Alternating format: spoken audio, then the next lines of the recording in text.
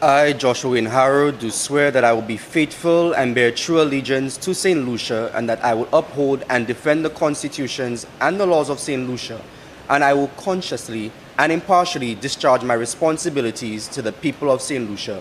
So help me God.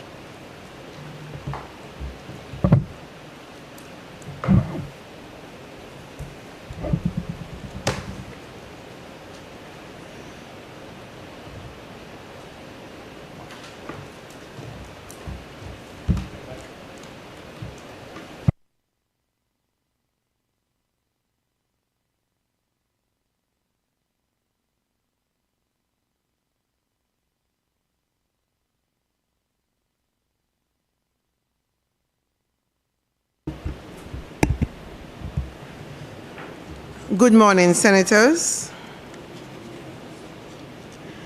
I have received correspondence from the Speaker of the House of Assembly advising that the following motions were passed in the House of Assembly and forwarded to the Senate for its concurrence.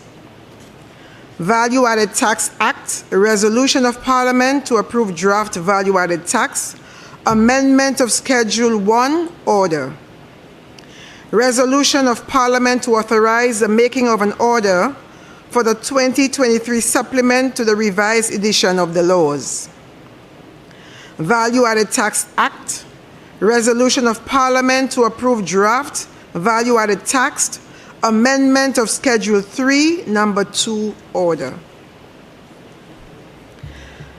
I have received correspondence from Senator Harold Stanislaus informing that he is unable to be present for today's sitting. We welcome Senator Joshua Harrow. I wish to thank you, Senators, for your attendance at the joint sitting of Senate and the House of Assembly on Monday, 30th June 2025. The special sitting took us away from our chamber to Sandals Grand Hotel to receive an address from His Excellency, President of the Federal Republic of Nigeria, as part of his official visit to St. Lucia.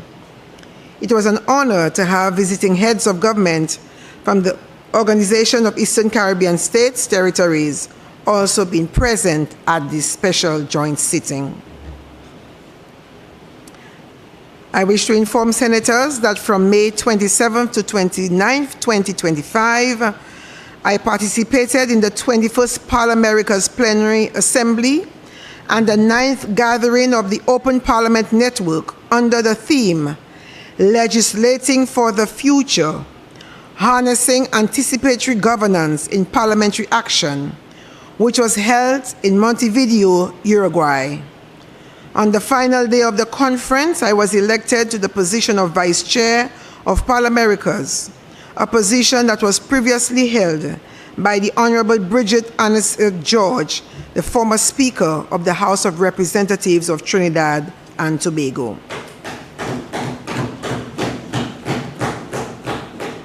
Also, from June 9th to 20th, 2025, I participated in a Commonwealth Parliamentary Association election observer mission on the island of Guernsey. I served as head of the mission, which included parliamentarians, election analysts, and election administrators from the CPA. The mission's activities involved pre-election meetings with a number of stakeholders, observing activities on the 2 advanced polling days, main election day observation, including voting by mail, observing activities on ballot counting day, and post-election day meetings and media appearances. I wish to inform Senators that the head of the Catholic Church, His Grace Archbishop Gabriel Malze, has called on Friday, July 11th, 2025, to be observed as a National Day of Prayer. I wish to welcome the students from the University of Birmingham in the United Kingdom. Special welcome to you, students from my alma mater. Special welcome to the Parliament. Also, I welcome the children, I think, of Senator Kejiana Toussaint-Shalry. I welcome the 2 youngsters in the Parliament, and it's very exciting to have children of parliamentarians sitting to assess our session today. I hope they find it very informative and interesting, and of course, exciting. So welcome to our youngsters. Statements from ministers, parliamentary secretaries. Papers to be laid. Honorable Leader of Government Business. Thank you, Madam President. Good morning, colleagues. And I wish, before I move to that, Madam President, to join you in welcoming our guests from Birmingham University, as well as our guests from my nearby community to this chamber. And I hope that they find the discussions and the engagements informative and educational. I also wish to commend the Ministry of Education and the students of St. Lucia, the grade 6 students, who received the results of the CPEA exams that were distributed last week. Just want to congratulate the students, all of them, as well as our ministry and our stakeholders, particularly the Ministry of Education, the teachers and the principals and staff of all the schools around this country, because, Madam President, St. Lucia has done extremely well once again at the CPE exam.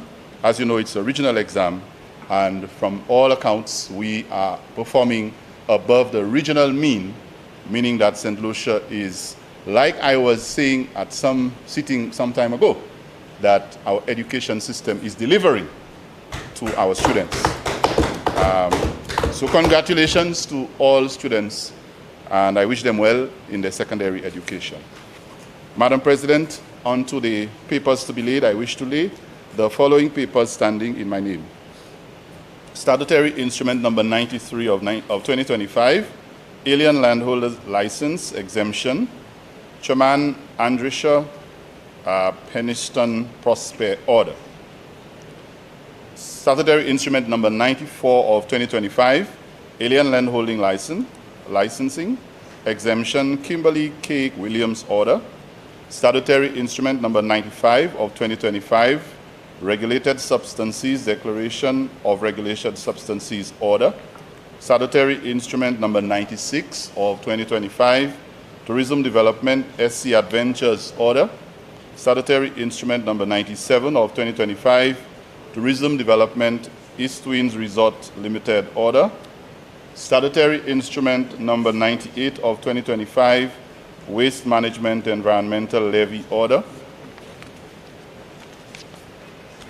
Statutory Instrument Number 99 of 2025, Legal Profession Eligibility, Nakila Chanel Donette Quintin Order. Statutory Instrument Number 100 of 2025, Tourism Development Lux Gateway Order. Statutory Instrument Number 101 of 2025, Excise Tax Amendment Number 9 Order. Statutory Instrument Number 102 of 2025, Price Control Amendment Number 9 Order. Statutory Instrument Number 103 of 2025, Telecommunications, Land Mobile Radio, Fees Exemption, Ministry of External Affairs, International Trade, Civil Aviation and Diaspora Affairs Order. St. Lucia Development Bank Annual Report 2019, St. Lucia Development Bank Annual Report 2020, Citizen by Investment Annual Report 2023-2024, the St. Lucia Air and Seaports Authority Annual Report 2022-2023.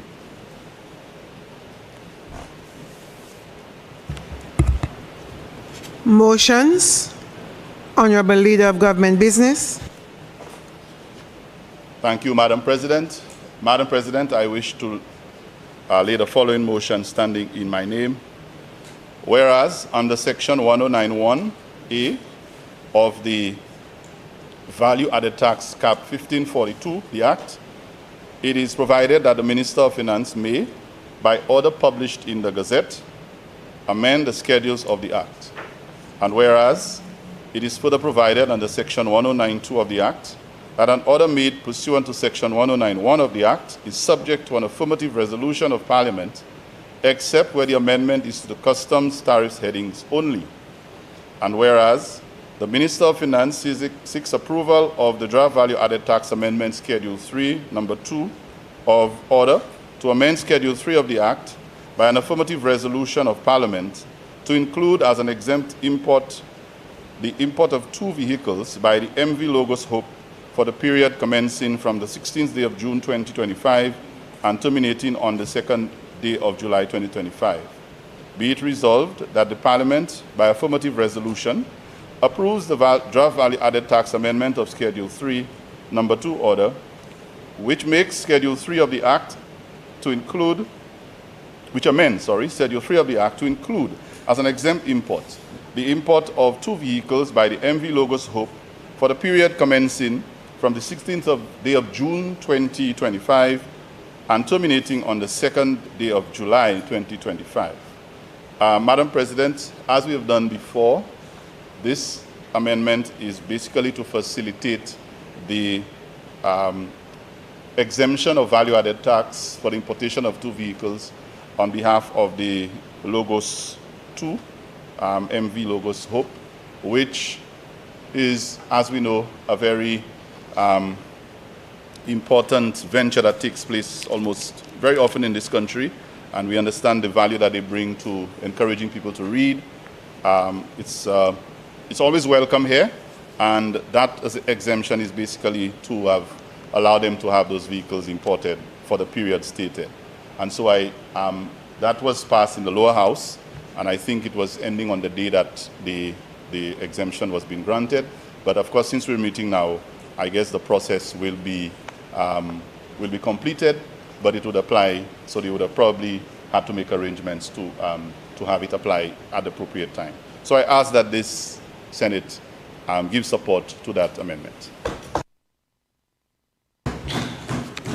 Senators, the question is that Parliament, by affirmative resolution, approves the draft value-added tax amendment of Schedule 3, number 2 order, which amends Schedule 3 of the Act to include as an exempt import the import of 2 vehicles by the MV Logos Hope for the period commencing from the 16th day of June 2025 and terminating on the 2nd day of July 2025. Senator Fede. Yeah, Madam President, thank you very much. Just a very short intervention. We have no problems at all with the concession on VAT for Logos Hope. Madam President, I've said this before, and it's for the leader of government business to double check and make sure that every single NGO, nonprofit, charity is being treated the same way. Madam President, in preparing for this debate, I did some calling around to several churches to find out what's on their list of concession. So while they have indicated that they do receive duties when they're bringing in equipment, vehicles, and so on, I couldn't get any of them to confirm whether VAT is being part of the concession as well. So I think that the Logos Hope thing is a good thing, but I believe it's a good time to also ask the government to take a more comprehensive look at charities, nonprofits, NGOs, to incentivize them, Madam President, to make their operations cheaper. The whole mode of this initiative today for logos that comes, I guess, every year, every couple of years, is a good one. But I think it's one that should be extended more broadly to incorporate nonprofits that are doing very fundamental work, transformative, community, life-changing initiatives. So I think that they too should benefit from the VAT program. That's my intervention.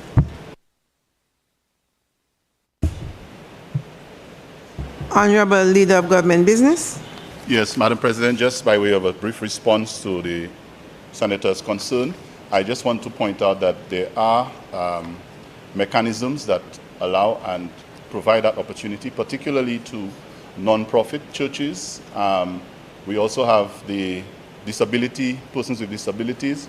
Once the equipment or the item is being imported through the SSDF, that facility and incidentally the Ministry of Equity and Social Transformation is the entity that is responsible for ecclesiastics affairs.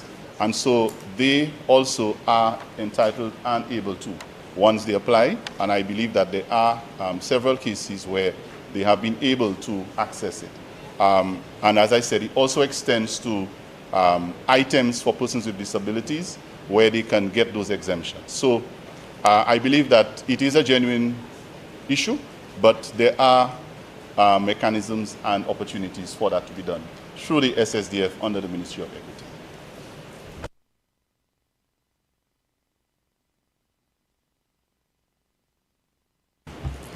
Senators, the question is that Parliament, by affirmative resolution, approve the draft value-added tax amendment of Schedule 3, Number 2 order, which amends Schedule 3 of the Act to include as an exempt import the import of 2 vehicles by the MV Logos Hope for the period commencing from the 16th day of June 2025 and terminating on the 2nd day of July 2025.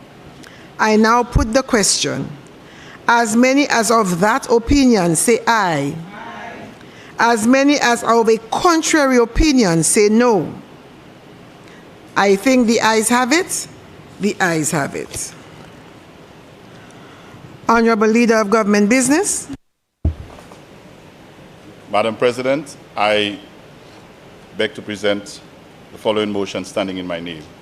Whereas by Section 10.3 of the revised edition of the Laws Act Cap 107, it is provided that the Attorney General may, by order published in the Gazette, declare that a revised edition of the Laws of St. Lucia, specified in that order, shall come into force on such date as may be appointed by the order. And whereas, by Section 10.4 of the revised edition of the Laws Act Cap 107, it is provided that an order in respect of a complete revised edition of the laws shall not be made until after the passing of a resolution of Parliament authorizing the making of such an order. And whereas, by Section 13.5 of the revised edition of the Laws Act Cap 107, it is provided that the replacement, insertion, deletion, or amendment pursuant to the section shall have no effect unless made in accordance with the order of the Attorney General under Section 10.3. And whereas, it is further provided by Section 13.6 of the revised edition of the Laws Act Cap 107 that a revised edition in whatever format marked with the latest revision date is deemed to be the authoritative revision or revised edition of the law to which Section 10.4 applies. Be it resolved that Parliament do authorize the Attorney General to make an order to declare that the 2023 supplement to the revised edition of the Laws of St. Lucia, as specified in the order, shall come into force on such date as may be appointed by such an order as an authoritative version of the law. Now, Madam President, just by way of additional explanation, this resolution is before us to allow or to authorize the Attorney General to make an order for the 2023 supplement to the revised edition of the laws. This resolution is required under the revised edition of the Laws Act Cap 107 and makes the provision for the revision and consolidation of the laws of St. Lucia and the preparation and publication of revised edition of the laws in various formats.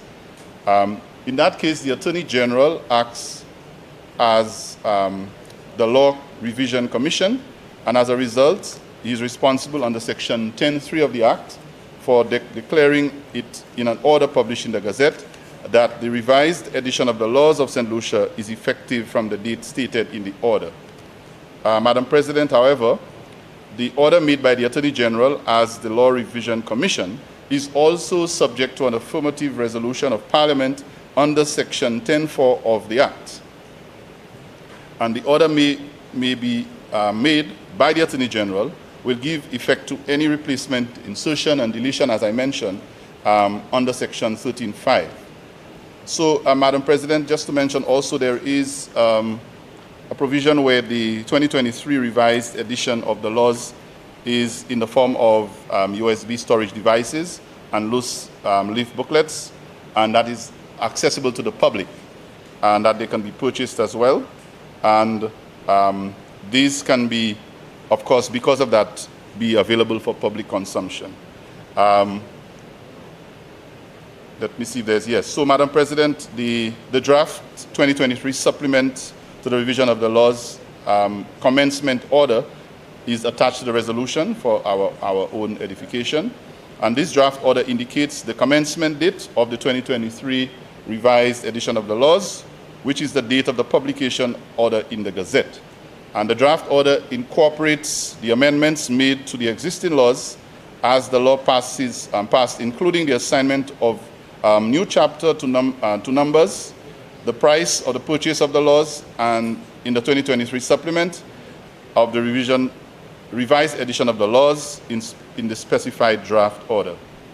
And so, Madam President, this resolution will authorize the Attorney General to make the order, and once it's passed, the draft order will be passed by the Attorney General, thereby allowing authentic versions of the law, the 2023 laws of St. Lucia, to be effective from the date specified in the order. So, Madam President, we ask that this be made available so that it can be accessed by the public. Senators, the question is that Parliament do authorize the Attorney General to make an order to declare that the 2023 supplement to the revised edition of the laws of St. Lucia, as specified in the order, shall come into force on such date as may be appointed by such order as an authoritative version of the law.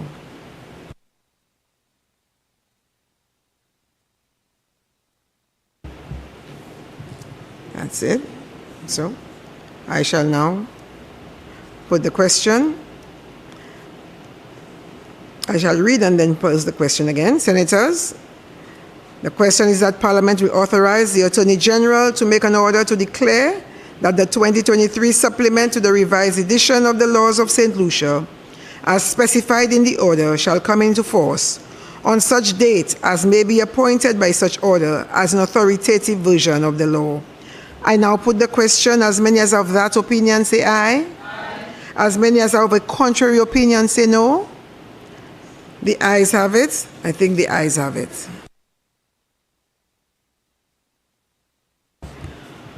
Honorable Leader of Government Business. Madam President, I beg to move the following motion standing in my name. Whereas under Section 109(1)(a) of the Value Added Tax Act, Cap 1542, the Act, it is provided that the Minister of Finance may, by order published in the Gazette, amend the schedules to the Act. And whereas it is further provided under Section 109(2) of the Act, that an order made pursuant to Section 109(1) of the Act is subject to an affirmative resolution of Parliament, except where the amendment is to the customs tariffs headings only. And whereas the Minister of Finance seeks approval of the draft value added tax amendment of Schedule 1 order to amend Schedule 1 of the Act by an affirmative resolution of Parliament to include as zero-rated goods, A, for the period commencing from the 2nd day of August 2025 and terminating on the 31st day of May 2026, a supply of goods under the following customs tariff headings. Now, Madam President, there is an enormous list of items and tariff headings. So I will begin by calling out some of them, but I seek your permission and the approval of the House to read out the listed items, and they can, of course, find and follow the various headings as indicated on the copy.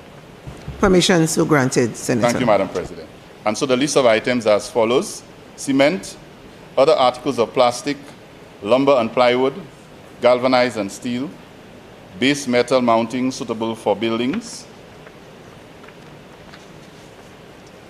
for a supply of food items under the following tariff headings: backs and necks, wings, other, fowls or specifics of turkey, fresh and chilled, not cut, fowls or specific of turkey, frozen, not cut, backs, necks, wings of turkey, herrings, Clopia herringus, a mackerel, non-salted butter, salted butter, other cheese, potatoes, fresh or chilled, tomatoes, fresh or chilled, onions, garlic, cabbages, carrots, other carrots and turnips, cucumbers, celery, pumpkins, okras, split peas, chickpeas, I think there's a scientific name, garbanzos, small red azuki beans, red kidney beans, black-eyed peas, lentils, broad beans,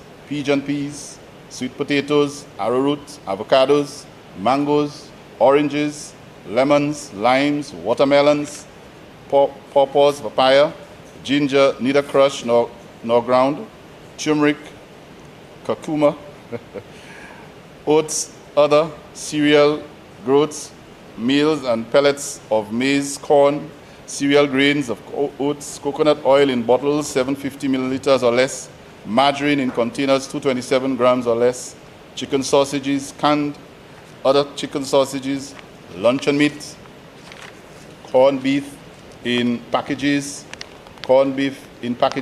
of a content, herring, sardines, sardinella or Riesling or sprats, tuna fish, tunas in containers 6 ounces or less, tunas in containers 200 grams or less, cocoa powder in packages 4 ounces or less, other pasta, LDC, prepared foods obtained by the swelling or roasting of cereals or cereal products, biscuits, unsweetened, other vegetables prepared or preserved, preparations for infant use, jams, fruit jellies, marmalade, fruit or nut puree, and fruit or nut pastes for infant use, peanut butter, active yeast, inactive yeast, prepared baking powders, tomato ketchup, food preparations not elsewhere specified, preparations for infant use put up for retail sale, cement or, well, yeah. So be it resolved that Parliament, we have another one there? Yeah. For supply of all fruits and vegetables, baby formula, and local cassava products. Be it resolved that Parliament, by affirmative resolution, approves the draft value-added tax amendment of Schedule 1 order, which amends Schedule 1 of the Act to include as zero-rated goods for the period commencing the 2nd day of August 2025 and terminating on the 31st day of May 2026, a supply of goods under the following customs tariffs headings. Now, Madam President, with your permission, since I've read through the entire list of items, can I just indicate that what I'm reading now applies to all of the items that I had initially mentioned. Permission so granted, Senator. Thank you, Madam President. And so, to end, it would include the supply of all fruits and vegetables, baby formula, and local cassava products. Madam President, I wish to provide some further context to this, so if I may be allowed to use the lectern.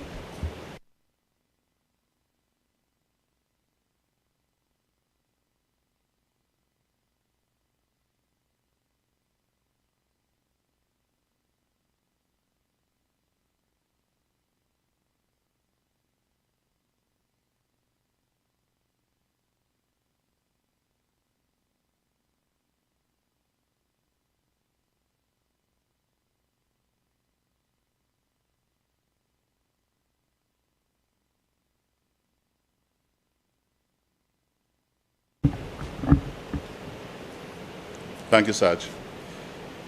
And so, Madam President, by way of context, I wanted to provide some additional explanation as to why we are here today to ask for this VAT amendment to be able to provide relief for St. Lucians with regard to this list of items that I just read.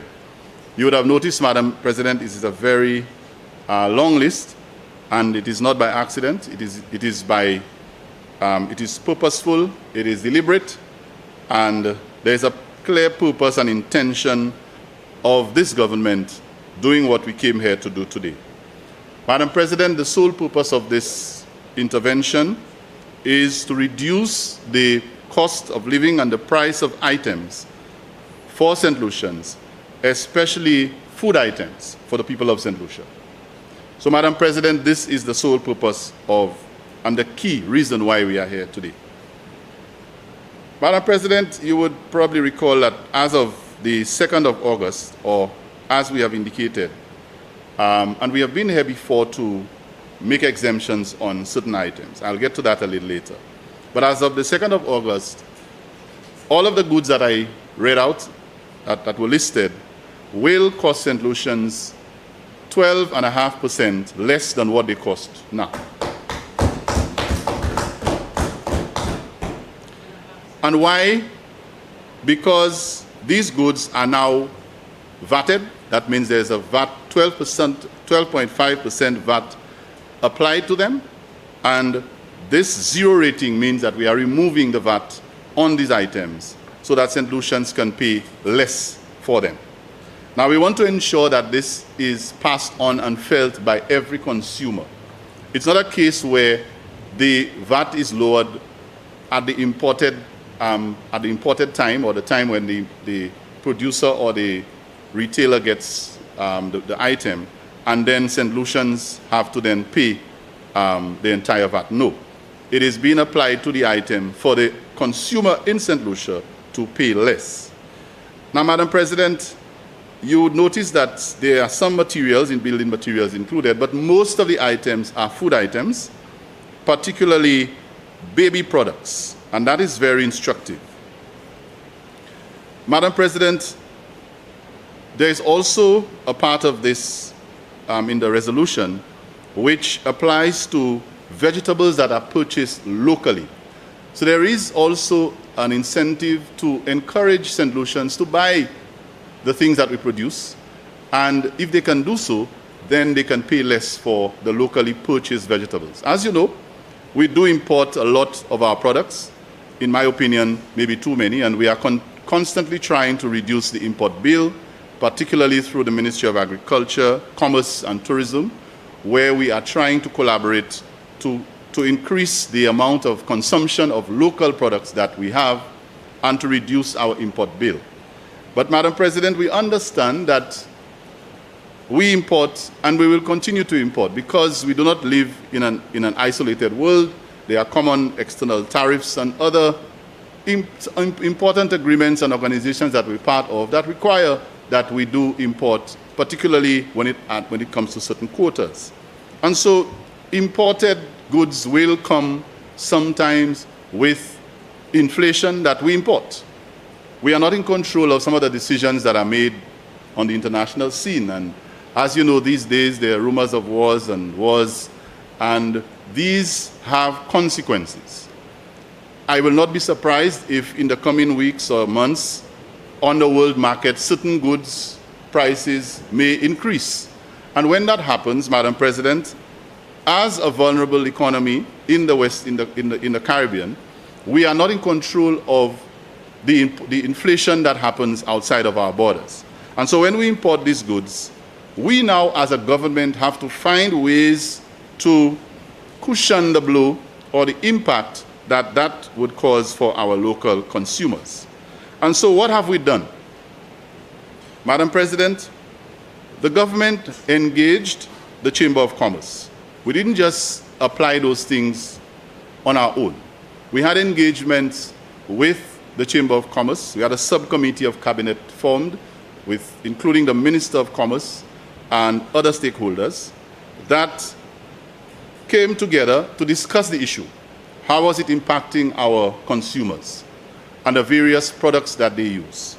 And at the end, we arrived at the recommendation to go ahead and make that intervention. Madam President, we started by first removing the service charge. That was way back in June. And when we did that, we had further consultation and decided that there was reason for us to come back and provide an additional layer of cushioning for the people of this country. And this resolution today is necessary to allow for that to happen, so that all the listed items that I read, and especially the food items and the baby food, will be less expensive for the people of St. Lucia. Madam President, if you were noted when I was reading through, I must let you know that this approved list has approximately 173 items. And these items are customs goods that customs have classified with the various codes that were so numerous that I had asked for you to excuse me having to read them. And from these items, 137 of them were from standard zero-rated price control or price control items. And Madam President, like you heard, these included chicken products, wings, cheese, turkey, and so on, vegetables, and a number of meat products. And I read the list.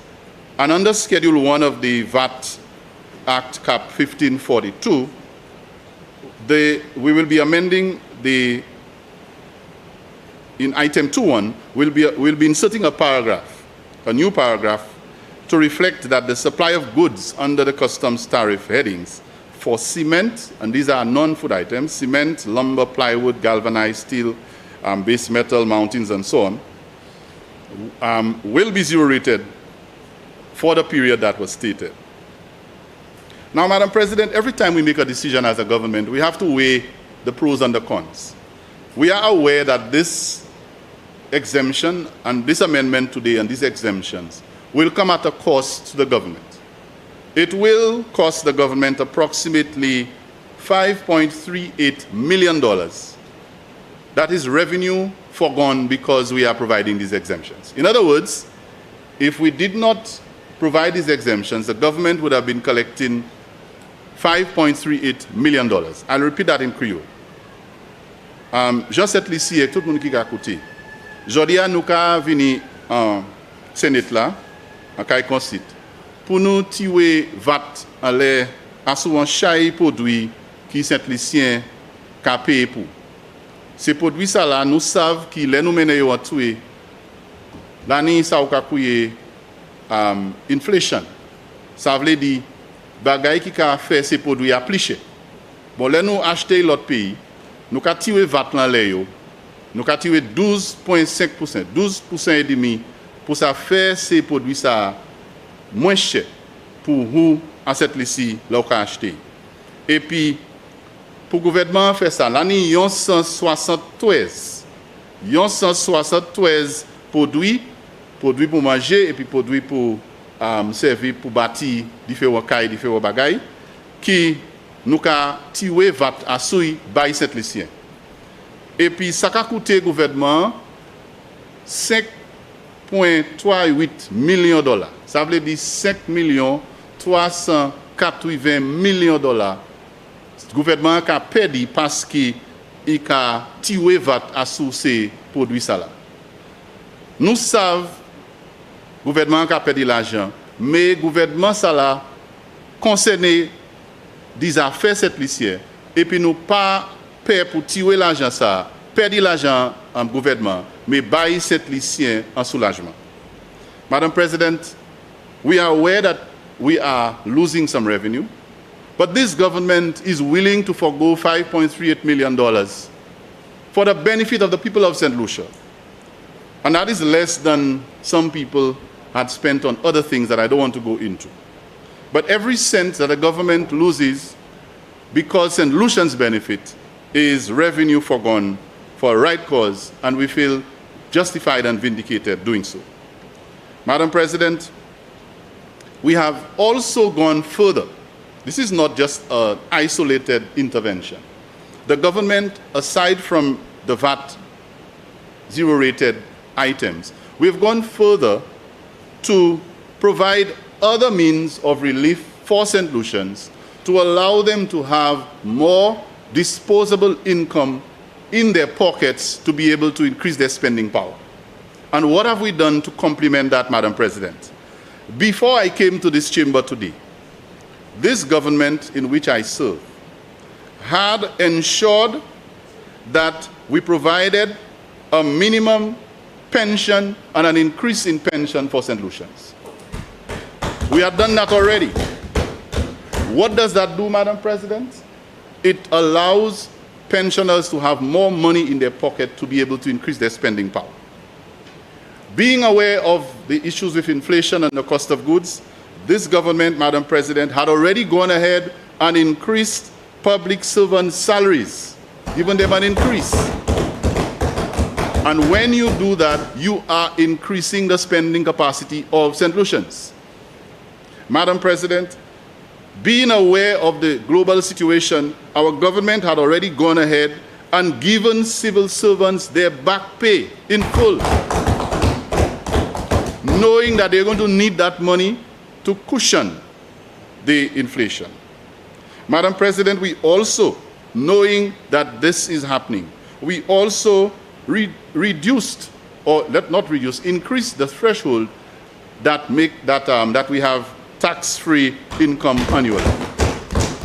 So I think it was 18,000 is up to 25 or so, right? So it means that there are more people in St. Lucia who are not being taxed when they get their salaries than we used to have before. So, Madam President, knowing that this exists, this government had already gone ahead to make sure that parents had more spending power, more money in their pockets, by not having them to pay facilities fees for their students. Madam President, do you know the average cost of a facilities fees in schools in St. Lucia? I was a school principal. We have educators in this room. Some of them might pretend they don't remember, but I do. The average school facilities fees would be anywhere between $120 to $250. Do you know that a parent who has 3 or 4 children would have to probably pay that 3 or 4 times? That is money that St. Lucian parents have in their pockets to be able to put food on the table for their children. Madam President, before we came to this chamber today to give the relief on these VAT items, this government had already decided to not only pay for 2 CXC subjects to allow parents to keep more money in their pockets, but to pay for 4 CXC subjects. And a child writing 4 CXC subjects, Madam President, will be spending anywhere between $500 and $750. And so that is additional income that remains in the pockets of people in this country. And I'm talking about average St. Lucians who have children who go to school.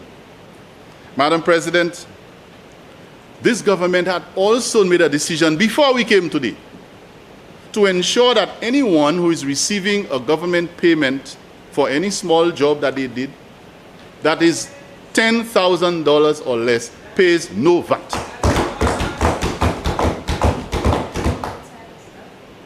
So, Madam President, this is not something we just get up in the morning and decide to do. Like I said, we consulted with the Chamber of Commerce.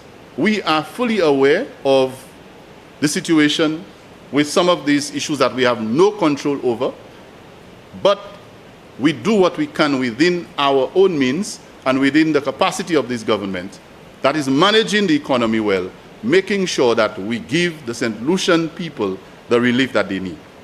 And so you know what that has caused, Madam President? It has caused us to be able to create more employment opportunities for our people. Do you know, Madam President, that these days, very often I hear that people can't get cement, they can't get steel, they can't get building materials because the construction industry is booming. And we have even gotten to the place now where I think the opposition has accused the government of having to import labor. You know why? And of course, we give our St. Lucians priority. It's because we are about to experience a shortage of labor in this country because there is more work to be done than people to do the work. Contractors are saying that they can't find enough persons, enough laborers, masons, carpenters, plumbers, electricians, other skilled people to work in this country. And that is why we are working on our technical education to be able to have our people have the competence to fill those positions. And so, Madam President, this initiative today is one of many interventions that this government is putting in place to ensure that we make St. Lucians more comfortable and better able to afford the goods and services that they desire for themselves and their families. And so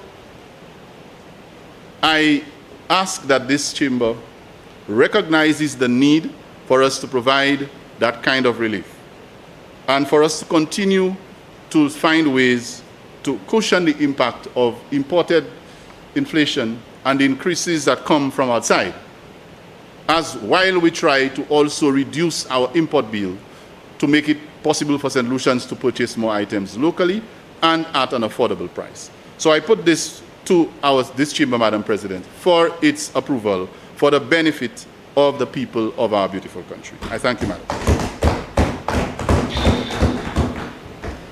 Senators, the question is that Parliament, by affirmative resolution, approves the draft value-added tax amendment of Schedule 1 order, which amends Schedule 1 of the Act to include as zero-rated goods for the period commencing from the 2nd day of August 2025 and terminating on the 31st day of May 2026, a supply of goods under the following custom tariff headings, as read by the Leader of Government Business: other articles of plastic, lumber and plywood, galvanized and steel, base metal mounting suitable for buildings. B, for the supply of food items under the following custom tariff headings, and the list continues. And C, for the supply of all fruits and vegetables, baby formula, and local cassava products.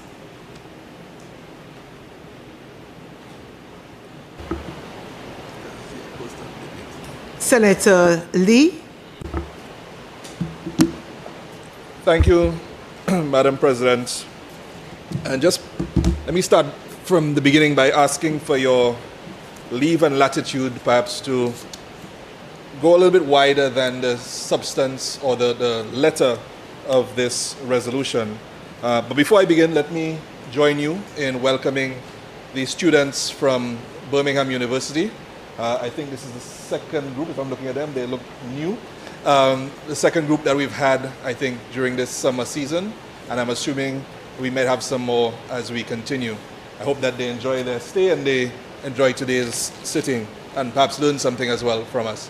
I also wish to welcome the children of our colleague Senator, Ms. Kejiana Tusse-Shallery. Madam President, as I said, please grant me the latitude to address perhaps what I think is the wider circumstance that underlie this resolution and the purpose of this resolution. And what I refer to as the wider circumstance is the inflationary pressures and the cost of living crisis that followed the COVID-19 pandemic. This is a crisis and a situation that has affected the world as a whole. And I think most of my colleagues will agree that it's not unique to St. Lucia. This has impacted a number of the developed and developing countries worldwide. In fact, I believe if you look at the recent news, you'll recognize that a large factor in the re-election of Donald J. Trump in the United States was concerns about inflation. Similarly, in Australia, the overwhelming victory of the Australian Labour Party was due in concern, large part to concerns about the cost of housing. Canada similarly had such concerns, the UK, the Caribbean as a whole. I can keep going on and on about why these concerns have arisen in various countries. And whereas the factors which have led to it differ according to which country we are looking at, I believe that there are two general consequences that have impacted most countries. One being a lack of affordable housing, and two being food insecurity. And if you look at the items that are addressed in this resolution, I believe there's a recognition by the government of these problems. And there's an attempt, at least temporarily, because this is a short-term measure, to address those issues. And so therefore, Madam President, what I wish to do is to focus on those two and perhaps suggest to the government that this is an opportune time for us to get together. I know the leader of government business indicated that in coming up with this list, there was consultation with the wider Chamber of Commerce, the business persons, to determine the list. But perhaps it's time for us to engage in a wider debate with civil society as a whole and the opposition to look at how we can impact on these areas, not in a short-term or temporary manner, but seek to address the underlying causes of the constant increase in the cost of construction, the cost of housing, and the cost of food. I accept the point that was made by the leader of government business that to a large part, we are importing this inflation. We are a small developing country with very limited natural resources. We obviously don't manufacture a lot of the items that we consume. And so therefore, there's always going to be the issue of us importing the inflationary pressures from other countries. The tariff situation, I believe, coming out of the United States is a very good example of this. But that being said, I think there are opportunities where we can put our heads together and seek to develop ways and means in addressing this. Where it may be, for example, an issue in reducing the cost of financing housing so that we encourage persons to build cheaper, more affordable housing. We may need to encourage persons to move away from the concept of large single family housing to more collective community-based housing where persons are sharing facilities rather than the individualistic lifestyle that we seem to be developing. Similarly, with regard to food and food production, I acknowledge again that we are limited in terms of our land space, in terms of our arable land. Given our topography as well, it makes it very difficult for us to grow certain crops in certain areas. But I think, again, there's an opportunity for us to look at and encourage, for example, more home gardening, more backyard gardening. It will not, I accept, substitute significantly for our import bill, but it can help reduce and help make us a little bit more, our food production a little bit more sustainable. I also believe it gives us an opportunity to encourage biodiversity, because if we are not solely consumed with planting crops on a commercial and an industrial level, which tends to lead to monocrop type cultures, we are able then to develop and grow and plant a wider variety of crops, which can then encourage, exchanging with our neighbors. If you have extra, you can actually go and sell occasionally. I notice the farmers market, which has developed almost every weekend, and it's a wonderful initiative, but there are opportunities for those sort of markets to develop where persons can sell their surplus products. But I think it is important for us to look at increasing our biodiversity. I think all of us look back on the items that we enjoyed in our youth, a lot of which are developing, and you don't get the variety of fruits, you don't get a variety of vegetables that we used to in the past.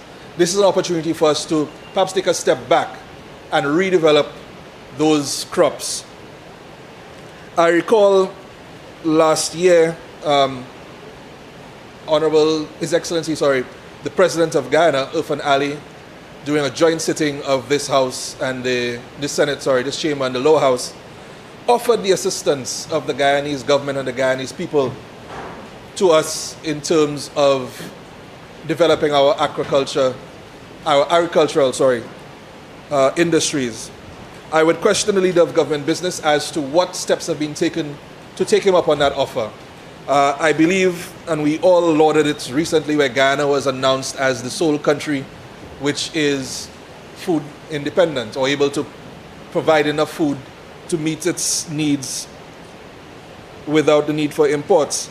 And I think, whereas we laud that and we applaud Guyana for that, we are missing the fact that this is the development or the result of a particular culture and mindset, which has incentivized, which has encouraged, which has built a sense of independence and a sense of self-reliance, perhaps most importantly. And again, this is an opportunity, I believe, here. Because every time you have a challenge, it's an opportunity.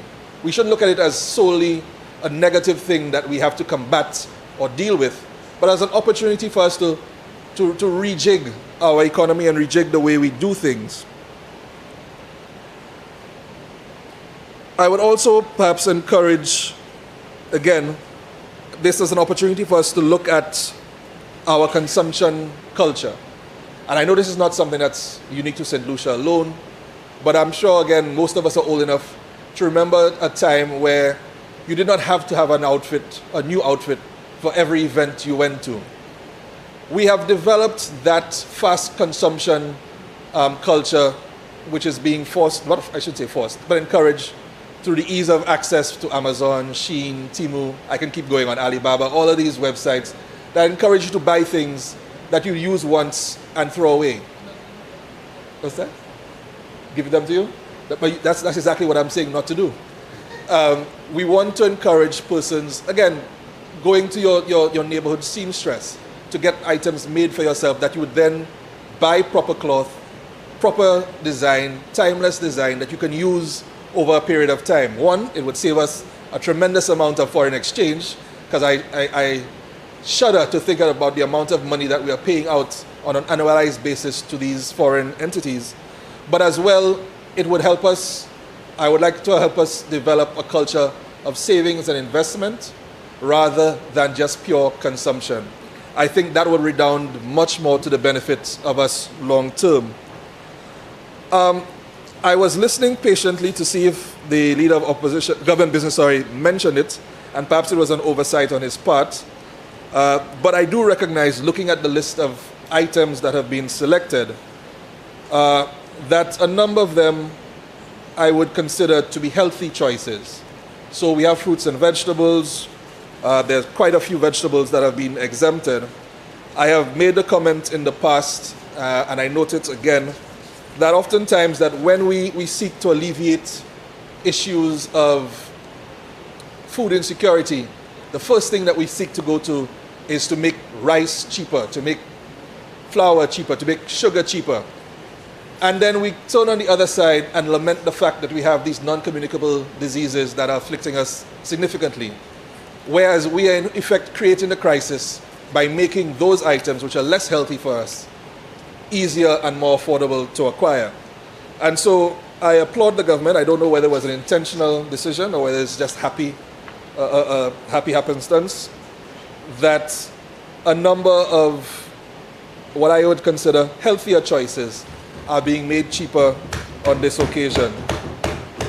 And in particular, I would refer to the legumes, that's the peas, the beans. I was quite shocked recently when I went to the supermarket to look at the price of red kidney beans. It was astronomical. So hopefully this will have a positive effect on that and mean that as a whole, our nation can seek to make more healthy choices in the food we consume. And with that, Madam President, thank you for indulging me in my sort of wide-ranging discourse on this. Thank you.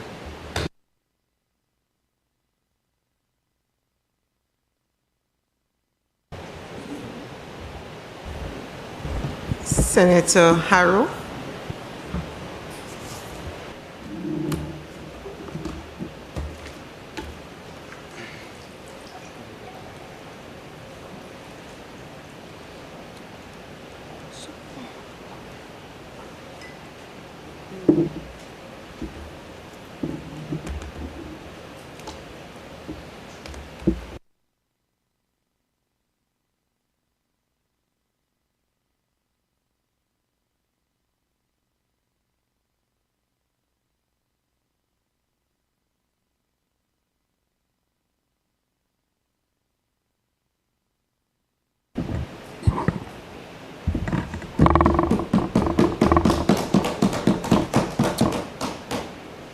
good day, Madam President and fellow members of Parliament, and to our students visiting our chambers today, I bid you a wonderful good morning. Now, Madam President, I'm going to get straight to the point. And I want to address my people, my brothers, my sisters, and especially the youth of St. Lucia. I want to get straight to the point today. Madam President, we as the youth, we are not stupid. Senator, you will address the chair. Sorry, Madam President. So, Madam President, I would like to say that we, the youth, are not foolish and we are not stupid. So here comes this administration rolling out a grand plan for no VAT from August to next May on cement, steel, chicken wings, onions, butter, and a plethora of items. And they want us to stand up and clap like trained parrots, but let me ask you this, St. Lucia. When was the last time a VAT cut paid your rent? And is this a final bid and tactic for the upcoming election season? You see, let's talk about this list that the Labour Party has given us: tomatoes, cucumbers, ginger, onions, and pepper. I'd like to ask the question to the public: since when do y'all pay VAT in a Castries market for a pound of cucumbers? And tell me, have you ever seen an auntie at her market stall slap a 2.5% VAT when you're buying some ginger? And has anyone ever charged you VAT when you pluck a tomato from your own yard? No, right, Madam President? So why is this administration celebrating a VAT cut on things we grow in our backyards and buy fresh in the market, VAT-free anyway? And here's what I don't see on their list, Madam President. I don't see fertilizer, animal feed, water pumps, and essential goods for farmers, Madam President. So let me ask this administration, are you removing the VAT on things we actually need to grow food? Because if your goal is to lower food prices, shouldn't you start where the food actually begins, which is the soil? Or are we only concerned about the shiny supermarket imports so certain people can look good in a press conference? I like to call this an entanglement with August, Madam President. And you know what else I've noticed? Everything is happening in August typically. The VAT cuts and other things that they have planned. Because honestly, every time this administration links up with a month, history gets made. But I won't say how, because we've seen it in the press. Now, it's another spin, another confusion. And I think my youth will understand this term, that if we continue, this administration will have an entanglement with August. And my youth know what that means, Madam President. Now let's go deeper. Is this VAT cut really for us or for the Labour Party to save face for Journée Créole? Because let me tell you, when I look at this list with sardines and ketchup and flour, it's reading like a Journée Créole shopping list. So what's next? Is this current administration more interested in saving their image for cultural festivities than saving our economy, Madam President? Are we building an economy or staging a show? Or did someone say an election is coming soon? Now, the one question that we always have to ask ourselves when it comes to these policies and these shifts is, why now? Why now, Madam President? The Minister of Commerce, the Honorable Emma Hippolyte, indicated that the government is forfeiting $5.38 million by doing this VAT exemption. So let's do the math, Madam President. 5 million divided by about 180,000 people in St. Lucia. That's about 22.7. And then divided by 12. It's almost about $2.50, right? 50 cents a month per person. Madam President, that's my bus fare to come to Senate today.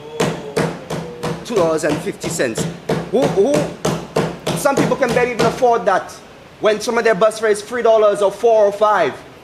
Who is it really helping, Madam President? Right? Who is it really helping? Madam President, we're expected to have a global food crisis by 2050. If we look at this calendar year, we are closer to 2050 than 2000. There's an increase in diplomatic tension around the world, Madam President. There's a lack of agricultural development in St. Lucia, Madam President. Agriculture is less than 10% of our economy. So when we talk about these import bills, you're expected to see them rising quite soon. because of all of this that's happening around the world, and we can barely help our farmers and ensure that we have constant food supplies from our very own.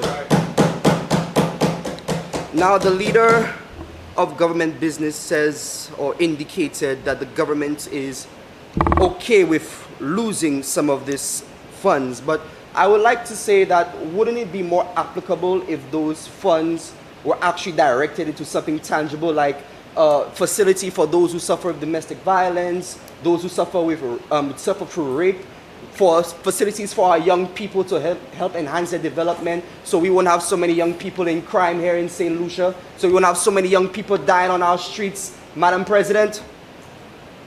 The member said about facilities fees. You do realize that if we had a stronger employment force and a better economy and higher wages, some people will not be complaining about facilities fees? And also we have to realize the fact that yes, a parent pays a facilities fee for the year, but yet if they lose their job or cannot send their child to school, what do we have of them?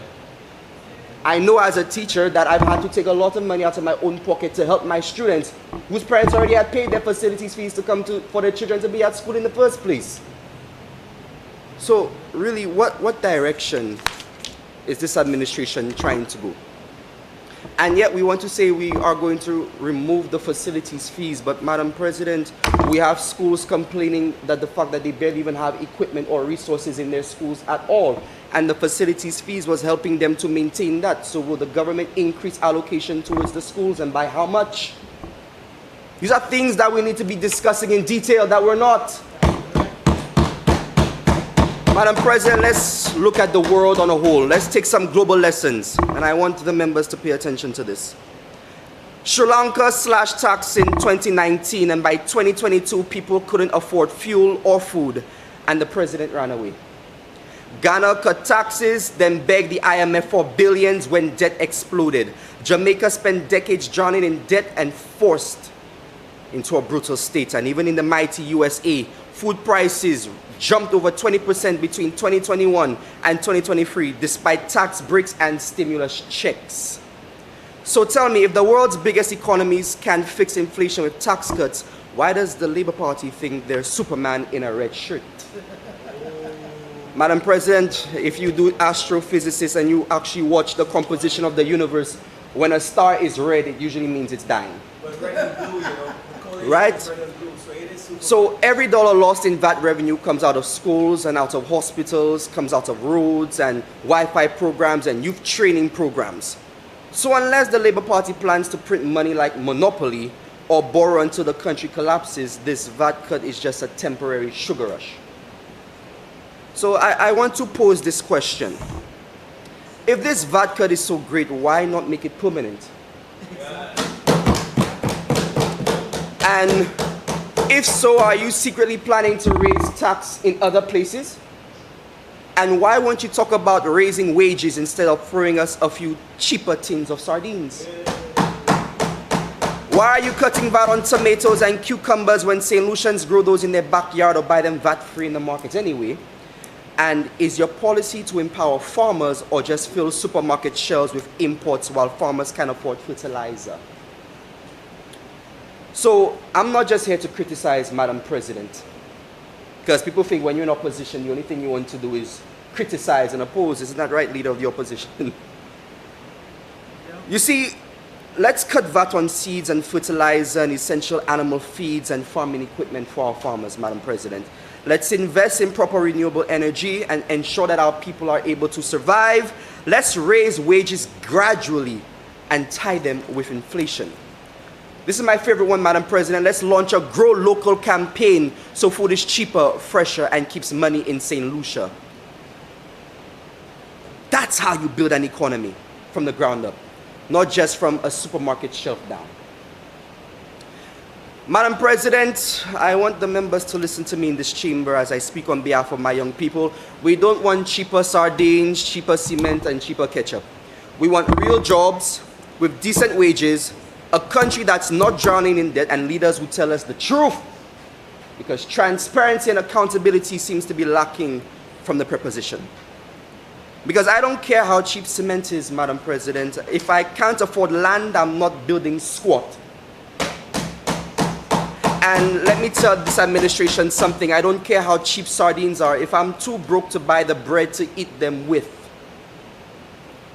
So my message to this administration, and so I say to the Labour Party, enough with the temporary relief acts, enough with the band-aids for over bullet wounds, and enough with thinking you can silence the youth with tax gimmicks and fancy lists that read like a je ne sais quoi shopping guide.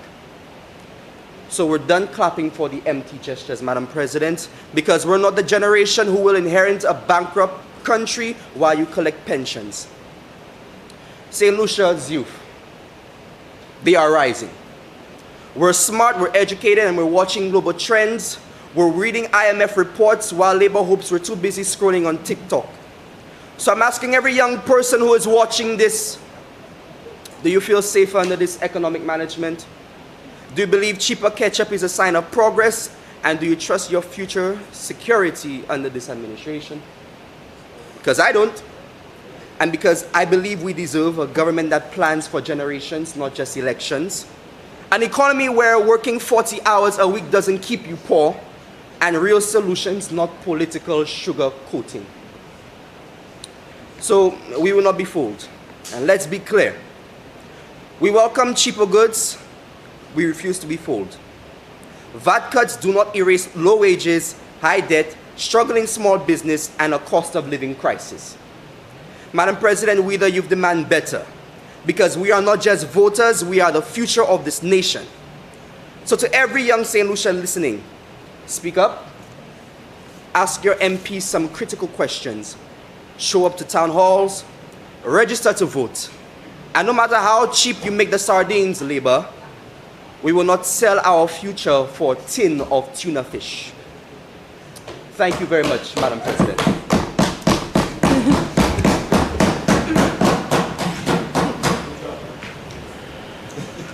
Senator Shawa here.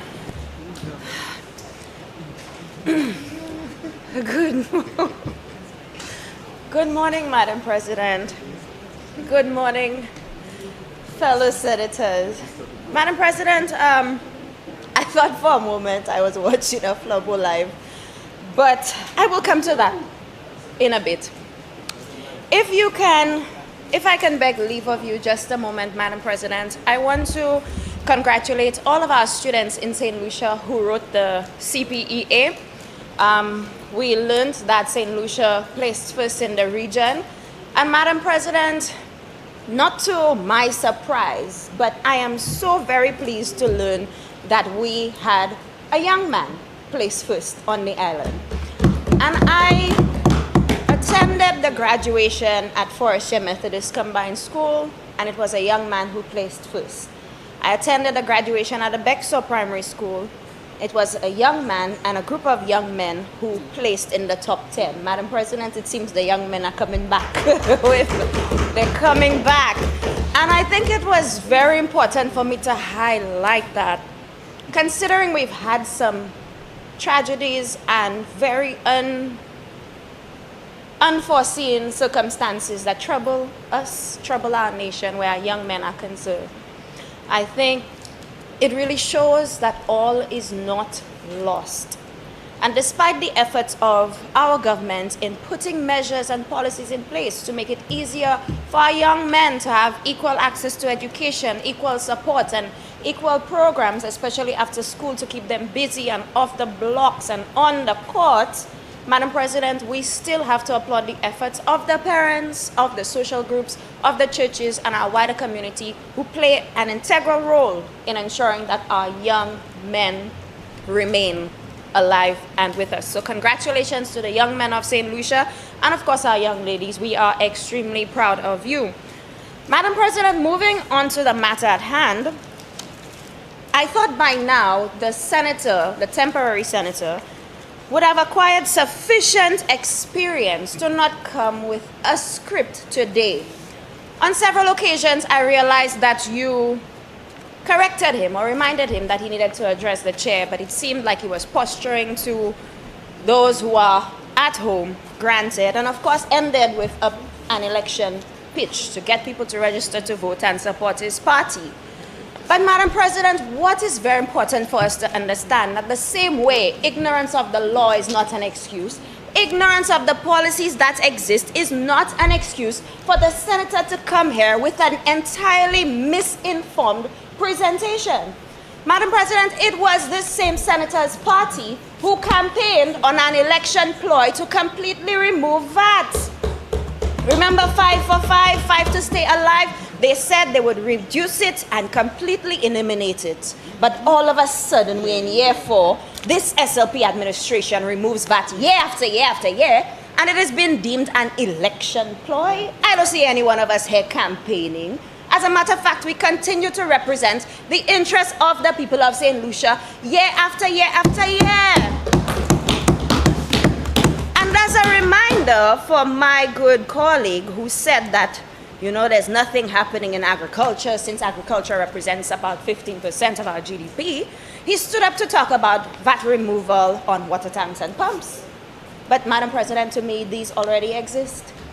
Madam President, he stood up to talk about why can't we give support to farmers for fertilizer.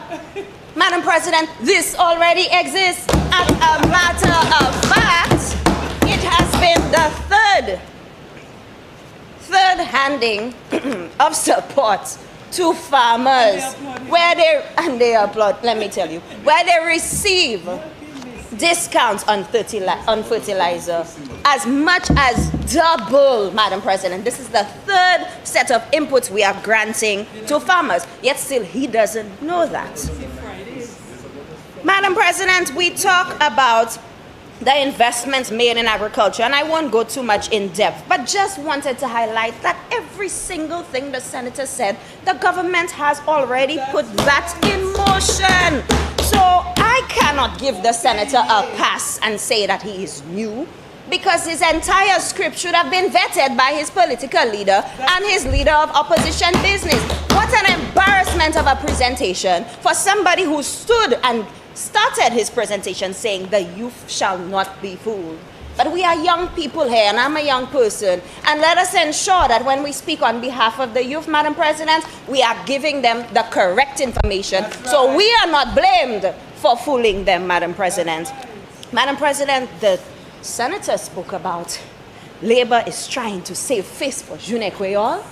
Madam President, who benefits from Journée Creole? Exactly. Isn't it the vendors? Isn't it the farmers? Similarly to Jazz and Arts Festival, investments are made by a government. It is very possible that you might lose out, but at the end of the day, the ripple effect and the ordinary man and woman on the street who benefit far surpasses when we talk about economic growth by this Philip J. Pierre-led administration year after year after year.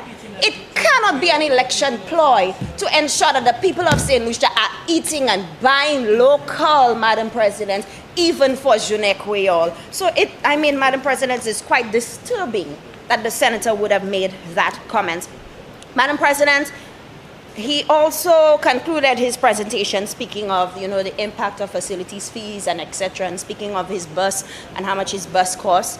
But at the end of the day, if you have to look at the combined effect of removing on the backs of parents for them to pay for a laptop, which costs almost $2,000, Senator Toussé, Madam President, almost $2,000. Then Leader of Government Business spoke of the facilities fees, which can amount to an average of $500. Then we speak of removing the cost of paying for 4 CXCs. No longer is it just 2, but 4 CXCs. And for you to ensure you move on to higher education in St. Lucia, you need a minimum of 5 CXCs, and your government is paying 4 of that. That's another $500 to $1,000 that you are saving, Madam President. And of course, who can forget, and I cannot forget because everybody here knows, perhaps not our guests in the chamber, that I have been a beneficiary of the $500 bursary program to ensure I went to secondary school, and I am here today. The combined effect of the support that the government of St. Lucia is giving families as it relates to education can not arguably, but can almost amount to about $10,000, Madam President. And this is just for one household. Far less for if that household has a teacher who now receives her salary in the month of August, who now benefits from that bonus or benefited from that bonus, who at some point when she will retire and pension can get that extra pension that the government of St. Lucia has promised. So, Madam, when we look at the total sum, as I mentioned, it amounts to almost about $10,000. I really just wanted to stand up to make this brief intervention to remind the temporary senator that in order for us to ensure that we are all playing our part in changing the way forward for our country, that we must do better in coming in this honorable house and make positive and well-informed contributions that benefit the young people and the people of St. Lucia. Thank you, Madam President.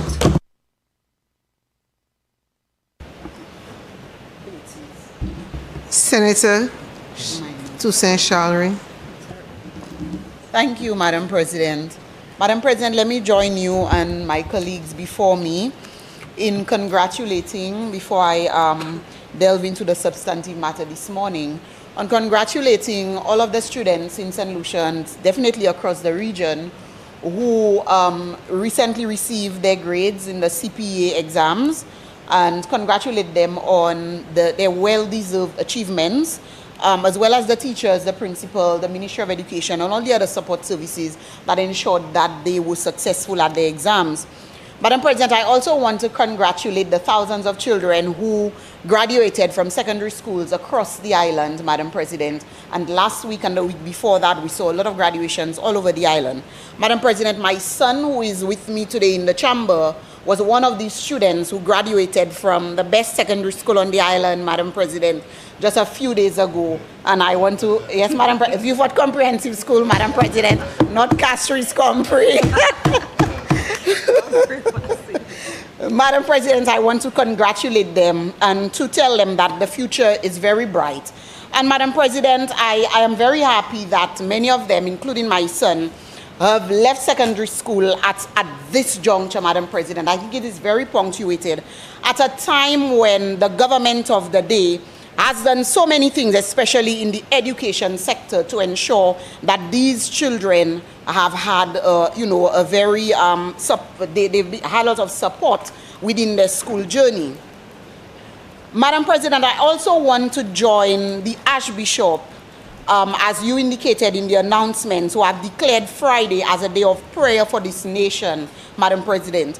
And whereas we regularly say that we are a prayerful nation, I think that it is important that the Archbishop and the Catholic Church, by extension, has seen the importance to play their part as a civil society organization in lending whatever support that can be lent, Madam President, to the issue of crime and criminality in our society, Madam President.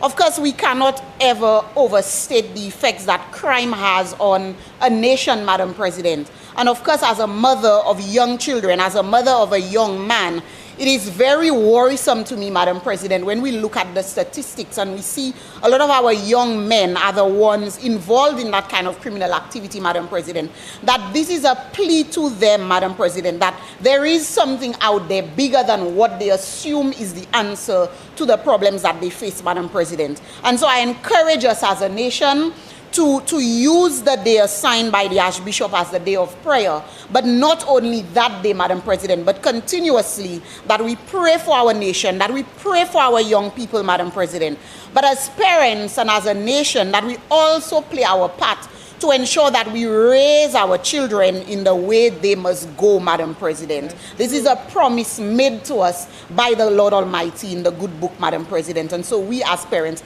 have to take it very seriously. Madam President, I basically walked in here this morning with my paper almost empty. But when you sit, Madam President, on this side of the House, and I think it was important that I rose to my feet, Madam President, not only to show support, to lend support to the motion before us, Madam President, but also perhaps to lend my voice to a better understanding perhaps of what we're required to do here today, what is being presented to us, Madam President, and the obvious benefit that it accrues to us as a nation. Madam President, a few things were said by the young senator across, and I realized that when he spoke, he said that he was speaking basically as a voice of the youth. Can I just interject here, Senators? Just for the record, it's always important to give the name of the senator, because we will not know who's the young senator, we will know who's the temporary. So I should have interjected with Senator Joair. But please just refer to the name, so for the record we have that. Thank you, Senators. Thank you, Madam President. And I really do wish that Senator Harrow was seated in the chair as I addressed some of the things that came up. Because as a young person myself, I know that sometimes perhaps we need a sort of a different perspective or a different viewpoint from what we've confined to better understand some of the issues that are presented. Madam President, I want to start off by a statement that was made by Senator Harrow. And he cited a few countries, including, I was able to take down Sri Lanka, where he said that Sri Lanka cut down taxes, and what it eventually led to was what was basically almost an economy collapsing, Madam President. And his contribution is that it was due to the cut of the taxes. And so he's saying that now that this SLP administration is reducing VAT, cutting down the tax, Madam President, that apparently this is where we're leading the country. Madam President, however, I am not sure if Senator Harrow is privy to the fact that in the 2021 manifesto of the United Workers' Party, they promised to reduce and eventually eliminate VAT. And the reason for that, Madam President, is because that they were saying that VAT was an onerous tax, VAT was causing undue pressure on the economy, and so on. And so, Madam President, I'm wondering whether, in fact, it's the answer to the question that we've been asking, that the then UWP administration in 2021, by their action of having reduced VAT by 2.5%, was an act to destroy the economy of St. Lucia. And perhaps it's no wonder where it was left, Madam President, at the time when they demitted office, Madam President.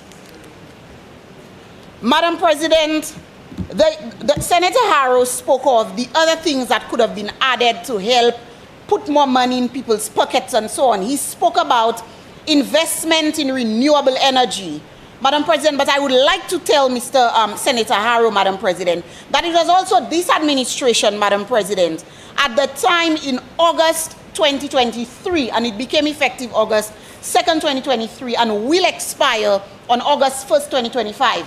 It was this administration, Madam President, in removing VAT on building items, also included photovoltaic systems, Madam President. Right. Removal of VAT, renewable energy, Madam President. So I am assuming that he's unaware, Madam President, and this is a teaching moment, Madam President. Right. Madam President, Senator Harrow also spoke about real jobs and unemployment, Madam President. But we have recorded an unemployment figure of single digits, Madam President, under this administration, Madam President. And I have persons... Madam President, I stand on the point of order. Yeah. The senator is misleading the House. Senator, I have not called you. Oh, sorry. Senator Fady, what is your point of order? Madam President, the senator is misleading the House when she says that they have recorded an unemployment rate in the single digits. The Economic and Social Review is quite clear that the unemployment rate for 2024 stands at 10.8%. And that is only because 4,000 people opted out of the workforce. Senator Susan? I didn't cite any particular dates, but the last quarter report says exactly what I said, Madam President. Exactly. Madam President, we spoke about the affordability of land. Madam President, it is this government who recently announced that persons who are occupying crown lands for more than 30 years would not have to themselves go through the regular process of applying for and paying the legal fees and paying the court fees, Madam President, to be able to get entitlement to that land, Madam President. Madam President, it was also an SLP administration, Madam President, and at the time I was probably too young to understand the effect of what was happening. who moved persons, Madam President, under the PROUD program from Bruceville in Vieux-Fort, Bruceville and Vieux-Fort, Madam President, and created a whole new community, Yokakue Cantonment, Auger. It was an SLP administration, Madam President. Affordable land that was basically given to them and titled to them by the government, Madam President. So we know what we're talking about, Madam President.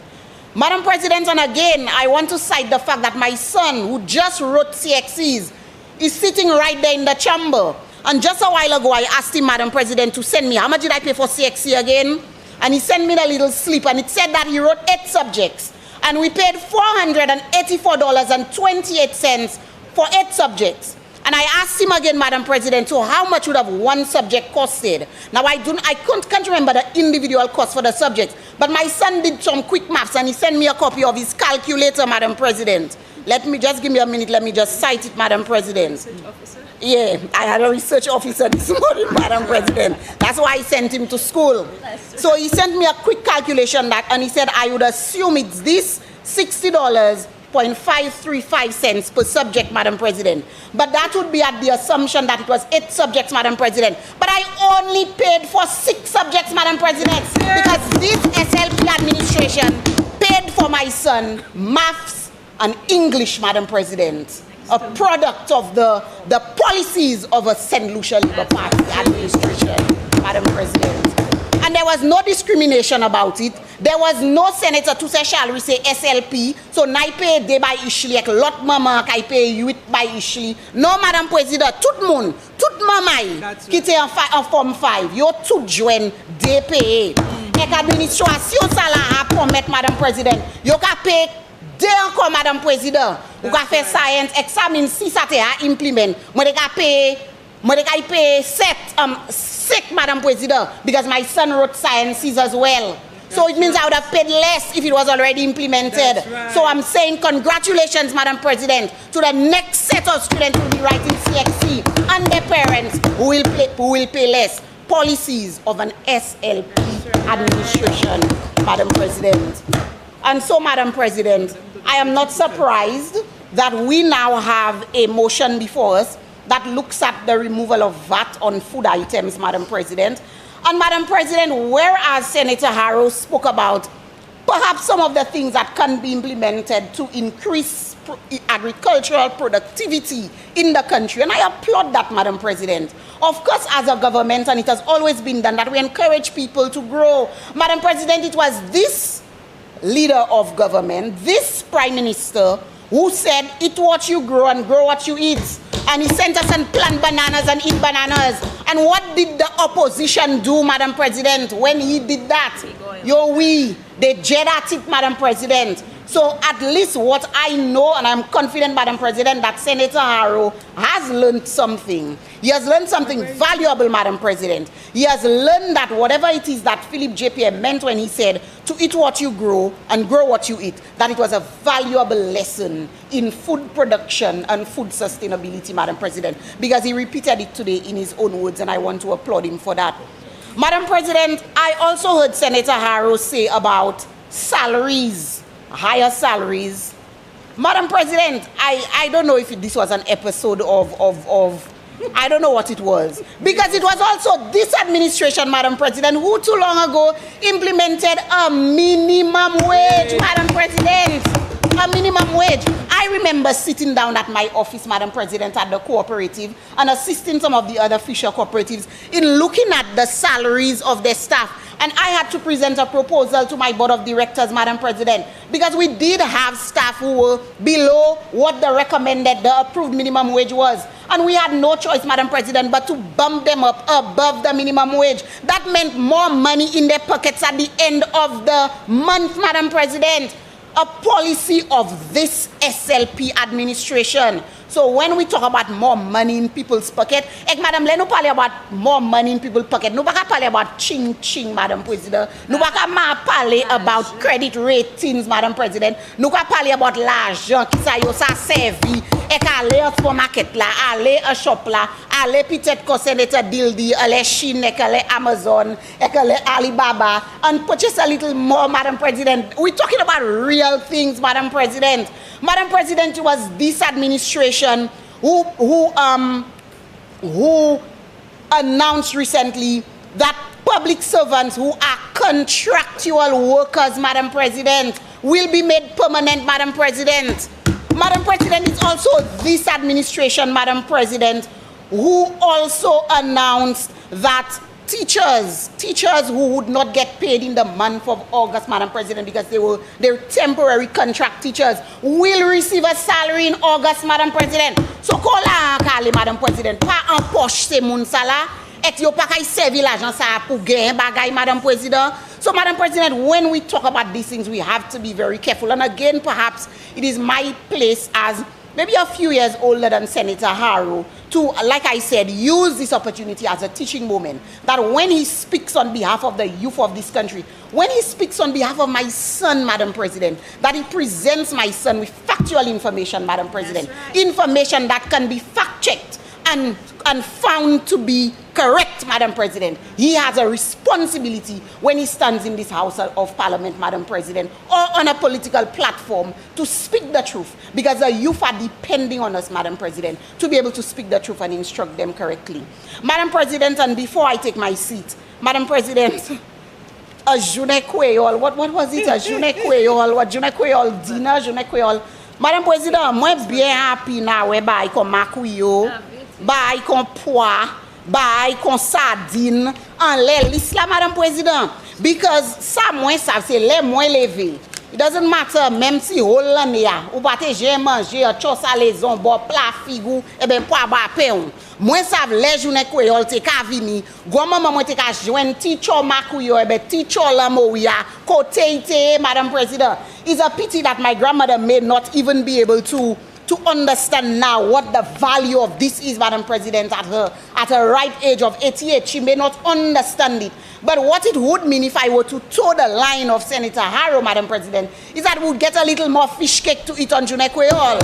We'd get a little more peas dal, Madam President. I saw split peas. Madam President, it means that we'd get a little more peas dal to eat, Madam President. These were the things people like me grew up on. I don't know what Senator Harrow grew up on, but I know for sure that these are the things I grew up on, Madam President.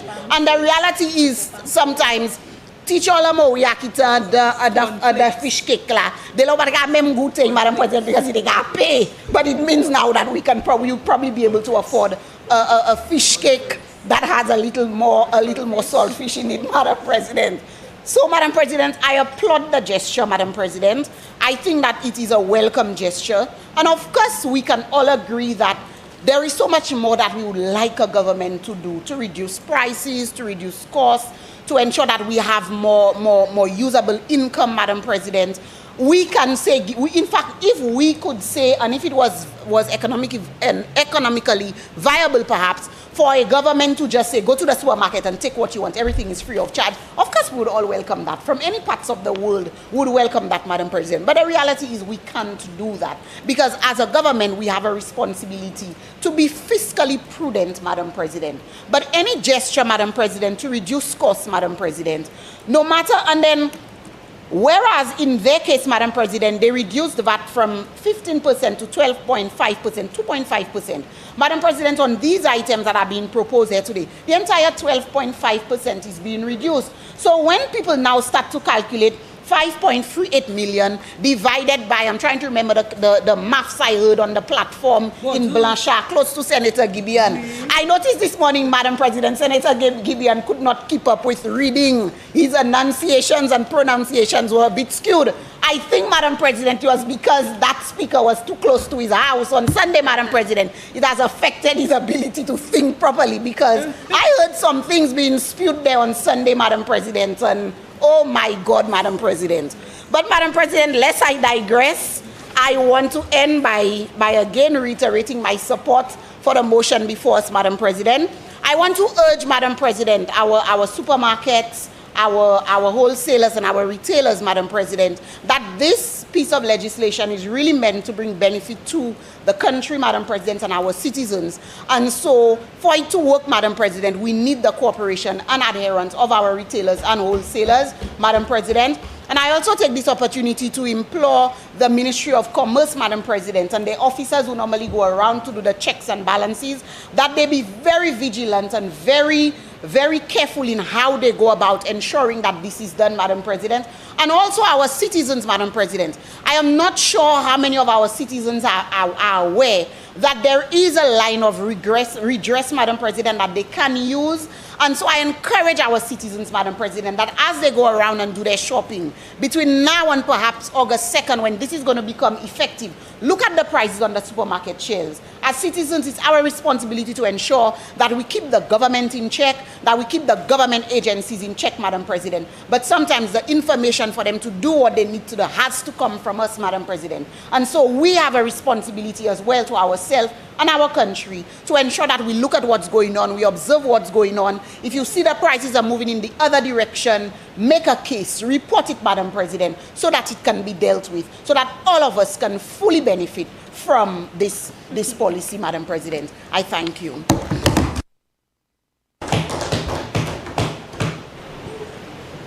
Senator Paulius.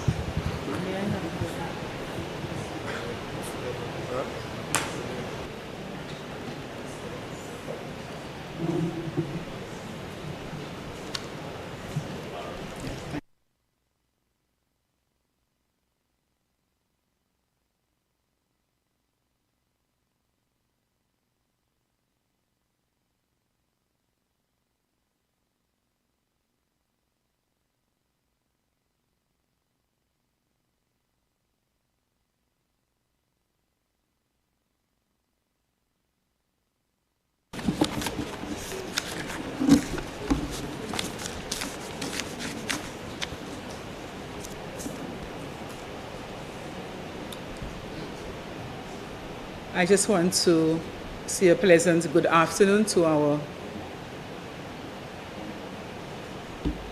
colleagues here, members on the opposite side, and I want to welcome our visitors here.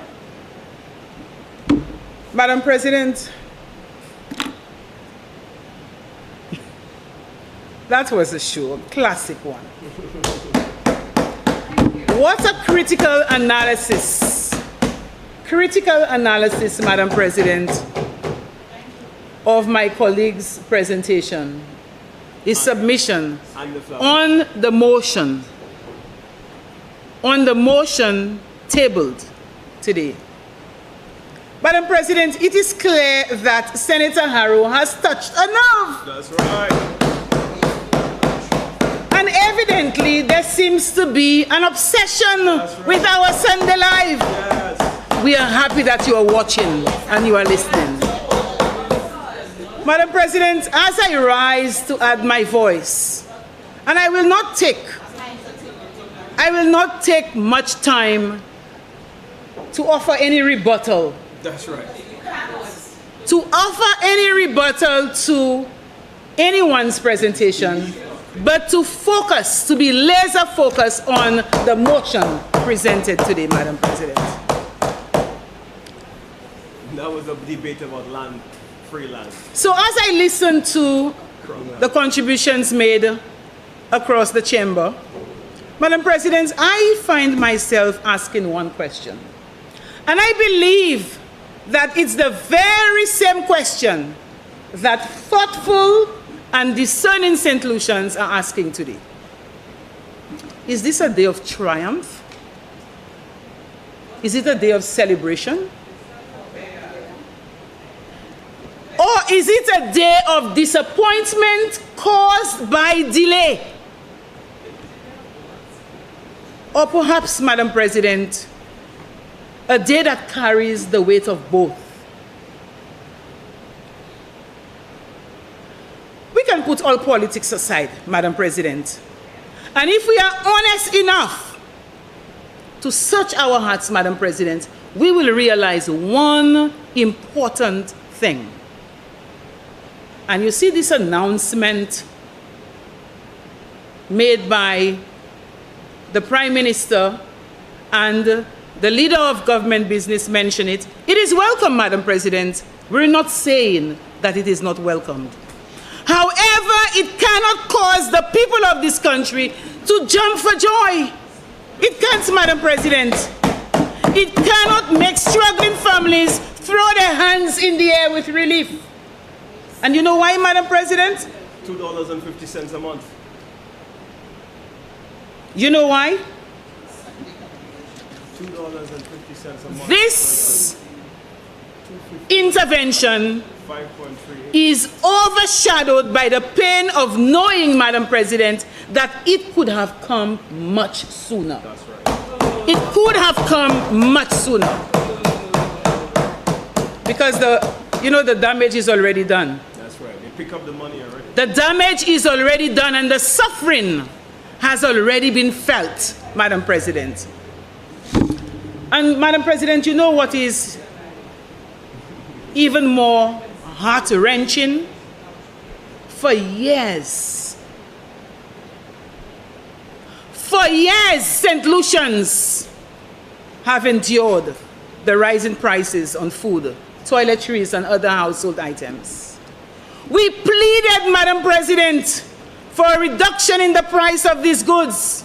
We raised our voices, Madam President, in this House. That's right, we did. We raised our voices in the media and across communities in this country.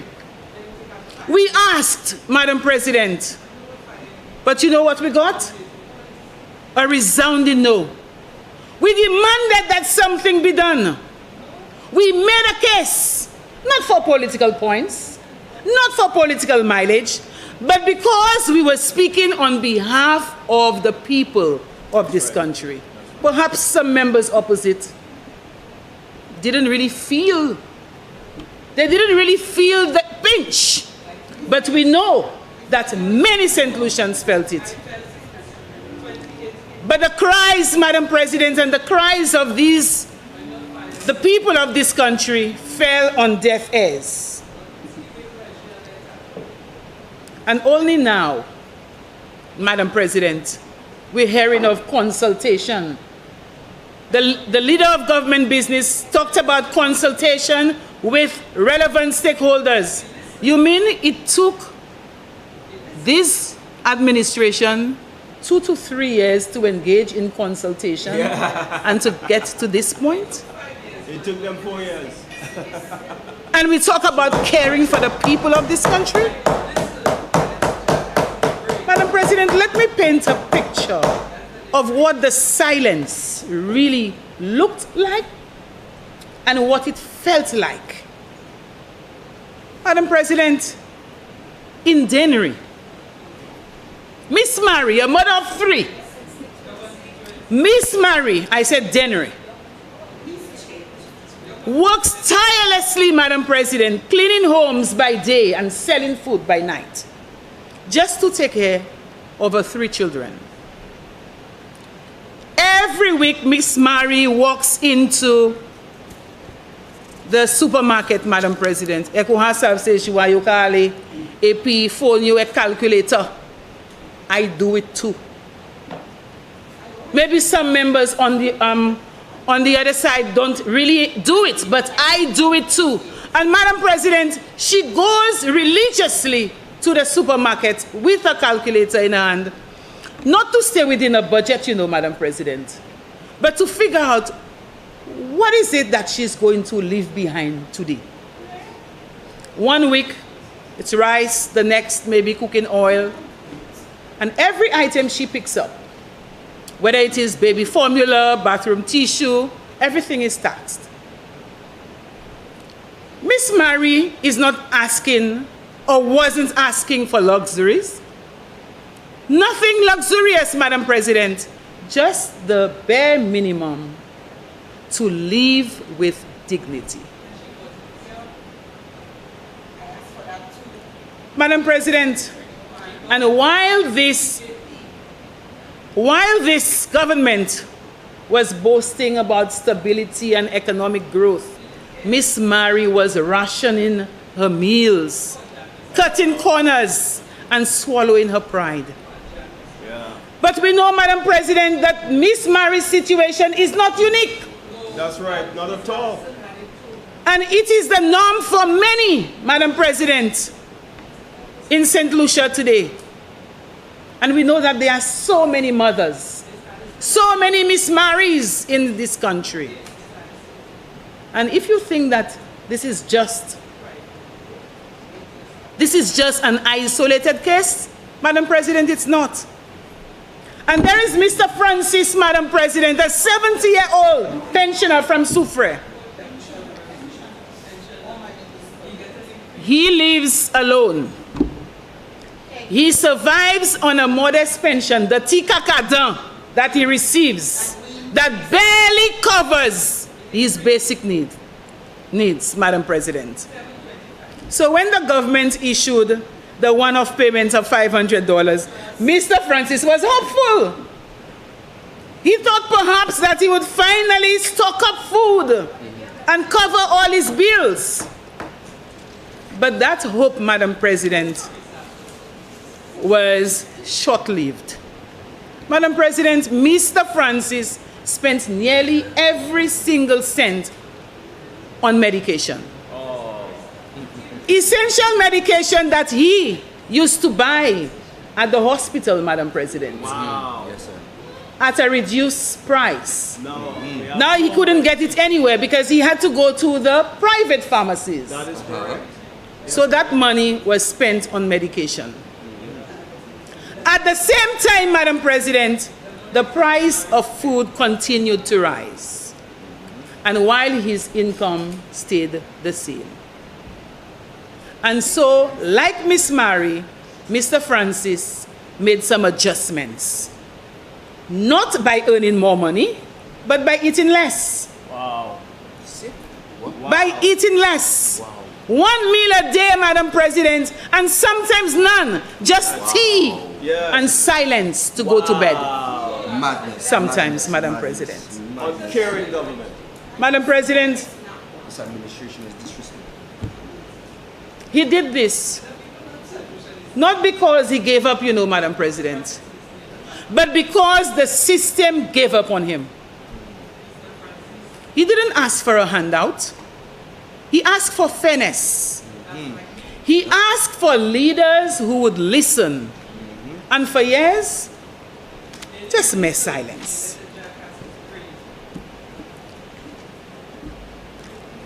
But now, and today, conveniently, Madam President, and mere months before something, they'll figure it out. They know exactly where we're getting to, what we are talking about. Madam President, the government finally finds its conscience. And it's good. It is good that this administration has found its conscience. We welcome the relief, and I know that many St. Lucians welcome the relief, because we have always maintained on this side that anything that is going to bring relief and ease to the people of St. Lucia, we are in support of it. But Madam President, you see what's happening today? We need to call it what it is. This is a political decision disguised by compassion. Had this been done 2 years ago, Madam President, thousands of families across this country could have saved real money. I know sometimes, Madam President, that the members opposite are quite hasty, and they may misconstrue what I say. But I'm here to reiterate, Madam President, that while such intervention is welcome, it is a political decision disguised by compassion. Madam President, these families could have bought more school supplies for their children. And maybe the member opposite, Senator Shalry, you could have bought a lot more for your children, paid off debts, or even just breathed a little easier, Madam President. That's right, that's right. Miss Mary could have afforded more groceries for her family, and Mr. Francis didn't have to choose between medication and a meal. Madam President, before such intervention, you know how much St. Lucians and many St. Lucians suffered unnecessarily? You know how many St. Lucians had to go to bed knowing that they couldn't afford enough?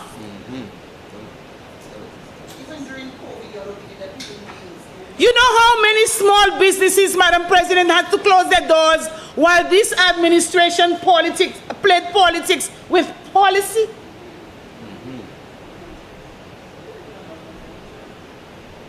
So I say no. I say no. This is not a day of triumph. It is not a day of celebration. It is a day of reflection. It is a day of reflection, a day when we are forced to confront the cost of delay. That's right. This could have been done much sooner. A day we must admit, Madam President,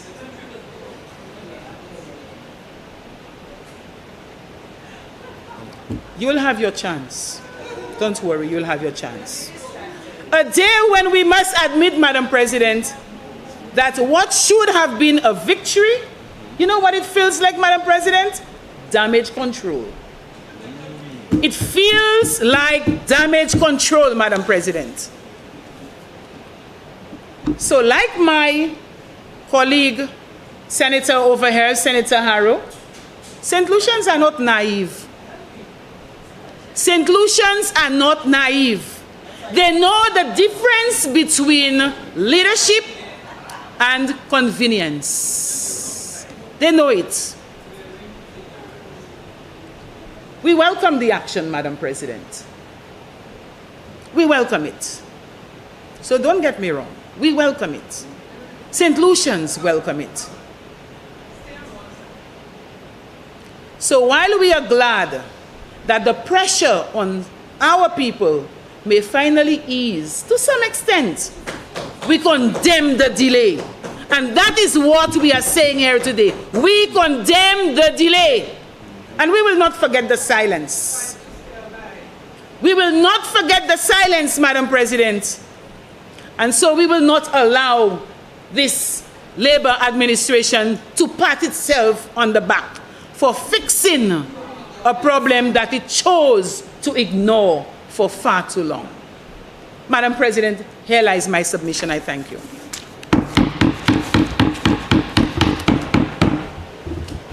Senator Charles. You like to interrupt people, huh?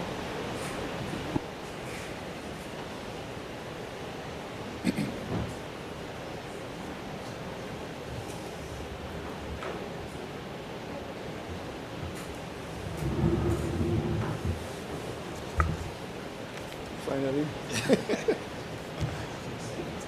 Yes, please.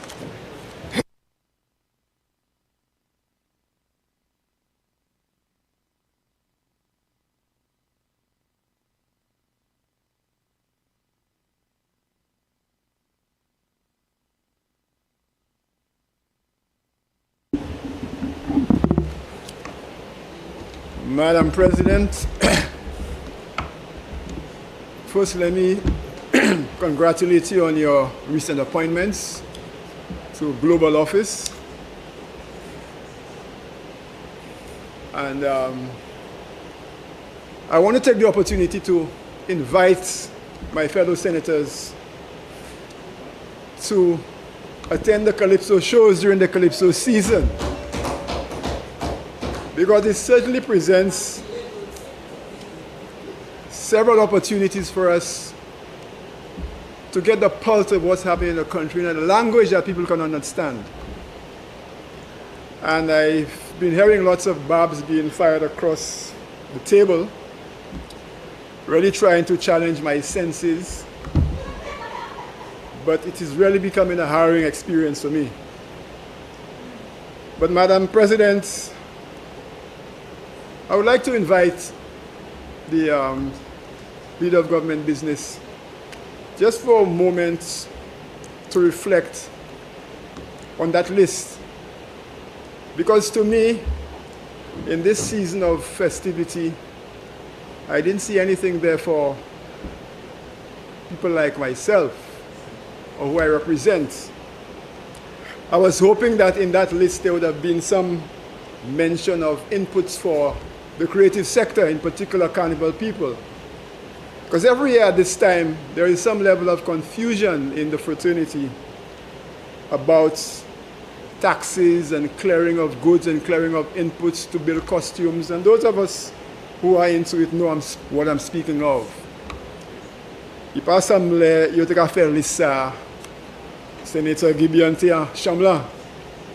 Because I don't think, as someone who is deeply involved in the Ministry of Culture, that his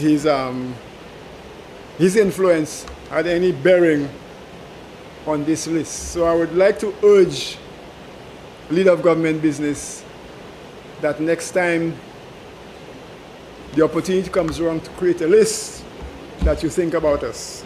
Think about yourself, because you represent the community.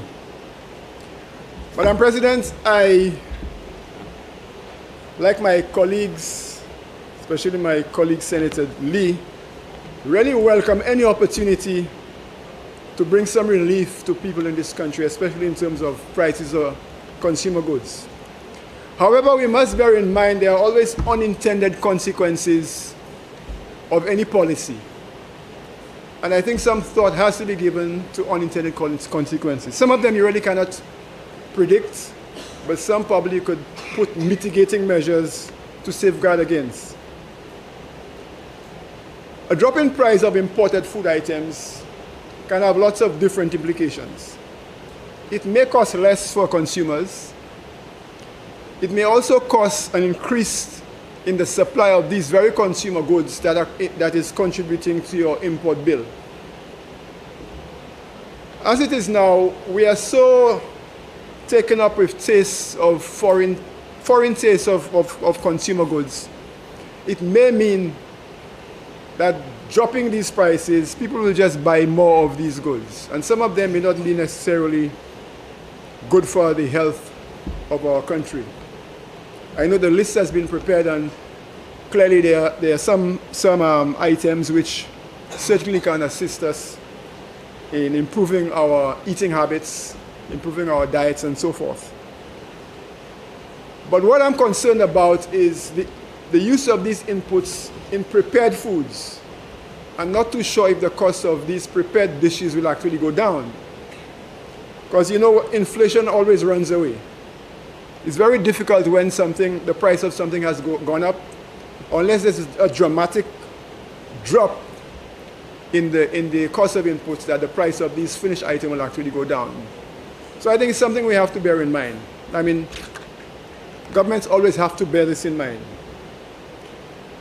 My other concern I've raised in the Senate before is the loss or the potential loss of revenue for governments. And we must offset the potential loss of revenue with the gains that people would receive from the policy decision. But I think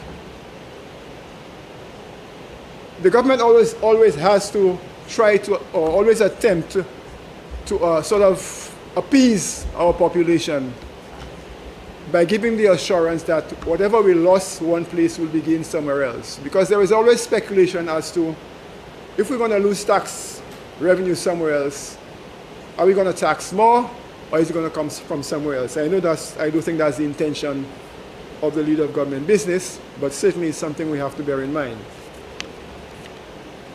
My other concern, Madam President, which I want to put to the leader of government business, is in the list which speaks to the reduction in costs for building items. It only addresses one component of the overall cost of building. Today is not only a question of shortage of labor, but the cost of labor. We are in a society these days where the cost of local products or the cost of local services is so high that even our attempts to bring down the cost of imported goods doesn't bring down the overall cost of living immediately.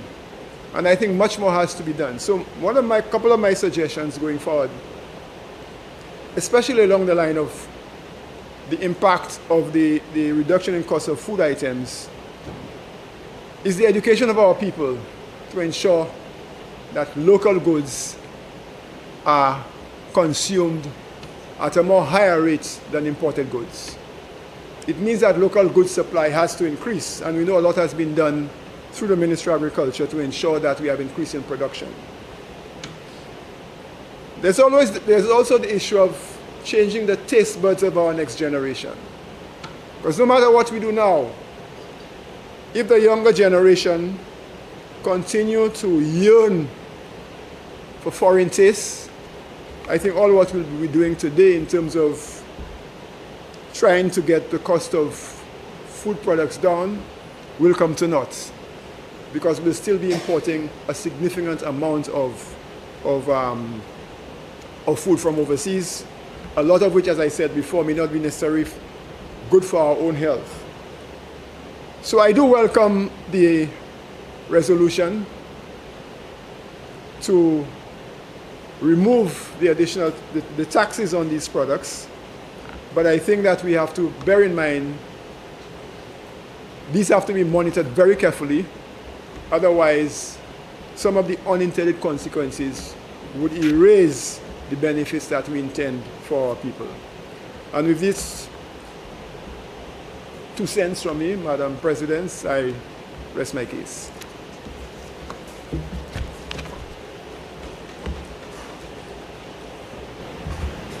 Senator Fede.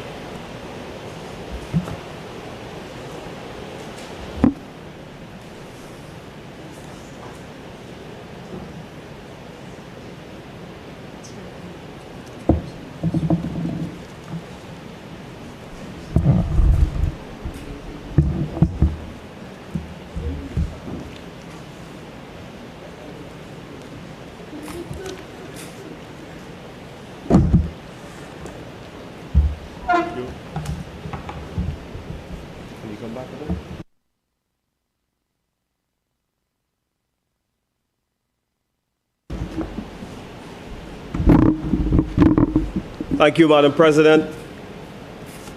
Madam President, the St. Lucia Labour Party has always had a politically expedient rather than an economically sound approach to VAT. Their history is very checkered, Madam President.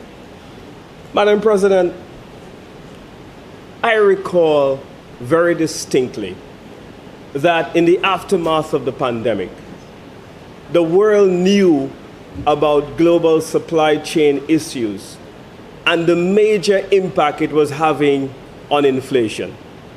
We begged the government. We pressed them in press conferences. We called on them, Madam President, to live up to their motto. Their motto says that they are the party of bread, freedom, and justice. But, Madam President, here is the irony though, Madam President, here is the irony. Not even the price of bread they can keep under control. They have allowed bread to increase on the people of St. Lucia by astronomical amounts, Madam President. And so bread, Madam President, has been increased on the backs of people of St. Lucia. Madam President, we've seen bus fares. The Economic and Social Review is quite clear that from 2021 to now, that 30% in transportation costs has gone up on the ordinary people of this country, Madam President. And so my colleagues are absolutely right that too late, little too late is how they have described this move here today to reduce VAT on food items. Madam President, people go to the supermarkets and they have stopped shopping in trolleys. They have chosen instead to go for little baskets because, Madam President, they can't afford to buy bulk shopping anymore in the supermarket because of the insensitive policies of the St. Lucia Labour Party administration. Madam President, The Economic and Social Review has said that there has been a doubling of the rate of the excise tax in 2023 when compared to 2022. And I challenge them to defeat what I'm saying. Madam President, St. Lucia recorded for most of 2022-2023 the highest price in gas at $16.50, the highest in the Eastern Caribbean. Madam President, we said to them, please give the people some relief. Instead, Madam President, what they did Senator Ferdinand. Thank you, Madam President, for acknowledging me. I just heard Senator Fede. I rise on a point of order. What is your point of order? Senator Fede has just made a statement that is misleading. I just heard him say that the excise tax has doubled. And I don't know where he got that from, but what I know, Madam President, is that the last time there was an increase in the excise tax from $2.50 to $4 was when his government was in office. Since this government has been in office, there has been no increase in the excise tax. So if that is the statement he has made, I took my time. This statement is wrong and it is misleading and it should not be allowed to be made unchallenged. It's a very interesting situation, and it's for both senators, I believe, to present the evidence to me before we can decide if it's going to be withdrawn or accepted. So I wish to, yes, you wish to comment, Senator? Yes, Madam President, maybe I should rephrase. I did say that the last time the excise tax in this country was changed was by the United Workers' Party government when it was increased by 60% from $2.50 to $4. Since then, the government of the Labour Party coming into office has not touched the excise tax, has not increased it, and so Senator Fede has just indicated that we have doubled the excise tax. I go further to say that the statement is untrue, misleading, and should be withdrawn.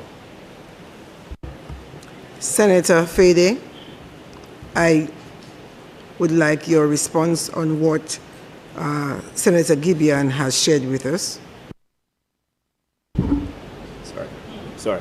Madam President, while the government has not increased the rate of excise tax, what they have done, Madam President, is that they have collected double the quantum of excise tax revenue on the people of St. Lucia by not passing on the savings to the people. I've had this argument before in the House. Fede, You've doubled the amount of excise Fede, tax.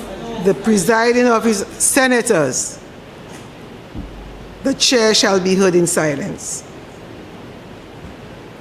We are looking at two different thoughts. Is the changing or increasing in excise tax? And you have just indicated, Senator Fede, that while the government did not increase it, there was that they collected more. However, you need to correct your statement. You have an additional, Senator Ferdinand? Madam President, my point of order remains exactly what I raised on earlier. Senator Fede stated categorically that the government of the St. Lucia Labour Party has doubled the excise tax. This is a specific statement. It's not about the cost of fuel. And he said the government has doubled the excise tax. Madam President, the excise tax is a particular tax. This government has not touched the excise tax at all. The excise tax remains at $4 per gallon. If Senator Fede says that we have increased the excise tax, this statement is misleading. He may want to correct himself, but he needs to withdraw that statement that the government of the Labour Party has doubled the excise tax. Senator Fede, I do not need an explanation. I need the evidence. Yes. No. He gave you, and you Madam have changed. You have since then changed your statement to say that they have collected. Yes. So you need to be precise. And I'm being precise. What is your statement? Just give us your statement. So this is my statement. So, Madam President, excise tax is calculated not by a rate, but it is calculated by a dollar amount. So when the price of fuel goes down, the imported price, Madam President, what is supposed to happen is that the government is supposed to pass on those savings to the people of St. Lucia and collect the same aggregate number of excise tax. But when the price of oil has been reduced on the world market, the government, by not adjusting the excise tax downwards, they have in effect collected a bigger dollar value amount. So I would say to the senator, before he comes on a point of order, go and get some counseling on how excise tax is collected. Senator It is clear that you have. Senator Fede, Yes. I repeat that you should correct your statement and withdraw your statement that the government doubled the excise tax, because you are now giving your explanation and your statement. So your previous statement of that the government doubled the excise tax, you withdraw this and you make your firm statement, which you just did a few minutes ago. All right, Madam President, no problem. All right, Madam President, very well. So the government of St. Lucia, and this is my statement now. The government before your statement, I withdraw the previous statement. Right. Madam President, the government of St. Lucia has allowed the price of gas to go up on the backs of ordinary consumers by not passing on the savings of the oil prices reduction on the world market on the people of this country. And as a result, Madam President, they have caused the value of excise tax to double on the backs of the people of St. Lucia. And that is a fact. It's written in the Economic and Social Review of 2023. Senator Ferdinand. Madam President, I rise on a point of order. Show me where it's... No amount of gesturing will change the facts, and I will repeat. The excise tax in this country remains at $4. No, it does not. Madam President, there is a pass-through mechanism where the price of fuel is adjusted based on market prices. Senator Fede has repeated that the price of excise tax is double. The price of excise tax, Madam President, I maintain, is a fact. Show me the last time it was changed was by the United Workers' Party from $2.50 to $4. This remains as we speak. And once Senator Fede continues to repeat that the cost of excise tax in this country has been doubled, I will not sit in this chamber and allow it to be unchallenged and to escape. I repeat, Madam President, he withdrew the statement, but he made it again. So if he's withdrawing the statement, he should withdraw it and not repeat it. But he's repeating it after he has withdrawn it. So, Madam President, I'm sorry, but I have to challenge it, and I will not allow Senator Fede to say anything about the excise tax that is untrue when he says that it has been doubled. This is wrong, this is incorrect, this is misleading, this is deceitful, and I will not allow him to do it, Madam President. Senator Fede, I've asked, He's making the same point I've already... will the chair be heard in silence? We will not be competing.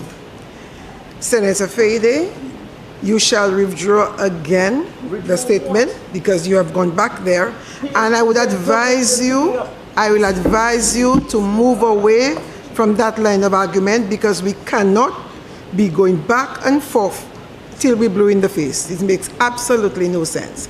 At this point in time, let us clear. You withdraw that statement that the government has doubled the excise to $4 and move into your debate. Madam President, once the member who speaks so definitively on the issue challenges my statement and he provides evidential facts, I will withdraw. But right now, Madam President, I have had this debate in the House before. I have made these pronouncements before. The member knows it very well, that in the Economic and Social Review of 2023, that it says, due to maintaining the price at the pumps at $6.50. If the government had kept the excise tax at $4, we would have seen a decrease in the price of fuel. We had not, only when the Prime Minister recently announced a 50% decline in the price of fuel has fuel moved from $16.50.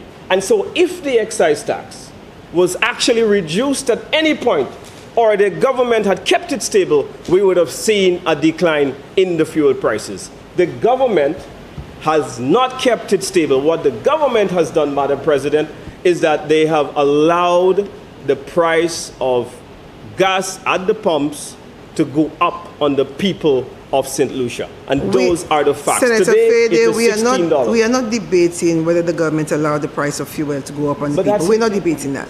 You've made a statement but that is the that statement. you withdrew because it was brought to your attention. But you went back on it and went back to the same that the government doubled the excise tax. I've asked you to withdraw this again for the record, and please move away from this line of argument, because we are not getting anywhere in this debate. It's going back and forth, and your time is going by very quickly. Yeah. Thank you. So, Madam President, I'm going to read a line for you in the Social and Economic Review. Okay? Because, page 44. Because you see, what has happened here in this House is that the government continues to mislead the people. Oh, but you should know what year. I don't have. No, you have. I am bringing my documents, okay? So you bring your proof. And that is what's unfair in this House. I am supposed to bring proof of the documents that you prepare, and I'm in opposition, right? And you are supposed to get away scot-free, having made unsubstantiated points that you cannot prove with any document. Senators, and you call this democracy. Senator Fede, take your seat for a minute. Thank you. Yeah. When you're quoting from the document, and the senators would like to follow with you, they're asking what year and what page. It is simple to follow your argument or to follow what you are presenting. Okay, it's not about the presenting the evidence. You have indicated that you have the Economic and Social Review present. The senators have asked you to indicate what year and what page that you are referring to so they could follow along with you. So this is what we're doing right now. So please indicate which social review that you're reading from and what page, so we could all be on the same page. You may proceed with that. You ready? Can I continue with my presentation, Madam President? I shall repeat. You may continue by indicating to us what year of the social review and what Madam page. President, this is, the standing orders are quite clear. The member gets up. I made an observation, okay? I said the government has not reduced the price of gas, and they have allowed and picked up the savings, and as a result, the quantum of excise tax has doubled. I made that statement, okay? You're asking me to provide substantive evidence. The member gets up. I just asked you that you're about to read from a document. I asked you to indicate what page, because everybody else has theirs or may have. I asked you to please indicate what page. Senator Fede. So, Madam President, Consumer Price Index 4849. And I love how this Senate has one rule for the government, another rule for the opposition. Yeah, no, I have to say it's really unfair, right? I get up, I made a statement, okay? The member gets up, challenges the statement, provides no substantive evidence to back up what he's saying. And I'm expected every time to come and find the exact page when the member just gets up and gives his word. That's not fair. It really is not fair. And so what is happening here is undemocratic in this House. So, Madam President, gas prices... Senator Fede, take your seat.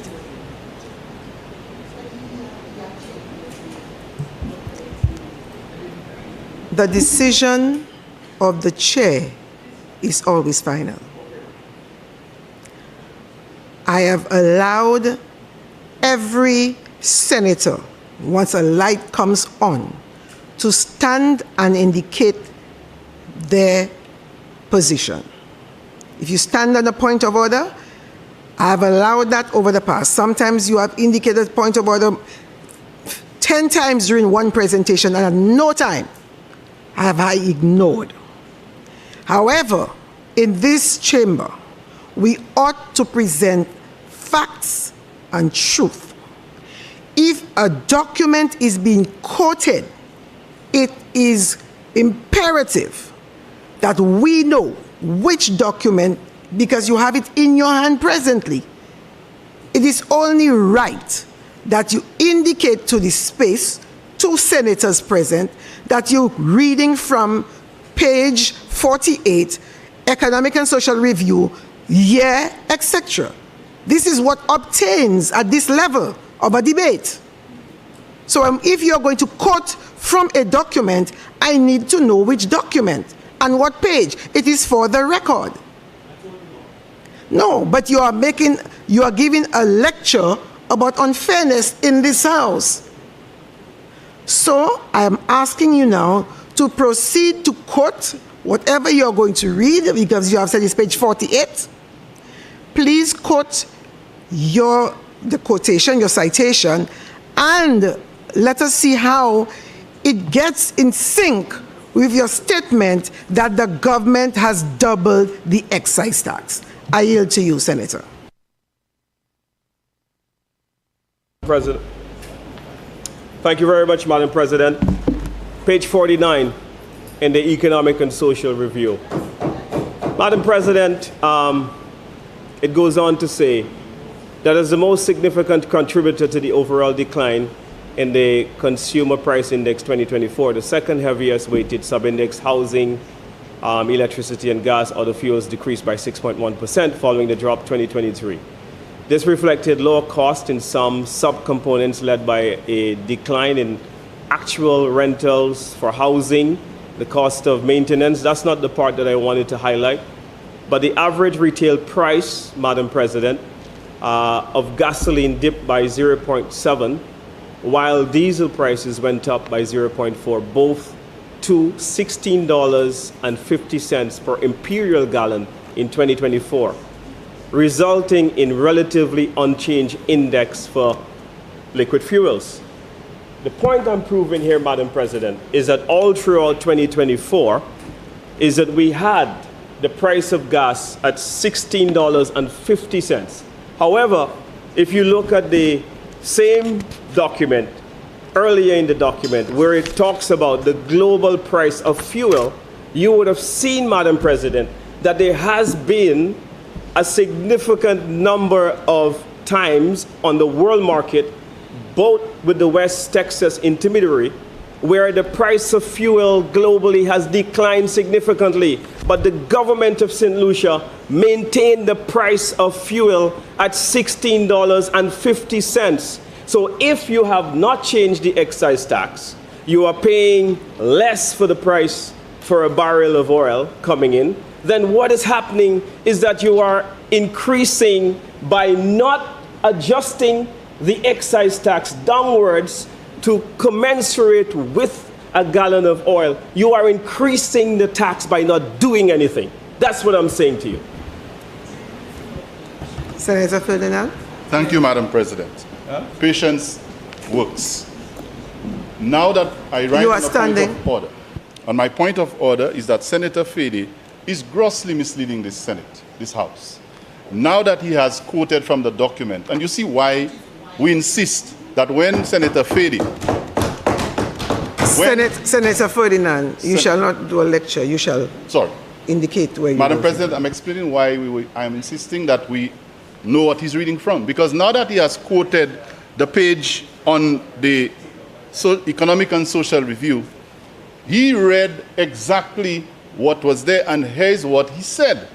He said, his tone was quick and low, but we heard, and I wrote it down.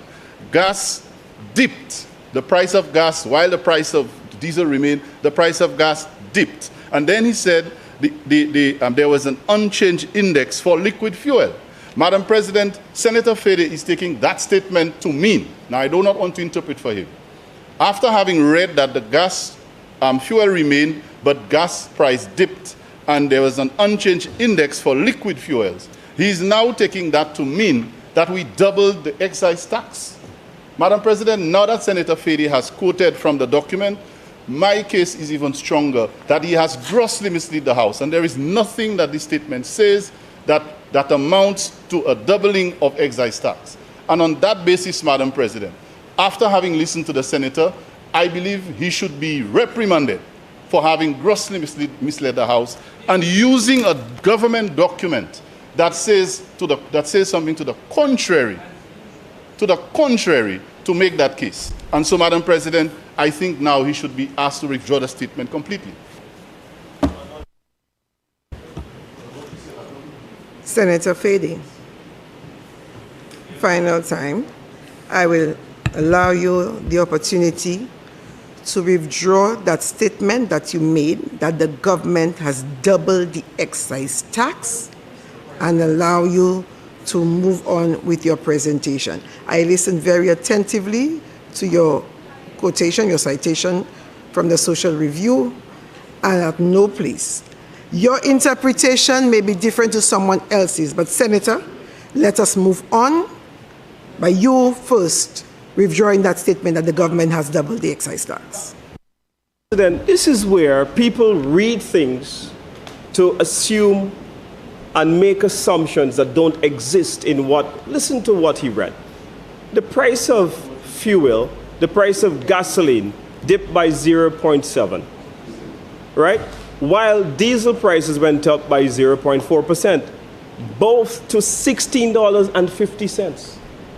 I have quoted $16.50 consistently in all of my arguments. The person who should ask to exit the House is the leader of government business for trying to mislead the public here today. Because it says per gallon in 2024, resulting in a relatively unchanged index for liquid fuels. Relatively unchanged. What does relatively unchanged mean? Why are we complicating this? Senator. Okay, I withdraw. The strategy to take my time is not going to work. I withdraw the statement. Let's move on. That's not my point of view. Yeah. Senator Ferdinand. Madam President, I rise on a point of order. Senator Fede has again misrepresented what I said. I have never stood in this House and asked that he be asked to be exited or removed from this chamber. I never said that, and I think Senator Fede should not misrepresent what I said. This is wrong. I do not behave that way. I did not ask that he should leave the chamber. I think he's referring to something that happened in another chamber, not here. Senator Fede. What's it? Thank you very much, Madam President. So the Labour Party, whose motto is bread, freedom and justice, can't even keep the price of bread down. Bus fares have gone up on the people by 30%. Food, Madam President, has gone up very significantly. Gas prices, Madam President, continues to be high in this country. Housing, electricity and gas are sub-indexed in the Economic and Social Review. We have seen significant increases in the number of it. But you know, Madam President, the Labour Party has had an interesting history with the entire issue of VAT. And it goes back to 2003. And you know, I like to go back in history because history tells a great story.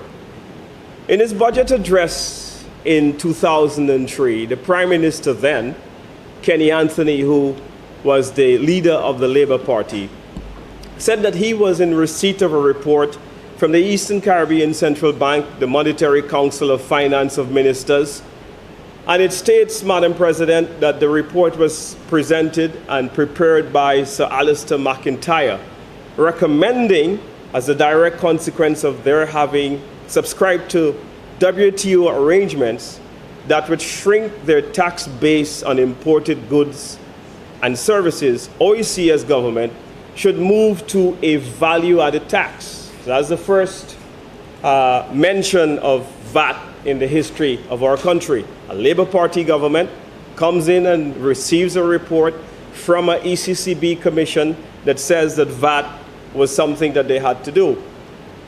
Nearly 3 years later, Madam President, the same Prime Minister made the following declaration that he had the commission's report reviewed and that he will make the findings of the review very shortly. That was in 2006, the same year of a general elections, Madam President, December that year.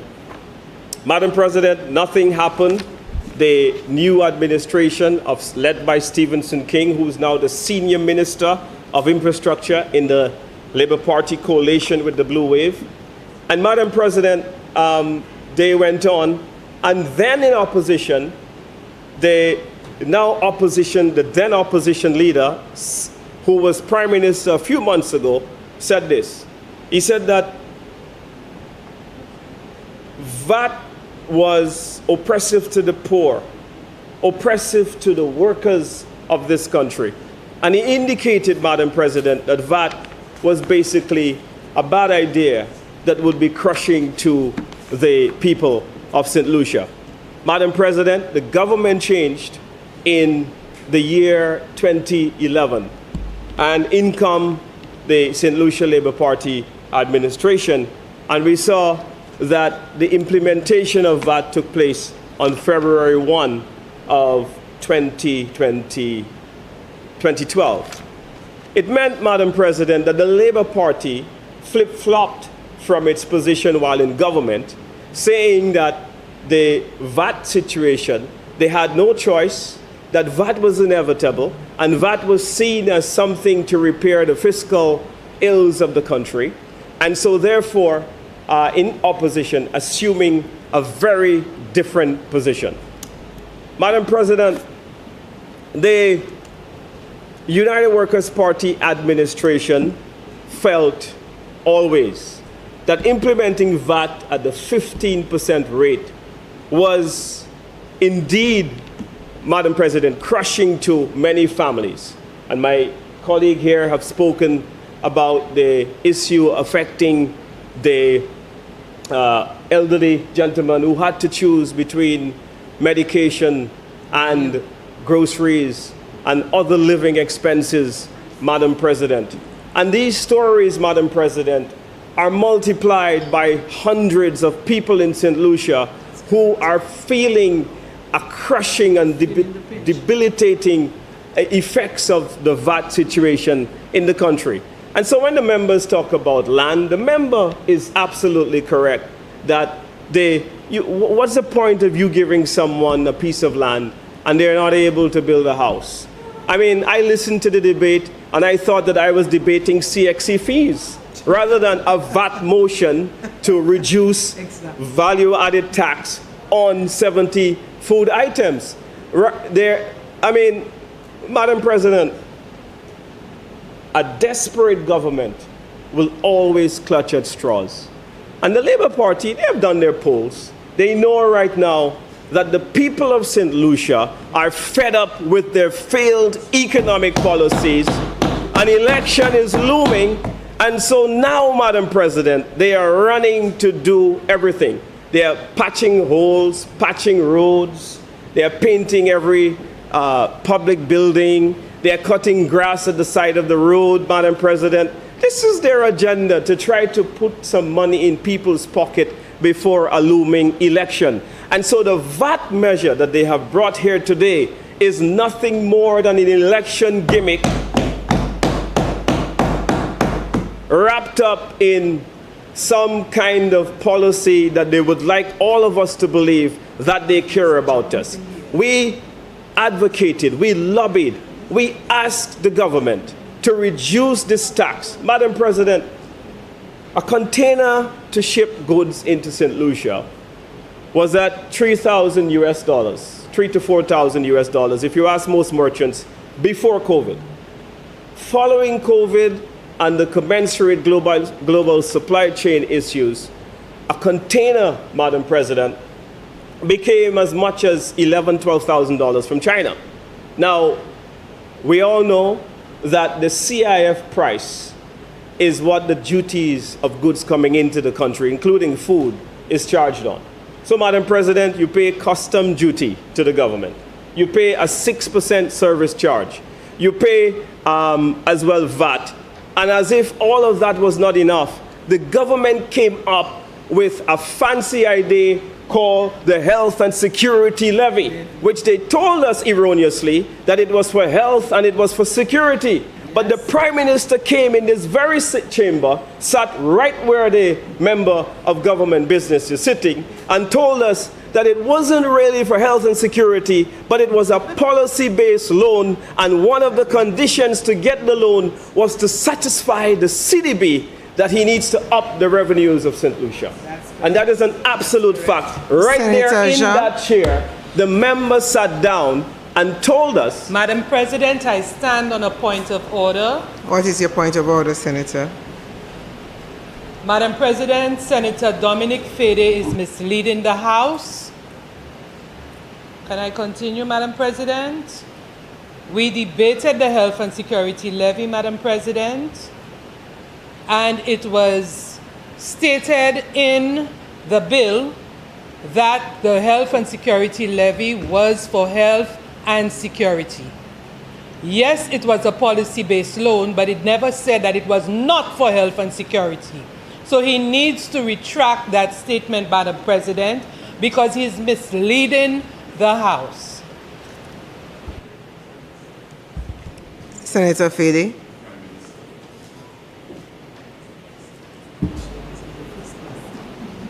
I need you to respond to Senator Jean's Madam President, the statement. Prime Minister's comments are quite clear. It was to satisfy revenue conditions by the CDB. That was why he was coming to the House to get the loan. Quite clear. But did he If say... there's anything I've said that's a falsehood, then let the Senator bring the documents to prove. But Hansard will show. The Prime Minister said that the CDB was concerned about balance sheets of companies, which is why he was reducing the VAT and the interest and the penalties on VAT. And the Prime Minister and the CDB, who were the lender of the loan, was also concerned about us getting the revenue position up.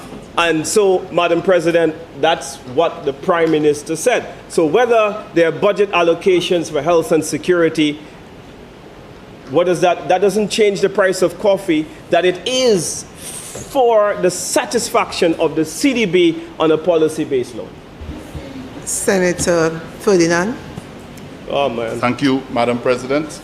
The Senator has made a claim. You are speaking Sorry, on. I apologize, Madam President. I rise on a point of order. What is your point Senator of order? Fede has misrepresented the Prime Minister and has misled this House. He stated that the Prime Minister sat in this chair where I'm sitting and said that the loan was to satisfy the policy-based conditions to get a loan. Madam President, I also sat in the chamber when the Prime Minister presented that bill, and I also presented that bill in the same chair. And now that the Senator is saying something, he didn't come with anything to say that. He's just saying something that he says the Prime Minister says. I sat there, and I'm telling you, Madam President, the conditions, not conditions, the reasons or the purpose for the monies that were being used were outlined by both the Prime Minister and myself. All of the health and security reasons why the money, the money was being allocated, the tax, the levy was being implemented, were outlined item by item, all of what would have happened in health and in security. Examples were given by the Prime Minister and myself. I think I'm in a very good position, having presented the bill myself, having been present during the Prime Minister's presentation, and having read the bill, that this statement that he made, Madam President, is misrepresenting the Prime Minister, and that again is misleading. So I ask that Senator Fede does not misrepresent the Prime Minister and withdraws the statement that the Prime Minister stood in this chair, he gave a description, and said that the loan is because of satisfying policy-based conditions. That, Madam President, again is misleading. Senator Fede, your response. Madam President, I think the opposition has been on the record on countless debates in this House, and we have said in the budget debate which followed that in the year that the health and security was implemented, that we saw, Madam President, a decline in the health and security budget. And so hence, Madam President, we have the doubt, Madam President, as to the real reason behind the loan. So if the government, Madam President, if the government is, if the opposition is confused about what was the real purpose of the loan, then it's not our fault, because we saw in the budget after the loan that the cost or the budgeted amount for health care actually saw a decline. Okay, Senator, and we made that point extremely clear. Senator, I do not think the argument or was what your interpretation was really. Your statement that the Prime Minister stood in the House and indicated that the health and security levy was not really for health and security, but for. This is the statement that we are arguing about.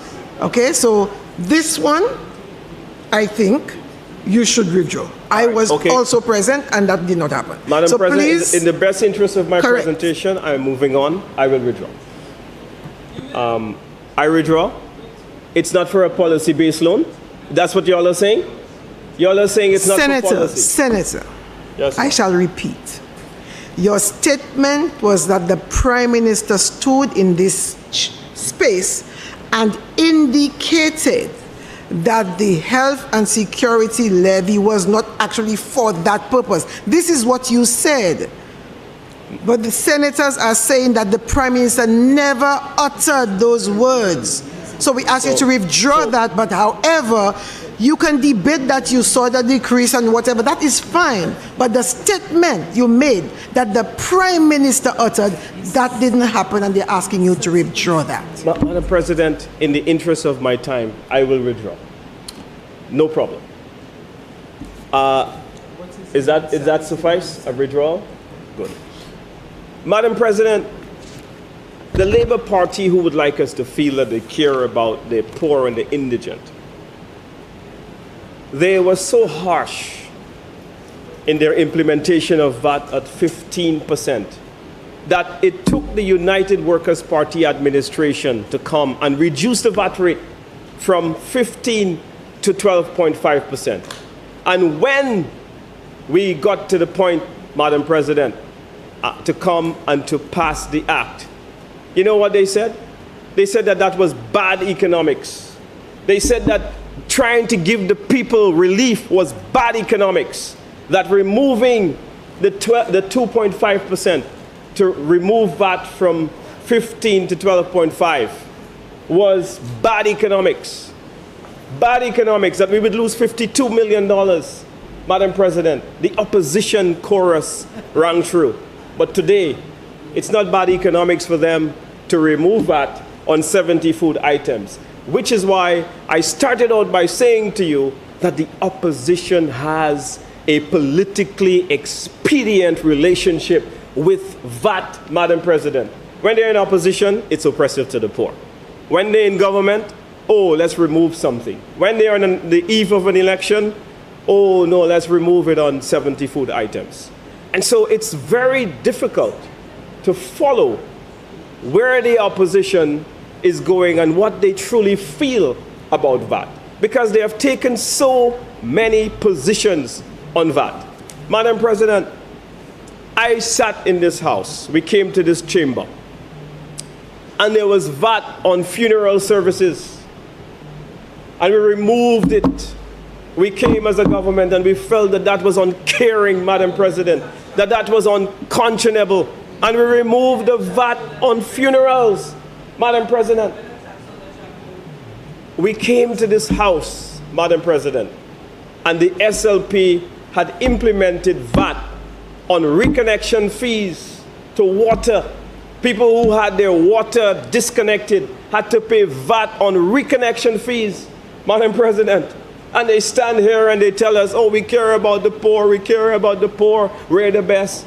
No, we are not celebrating with them, Madam President, because their rhetoric says something else. We came here, Madam President, and we had to correct VAT on reconnection of electricity bills. People who would have had their electricity cut off by Lucia because they couldn't afford to pay outstanding amounts, had to pay VAT when they went to reconnect those electricity fees. Madam President, we removed those fees for the people of St. Lucia, Madam President. And so when we tell you, and we say to the people of St. Lucia, through you, Madam President, that this government does not care about you, these are the things we mean. When you go deeper into it, they have allowed food to go up. When we debated the health and security bill, I remember saying here clearly that the government promised that food would not go up. And the senators opposite stand on a point of order to say that the notice I had brought from KFC, which clearly stated that fried chicken would go up at KFC, they said that that notice was a false notice, that I brought a false document to the House. Madam President. One of them went on their laptop and said that KFC took the notice down. Senator Joahir. Madam President, I stand on a point of order. What is your point of order, Senator? Madam President, the senator is misleading the House and said that we are saying that the notice was a false notice.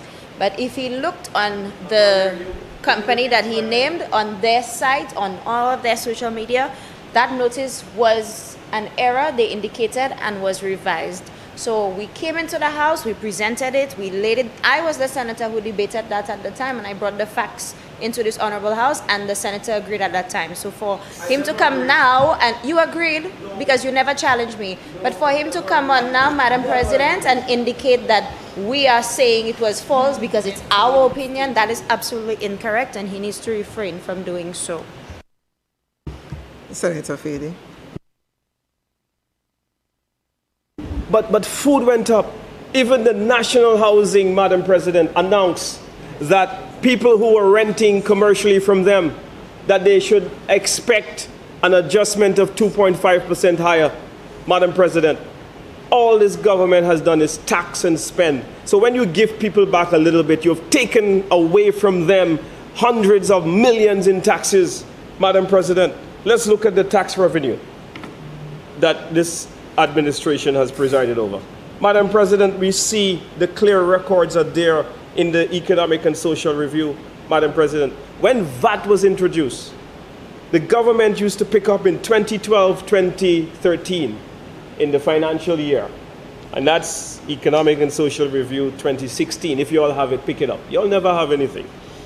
And $750 million, Madam President, was what was picked up. Madam President, now tax revenue, Madam President. This administration is presiding over a quantum amount of taxes, $1,379,200,000. An increase, Madam President, of $829 million annually on the people of St. Lucia. And you want to say that you have sound economic policies? I mean, look at what the Prime Minister says, and tell me he didn't say this.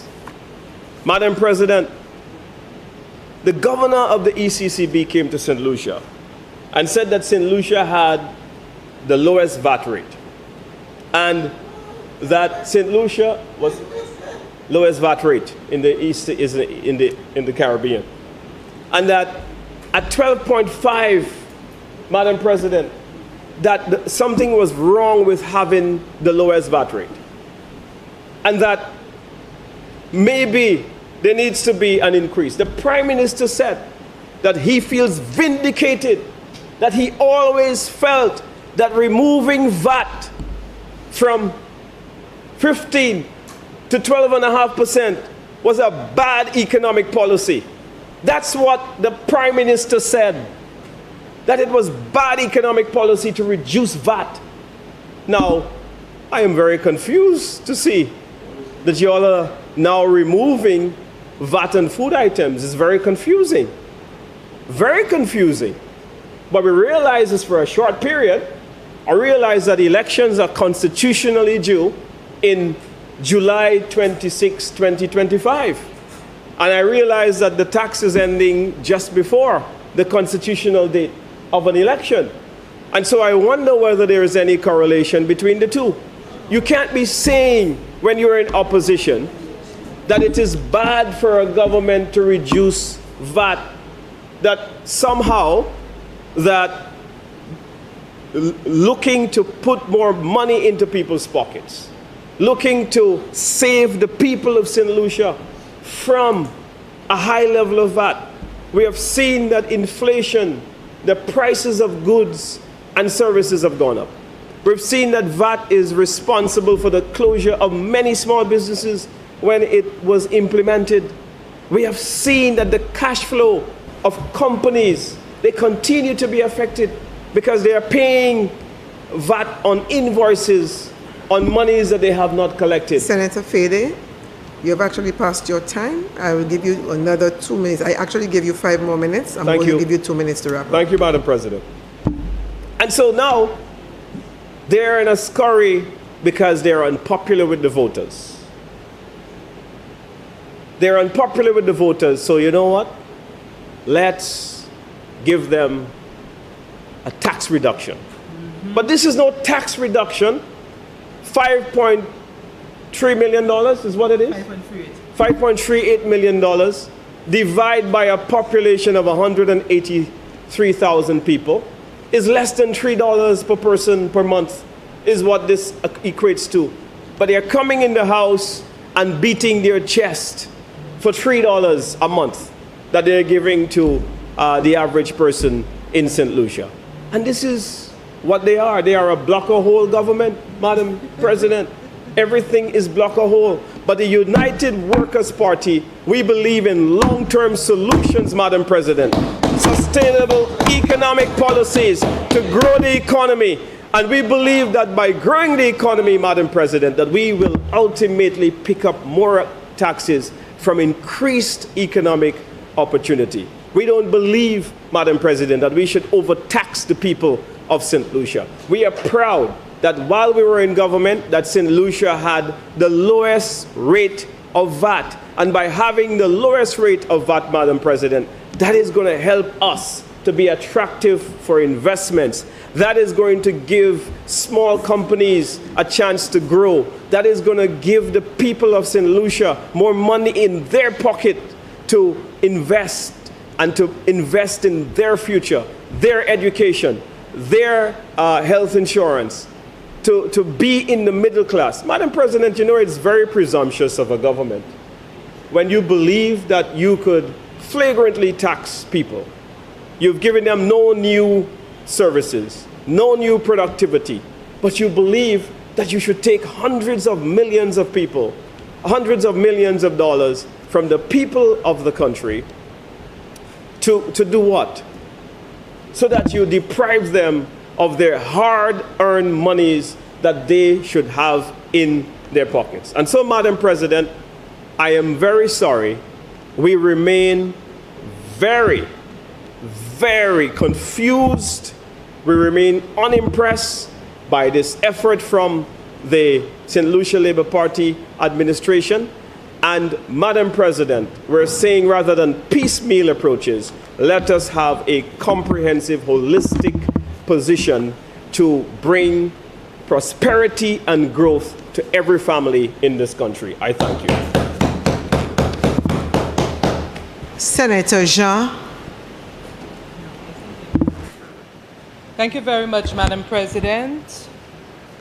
Madam President, as I rise, I wish to acknowledge the presence of my son. It seems today is Children's Day, Madam President. My son Brant is in the chamber today, and I'm very proud that he has joined us to listen to the debate that relates to the livelihoods of all St. Lucians and all persons who walk through our beautiful country.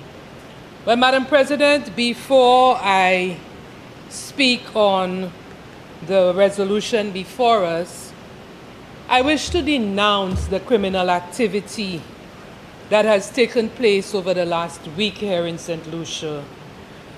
Madam President, there's been the murders of young people in several communities, in New Village, in Wilton's Yard, in Arundel Hill, in Moshi, in Dennery. But what touched me, Madam President, even more is the murder of a pregnant young lady, Miss Troyer St. Martin, who was in Wilton's Yard. And Madam President, I also listened to the Commissioner of Police at an address which he gave yesterday when a number of new recruits have started training at the police academy, and he indicated that the police have confiscated a number of weapons and ammunition. He gave a figure, which I don't recall, very large figure of ammunition in particular, and he indicated that every single bullet can be equal to a life. And so that is really telling on us as a society, as a people. And we individually and collectively, I believe, need to do our part in quelling what we're seeing out there among our youth in particular, and seeing how best we can contribute to the reduction in such criminal activity. As we go around our communities, we need to look at how little cliques and little groups of individuals are being formed and whether they are engaged in positive activity rather than negative. So, Madam President, I also wish to commend the police on the work that I have been seeing with some traffic blocks and various confiscation. I think I read yesterday that amount of about 30 kilos of cocaine was confiscated last week, and I think this is highly commendable. I also heard of the death of the canine constable, which I think is very unfortunate, and I trust that the police will be provided with whatever equipment and so on that is necessary for us to quell the stem of crime that we're seeing. Madam President, the matter before us is a resolution to reduce or to eliminate VAT, value-added tax, on, first of all, some construction materials. And Madam President, I cannot believe that the opposition would not see this as a great initiative that would ease the squeeze of us as St. Lucians. I was appalled, Madam President, when I heard Senator Harrow, and again he is not in the chamber, and I wonder whether he got orientation on the conduct that is required of a senator in this House, Madam President, because I believe this is serious business. And though we would have to go to leave the chamber for short moments because we spend an extended time here, but to be in and out, it's like, you know, it reduces Madam President, I stand on the point of respect. order. Madam Is there a President, point of order? yeah, Madam President, the standing orders suggest that the member is out of order by speaking about the conduct of another senator. She can argue about his debate, but not how often he leaves the chamber. That conduct is really up to him. We don't know whether he went to the bathroom, whether he went for lunch to respond to a medical emergency. It's not fair. The standing orders guide us very clearly on that. Senator Shaw. Madam President, I trust that we will educate our young people, we will train them, we will give them proper orientation so that they can be positive citizens of our society, Madam President. Madam President, the Senator Harrow asked some questions in this House today. Does VAT pay your rent? And he indicated that he was talking to his young people.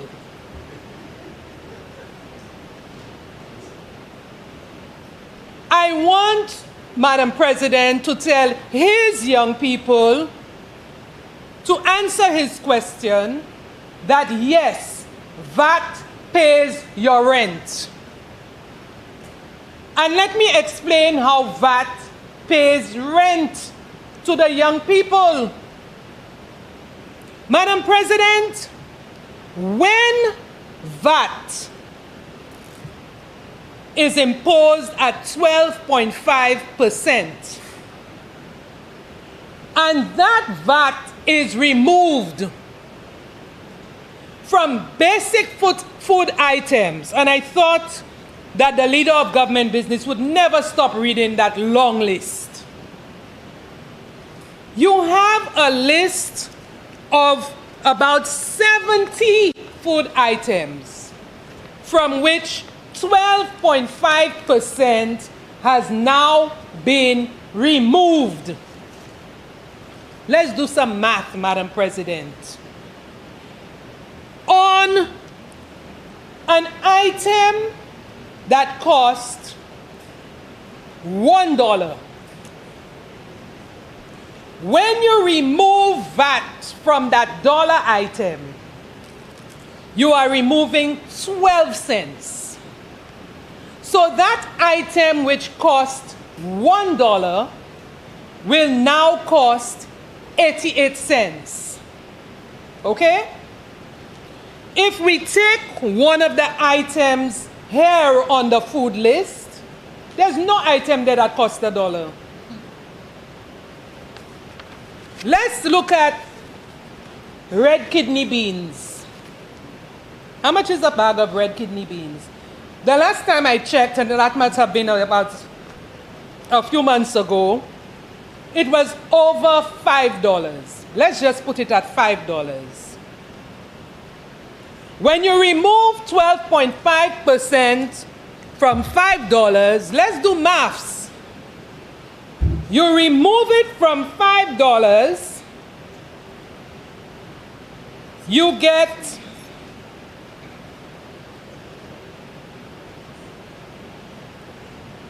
$0.62, or let's say 63 cents, because it's 0.625.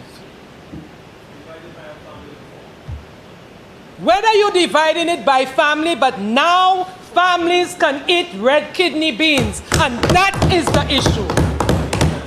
That is what the Honorable Philip J. Pierre administration has done.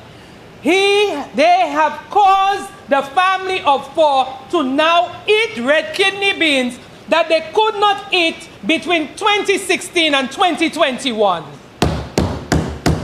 That is what they have done. Madam President, the United Workers' Party administration came on a promise to reduce and eventually eliminate VAT. The Five to Stay Alive initiative told us, promised us,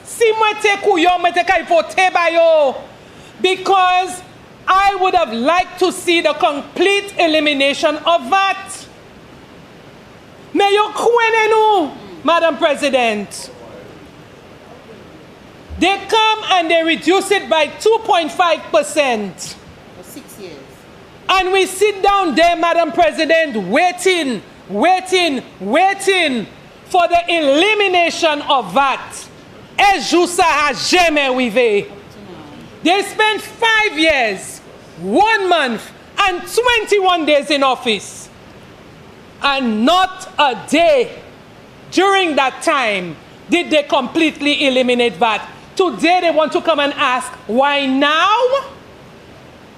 Could you imagine that, Madam President? Madam President, the Five to Stay Alive almost killed us. Nous pas te kay vive, nous te kay mort. And on top of that, Madam President, during the hardest times of our life, during COVID, instead of giving us some relief, they could have reduced VAT on these food items during COVID. Did they do that? Ou sav sa yo te di? Chimè yo te ka fè jou COVID la. They're building roads and they say the IMF ladies say, build, and keep the receipts, hold the receipts. While we were suffering during COVID, Madam President, people were losing their jobs.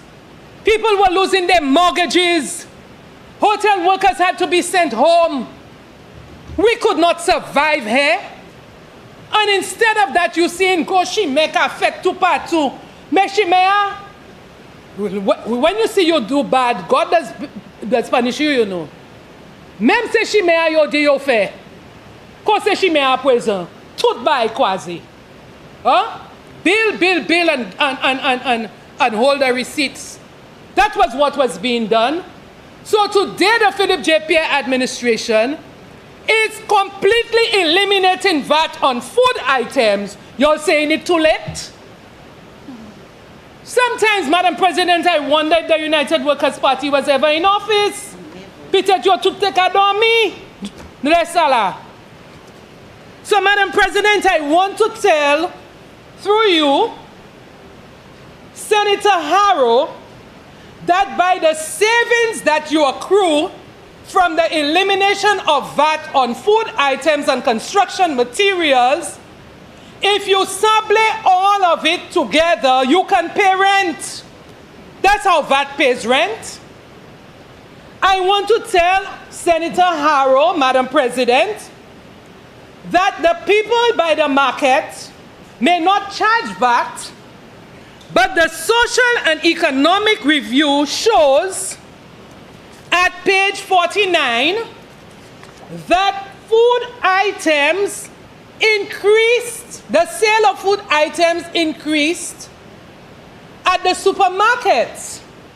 The vegetables and fruits, most farmers are selling them to the supermarket.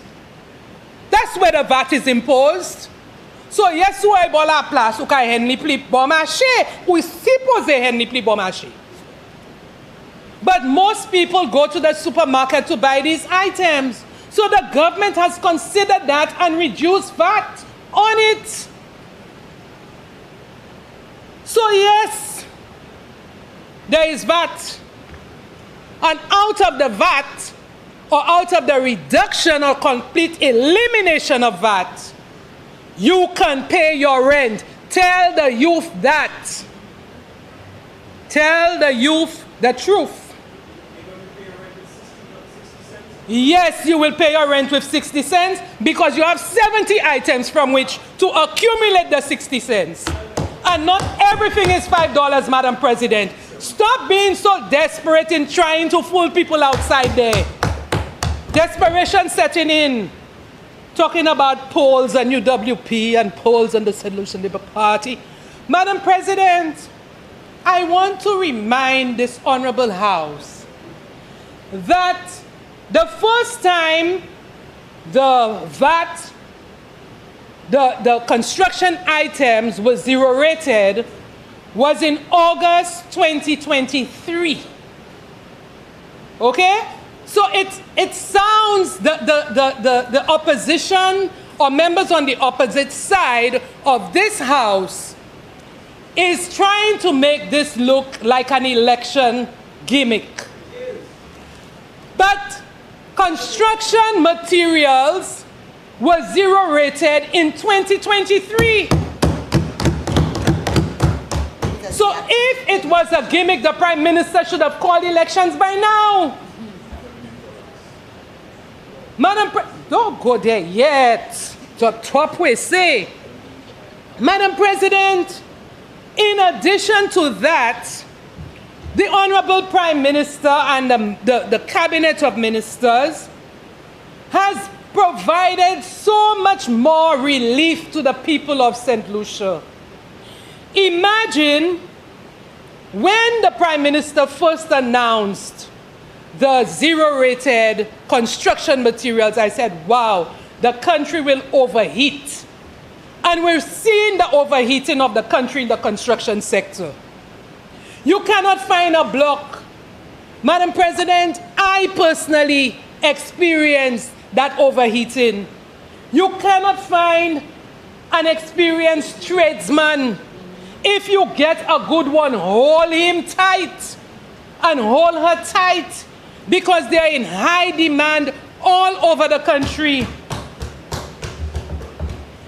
Madam President, you're seeing, in addition to the removal or the zero rating of VAT on construction material, the Prime Minister the government of St. Lucia, we came to this honorable House and we saw that the St. Lucia Development Bank is providing 100% financing to public officers to get mortgages.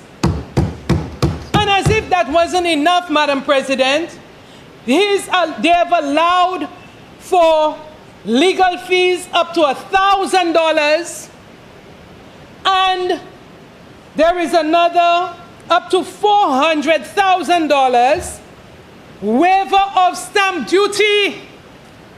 So if your mortgage is anything above up to $400,000, you have a waiver of stamp duty. So you cannot talk about piecemeal approach. This is comprehensive enough. So some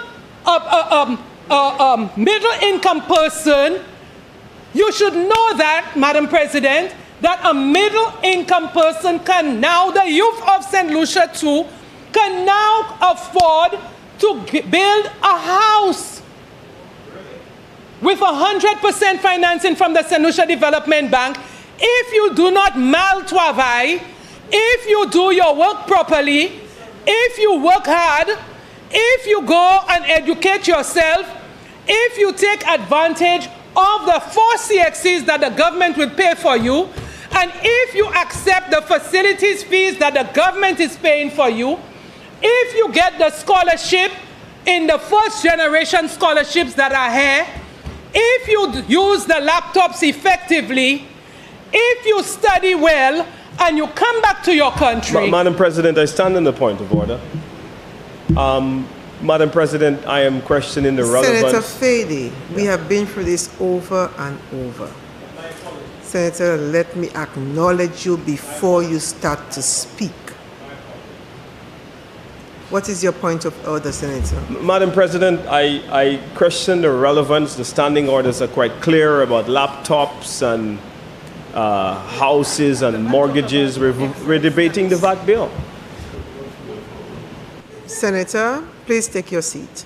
Thank you. Madam President, forgive them for they know not what they do. Amen. Madam President, I know the move is to derail me, but Madam President, I will always be focused. And focused on the people of St. Lucia and what is best for them, which the government is doing right now. I will not be derailed by Senator Fady, Madam President. Madam President, bitter? Madam President, the leader of opposition business is trying to make the citizens of St. Lucia believe that this government doesn't care, and talking about our motto being bread, freedom, and justice. But the very bill, the very motion that we have before us is to reduce the cost of bread. But we have gone further. We subsidize flour already. Look, now they're giving you the sardine to put in the bread. They're giving you the tuna fish to put in the bread. So before, we used to hear half a loaf is better than no bread. Mi apwe se yo ka ban nou pe, nou ka ban nou sardine, nou ka ban lamoui, yo ka ban ou lettuce, tomato, everything to put in the bread, Madam President. So we have gone way beyond bread, freedom, and justice. We have gone to cheese, macaroni, tout bagay, pour meilleur père. So, Madam President, I cannot understand how the opposition would want to come and cry for the people of St. Lucia. The time when we were crying, they told us we just start to cry. Right now, the people are singing hallelujah. You want to come back and cry? It's too late to cry, Madam President. We don't need your cries. Madam President, I'm hearing Senator Polius talking about consultation and, oh, we have not been listening, and for 2 to 3 years. Madam President, a former leader said he doesn't listen. He himself says, I don't listen. Now you have a prime minister in office who is willing to listen, who is consulting with the Chamber of Commerce, with the private sector, with the business community, with civil society, with the youth, with students, with parents, with teachers, with police officers, with firemen, with farmers, with fishers. And now you come in and talk about we're not, for 2 years we're not consulting. We are listening, and you will see several initiatives coming to this honorable house because of the requests that are being made by the people of St. Lucia, for which the Prime Minister and the government of St. Lucia is acting. So the initiatives that have been presented by the government are not initiatives that came from the sky. How would the government know which items to put on that list? And I'm hearing about sardines for journée créole. Qui moun ka manje sardines pour journée créole? Pas Josette Lissi? Madam President, sardines were regarded as poor man food. Right now, sardines say go monsieur, sardines say Mr. Sardine and Mistress Sardine. So how is it now sardines are seen as if, you know, we're sardines? Huh? Madam President, I honestly, I look to Senator Harrow as a young, budding politician, and I love to see that because it shows that the future of politics in St. Lucia looks great with Senator Harrow. But Senator Harrow, Madam President, needs to look at things in a more positive light. But I understand him, because when you sit down in darkness, it's darkness alone you're going to see, right? If Senator Harrow was on this side of the house, I would sit down and mentor Senator Harrow well enough, and I can still do it if he asks for it, because he needs assistance. I understand he grew up in the age of cornflakes and pancakes, you know? Some of the things my children like, yeah? But there are people in St. Lucia that still want the mackerel, the herring, the sardines, the tuna. Huh? They still want the patat. La still ni moun ki pwese patat chauffé, ek bois pe chauffé. So provision is made for all people, and I keep saying the Prime Minister's initiatives always touches from cradle to grave. Baby food inside of there. Things for every single person is listed in there to be zero rated. Now, Madam President, I can say that it was an educating moment for me because I always had this confusion in my head about the zero-rated items versus exempt items. And I believe the items now being zero-rated is quite significant. While it provides relief to consumers, or it ought to provide relief to consumers, and I lend my voice to the other senators here, that the Ministry of Consumer Affairs needs to be vigilant in ensuring that these prices are passed on to the consumer.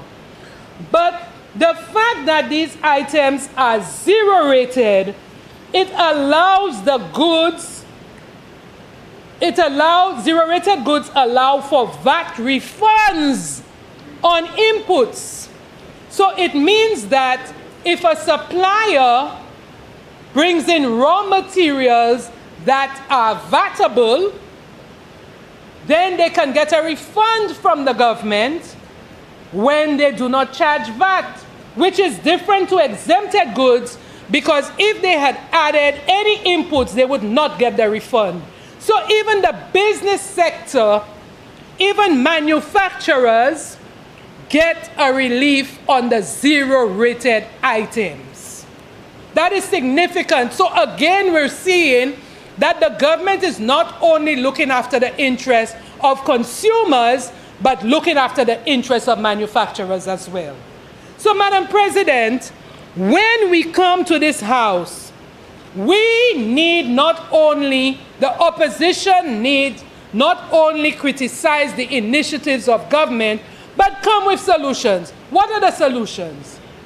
Oh, y'all take too long. Y'all take too long, make a fet up with now we take long because it's election.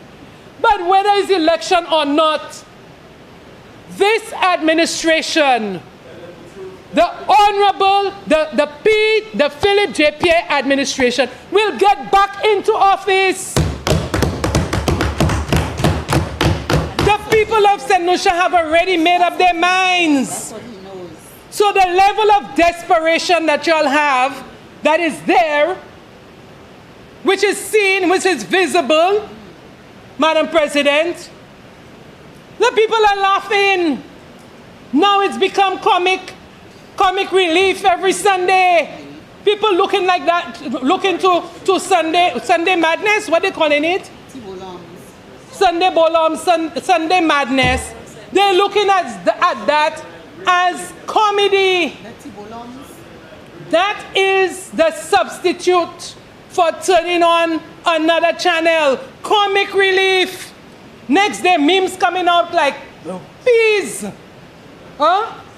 So when they carry out polls, make sure you're not lying to yourself. Make sure your polls not lying to you.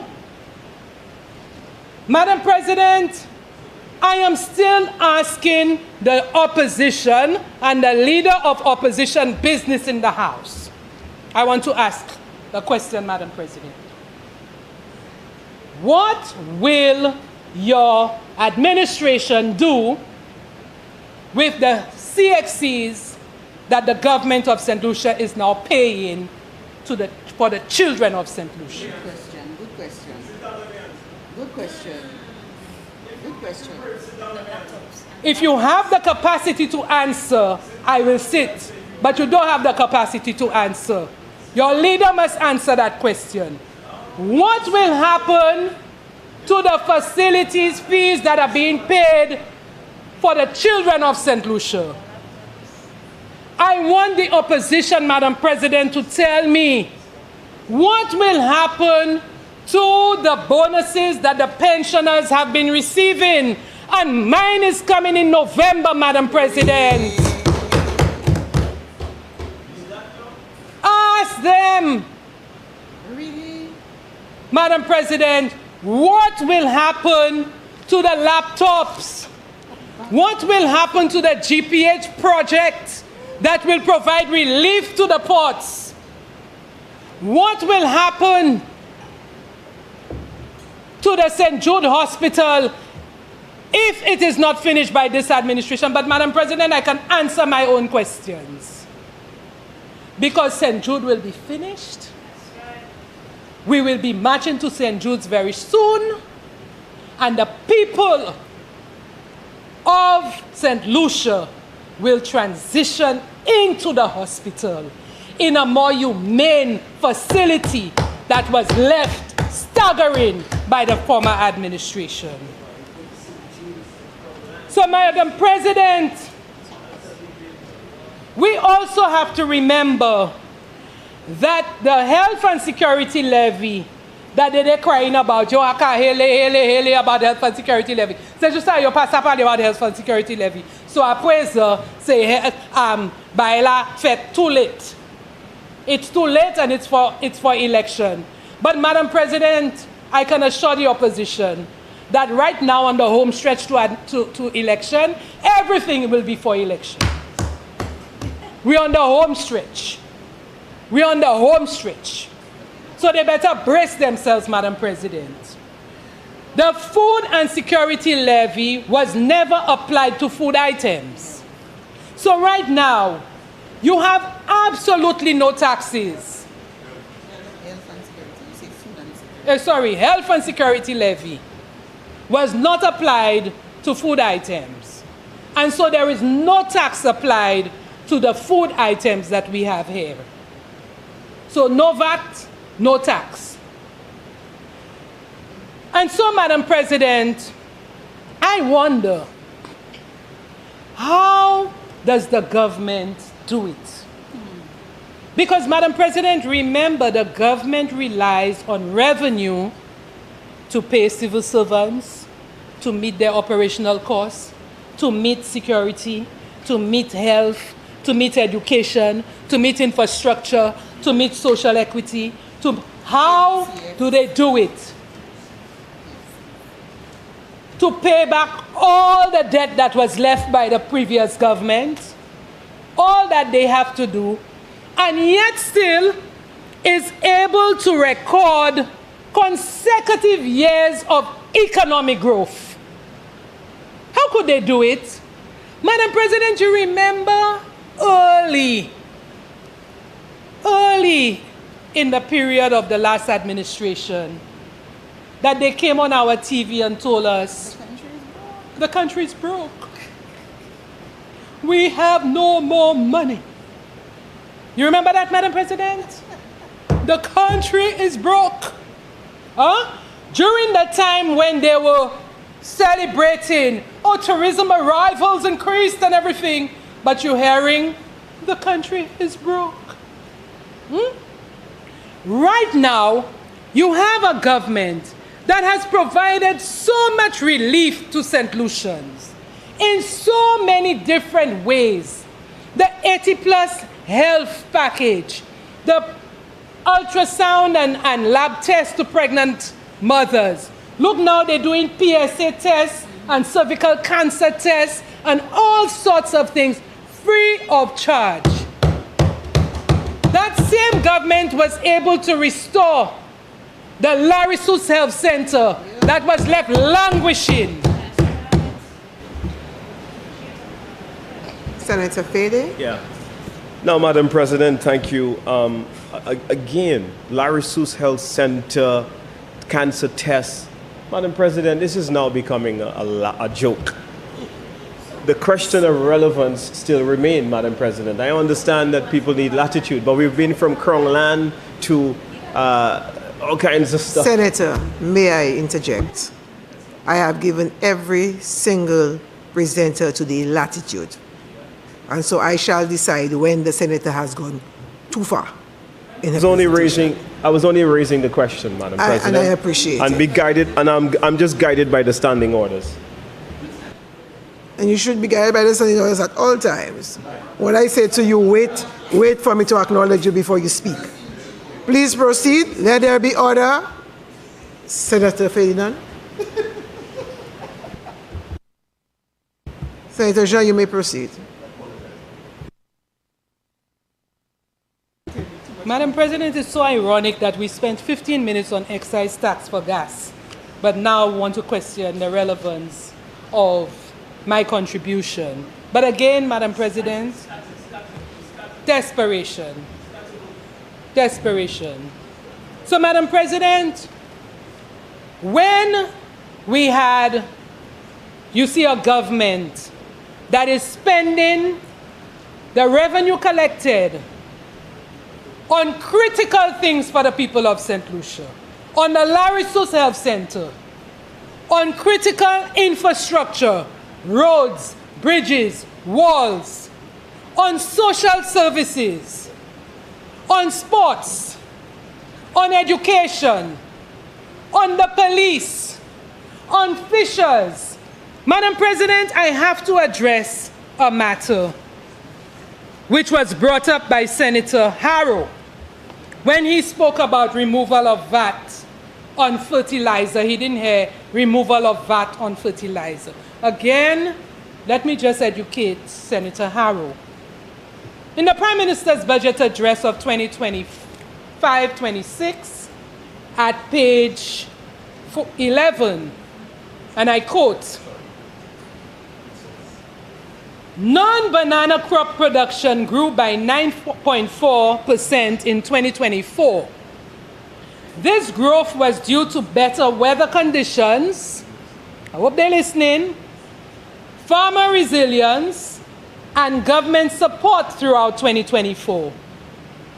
Government support included the distribution of water tanks, fertilizers, pesticides, seedlings, protective equipment, and other inputs under the Unleashing the Blue Economy project, or UBEC.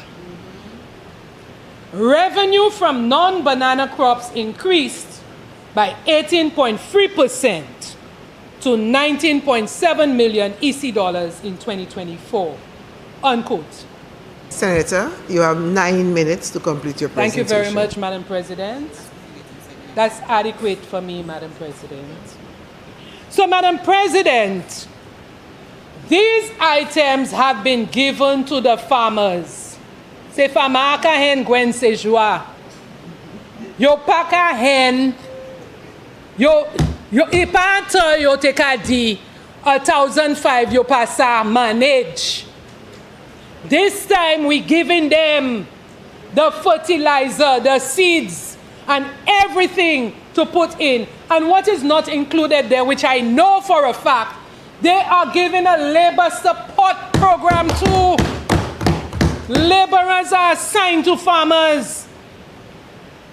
All of that is in an effort to reduce the price of these items so that we can eat. And Madam President, I always say I am happy to live in St. Lucia. Because if there's one place in the world, si ou fait, a neighbor will come and give you a breadfruit. You will get a piece of pumpkin. They will give you des patates and des régime fig. You will get something from your neighbor. You will pass down babono and you will get mangoes. C'est juste ça, c'est tu maman la pas même manger mango. Mangoes are now falling on the floor. We don't want mangoes anymore. Huh? So when we come and cry as if things so hard, when Mr. Francis and Miss Murray cannot eat, dear Mr. Francis and Miss Murray, pour hen proper neighbors, pis moun ka ede yon a lot. Pa vini hele by Mr. Francis and Miss Murray. Mother Miss Marie et Mr. Francis. Okay? Ko ikaweste, ko yo kaweste. Pi si se denri yo si pose hen. An cho lamowi, an bay fig, an cho boape, yo asiwe, yo kai henni. So, Madam President, this motion is one that will impact positively the lives of St. Lucians. It will provide relief, soulagement to the people who cannot afford it. It will allow for us, yes, Mr. Senator Harrow spoke about picking a tomato. I want to know how many of us here have a tomato plant in our backyard. I want to know how many of us go to our yards and can pick from the regime fig. I want to know how many of us ever engage in little potted plants, vegetables. How many of us do that for us to go and pick from it? Most of us have to go to the supermarket. The general population, the majority of our population, still have to depend on these items that were VATable, those that the United Workers' Party told us in their term in office that they would have reduced and completely eliminate that VAT. And we waited for 5 years, 1 month, and 21 days, and it never happened. And so right now, then, this administration is doing it for the people of St. Lucia. We didn't woulda, coulda, shoulda. We are doing it now for the people of St. Lucia. So come August 1st, because August 2nd, because August 1st is a holiday. From August 2nd, you can go to the supermarket, you can go to the stores, and you will be able to get the relief from the price of these food items so we can live a better life. And lastly, Madam President, I just want to encourage our people to eat healthy. Use these items there, the reduction in the items, and choose the healthy ones. I totally agree with the independent senator that we should be sending the message. For the record, which senator, please, his name? I think it's Senator Lee or Senator Charles, one of them, or both. The independent senator, so the records can show it was the independent senator, one of them, Senator Charles, that we should be, we shouldn't send the wrong signal in reducing these taxes on items that have the potential to cause non-communicable diseases.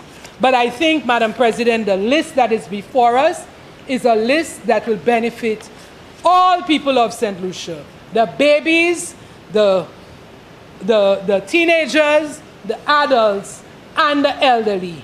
And so, Madam President, it shows that this administration, again, continues to put the people of St. Lucia first.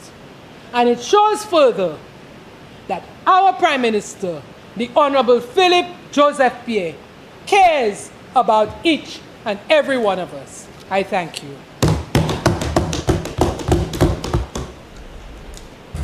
Senator Antoine. Now we're going to hear about the Choiseul Community Center. Irrelevant.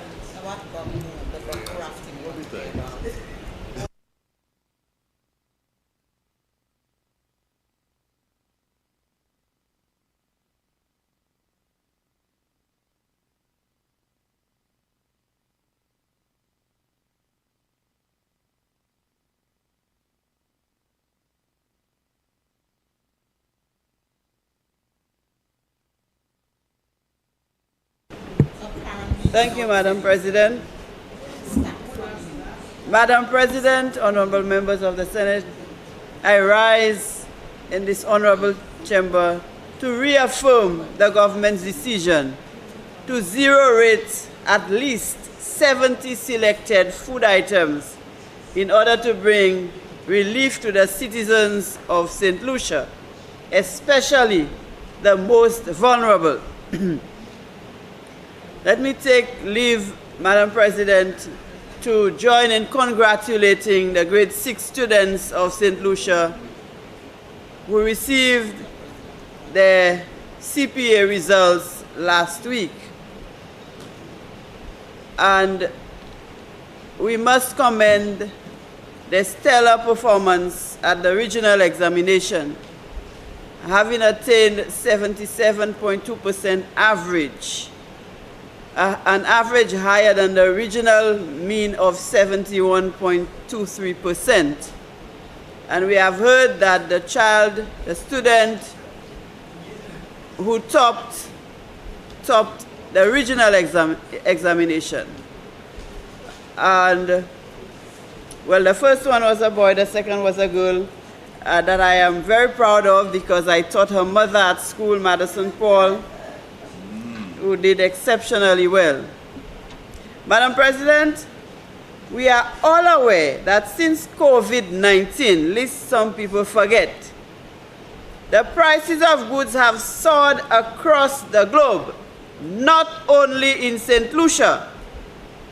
Consumers see prices of goods, and I travel the region and I see the prices, and sometimes I say St. Lucians are happy that our prices are still as low as they are.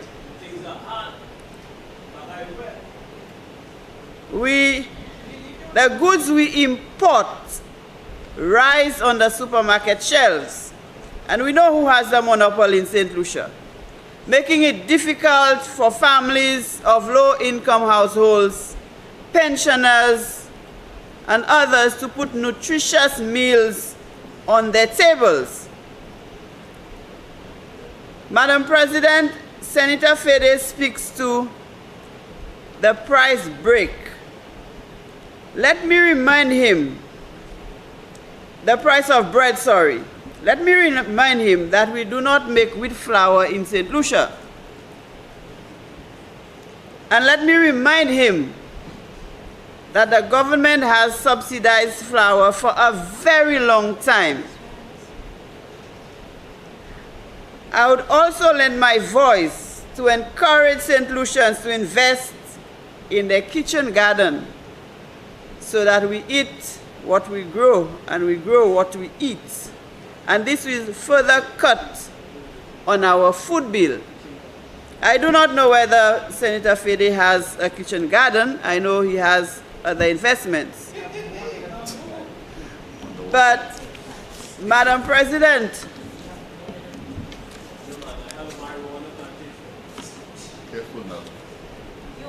that's on record. Only 4 plants you allow. Madam President, I'm hearing why now, and I'm hearing it's because it's election time. Madam President, this is a government that listens. This is a government that understands. This is a government that acts in the interest of the people of St. Lucia. And we always put the people of St. Lucia first.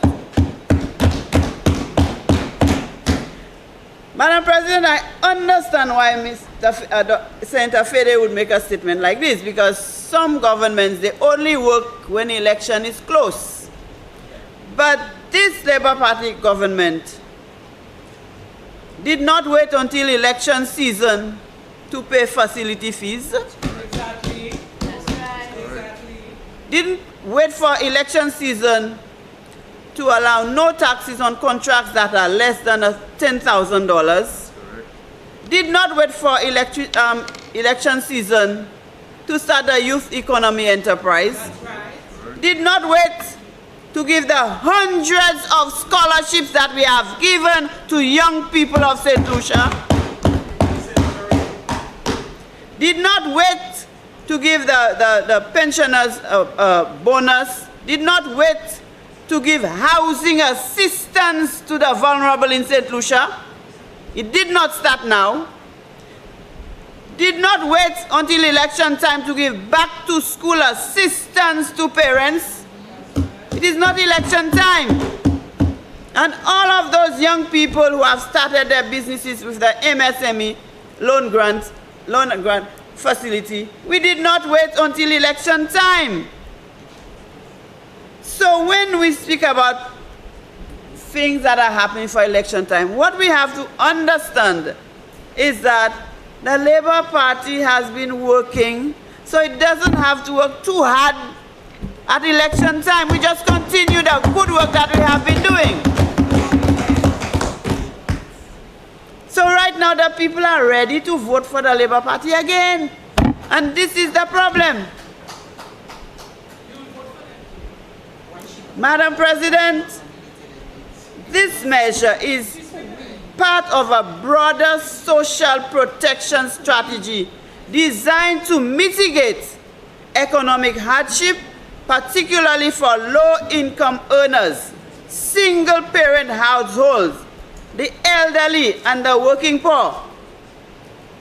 So when people who were born with a silver spoon start to talk about cheap ketchup and cheap this and cheap that, it means that they do not understand what the most vulnerable people in St. Lucia are facing. They do not understand that. They have not been there. So they cannot talk for the people of the country. They cannot talk for the youth. Madam President, this is not just a fiscal adjustment. This intervention is deliberate, it is timely, and it is targeted, for those who do not know, to bring relief to the most vulnerable segments of our society. So if we are talking about the price of bread going up, and then we are saying, oh, this is cheap, and that is cheap, and this is cheap, what are we talking about? Do we know what we are talking about?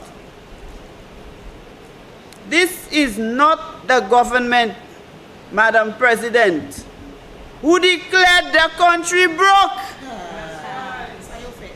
Madam President, this is not the government that was in power when St. Lucia recorded the worst economy in the OECS.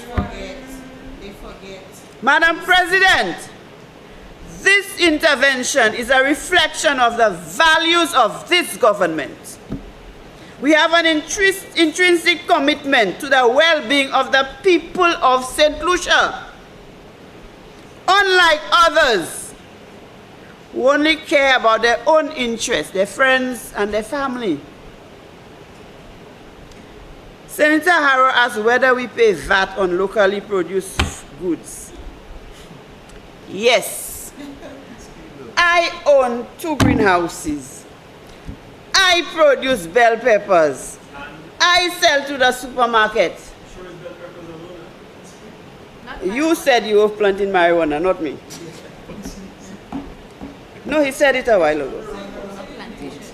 I sell, and if you go to the apparently some of you don't go to the supermarket. You have enough at home. You will find green bananas, you'll find breadfruit, you'll find dashing, you'll find tomatoes, you'll find spices. These are things that the local people produce. These are things you find in the garden of people in St. Lucia. These are not things that are imported. They are locally produced. And yes, we pay VAT on them.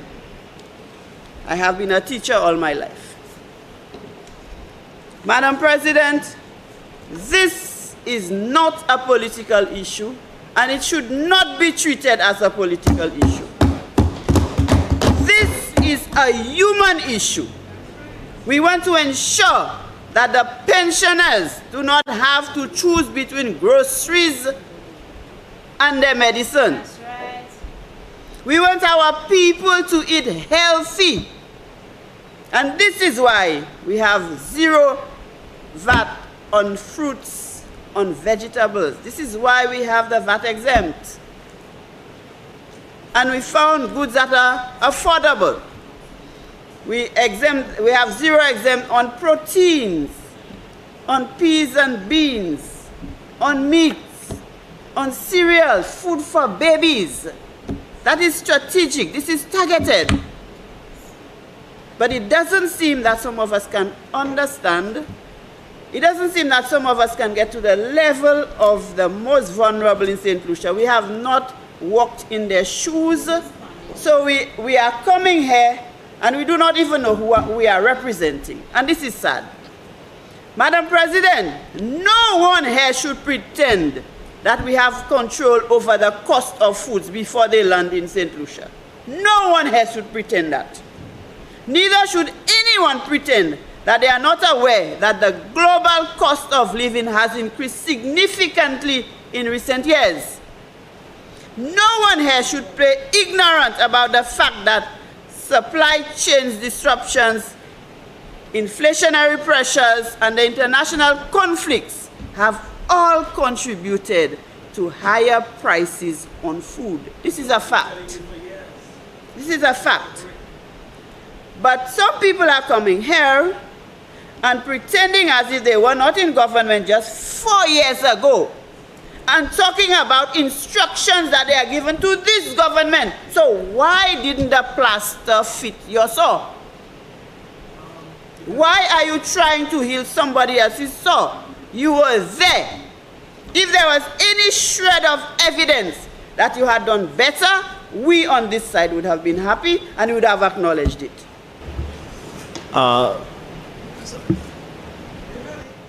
Senator Fede. Thank you very much, Madam President.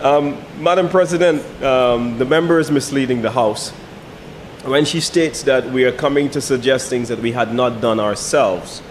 I want to remind her that it was the United Workers' Party that reduced VAT from 15% to 12.5% without any increase or a global food inflation. It was the United Workers' Party that came in, reduced VAT Senator. on funerals. Senator. Yes? No, the statement is not correct. Thank you. Madam President, if the 2.5% that the United Workers' Party removed was adequate, I do not think that they would have a prescription for this for this side of the House. The 2.5% that they removed would have sufficed. But it was, in fact, you could not even see it, you couldn't feel it. You couldn't feel it. We were waiting for the total removal of VAT that you promised. Senator Fede. Thank you, Madam President. Senator, you need to indicate if you're standing on the point of order. Yes, I'm standing on the point of order. What is your point of order? Yeah, my point of order, again, that's misleading when the member says that she cannot feel or the population couldn't. Senator. No. But the inflation. If she is misleading numbers, in any way, yes, what she has said can be proven that she's incorrect, then you indicate that. So I'm showing you. No, I will not allow that. Senator, take your seat. You can tell me I can feel it. But Madam President, I rose on a point of order. She said that with the reduction in VAT, you can't feel it. You stood up a few minutes ago and gave 2 examples of where the senator may have gone wrong or incorrect or stated untruth. Okay, you gave your explanations, you gave 2 examples. We will not continue along those lines. Please take your seat. Madam President, this government understands that for the average St. Lucian household, especially the unemployed, the underemployed, and the elderly, these increases have not just been inconvenient, but also overwhelming. Madam President, this is why this is a progressive policy in action, when the benefit is most felt by those in the lower end of the economic ladder. And Madam President, I do understand why Senator Fede is so nervous. Yes. I do understand and I empathize with him. Madam President, we must understand that with this progressive policy, there is increased purchasing power for everyone, not just the vulnerable, but for Senator Fede as well. There will be more economic activity in the country if people are spending less and getting more. There's greater stability in the household because families will be able to have a greater purchasing power and to support their families. We will also benefit from healthier and more productive citizens.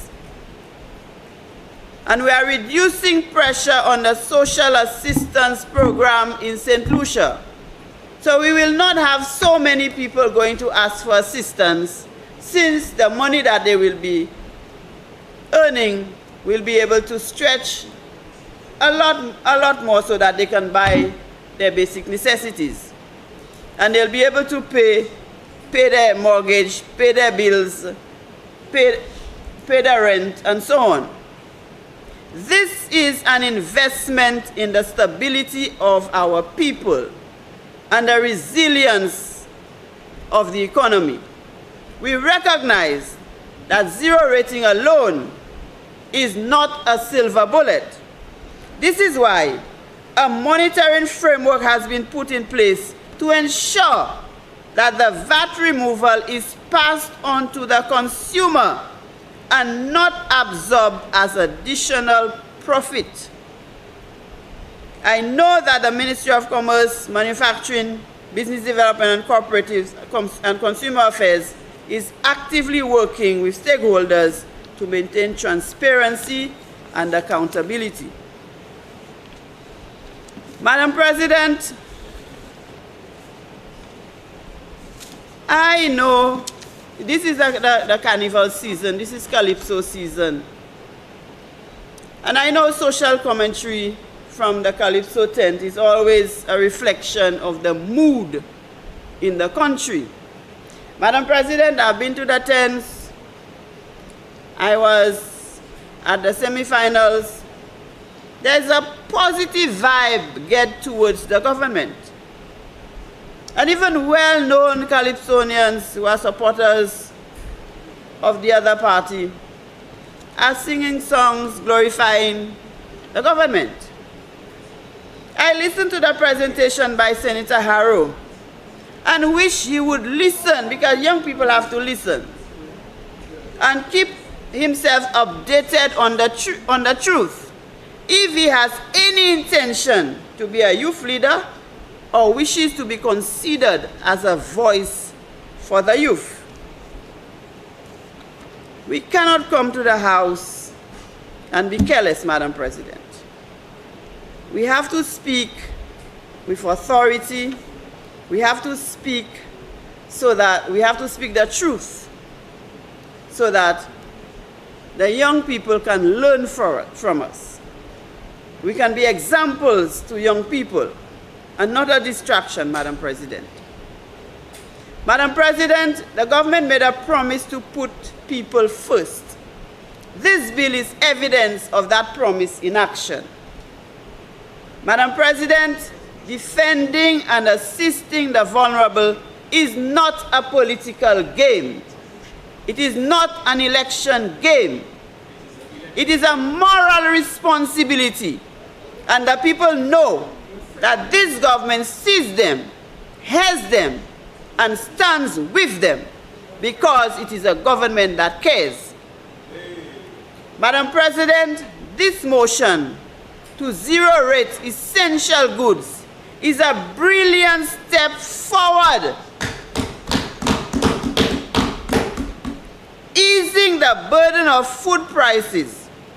This government will continue to take every step necessary to protect the dignity and well-being of the people of St. Lucia. This is why this government was elected. And we will not apologize for putting the people first. I thank you.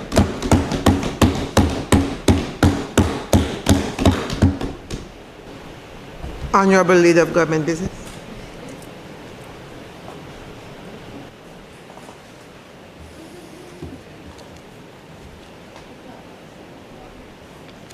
Thank you. Thank you, Madam President, and thank you to my colleagues who contributed to the debate on this motion. And just to remind us, the motion was essentially to amend the Value-Added Tax Act to allow for the removal or the zero rating of VAT on specific items that were listed, about 187 of them. Madam President, first of all, I want to respond to a few pertinent and very well-placed arguments that were placed by, first of all, Senator Lee, when he made reference to inflation. And yes, it is confirmed that inflation is real, and some of it, most of it is external when you import. And now that we have a president, a very powerful president, who is imposing tariffs here, there, and everywhere, I believe that we may have ahead of us even more reason to monitor the price of goods and services globally and may have to make other adjustments.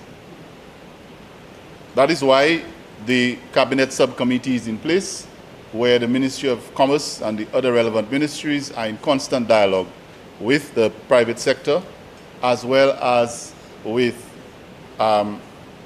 St. Lucian, what do you call them? Those non-profit and civil society, to monitor and deal with the issues that confront us. Madam President, he mentioned affordable housing, which I agree with, as one of the areas we need to look at.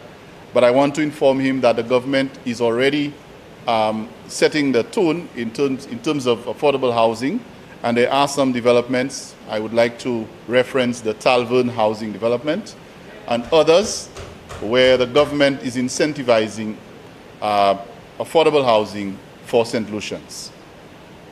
In addition to the affordable housing that Senator Lee raised, I want to also inform the Chamber that the government of the Labour Party has also just recently announced that there will be a rationalization process where St. Lucians who have been residing on state land for over 30 years will have an opportunity to own these lands.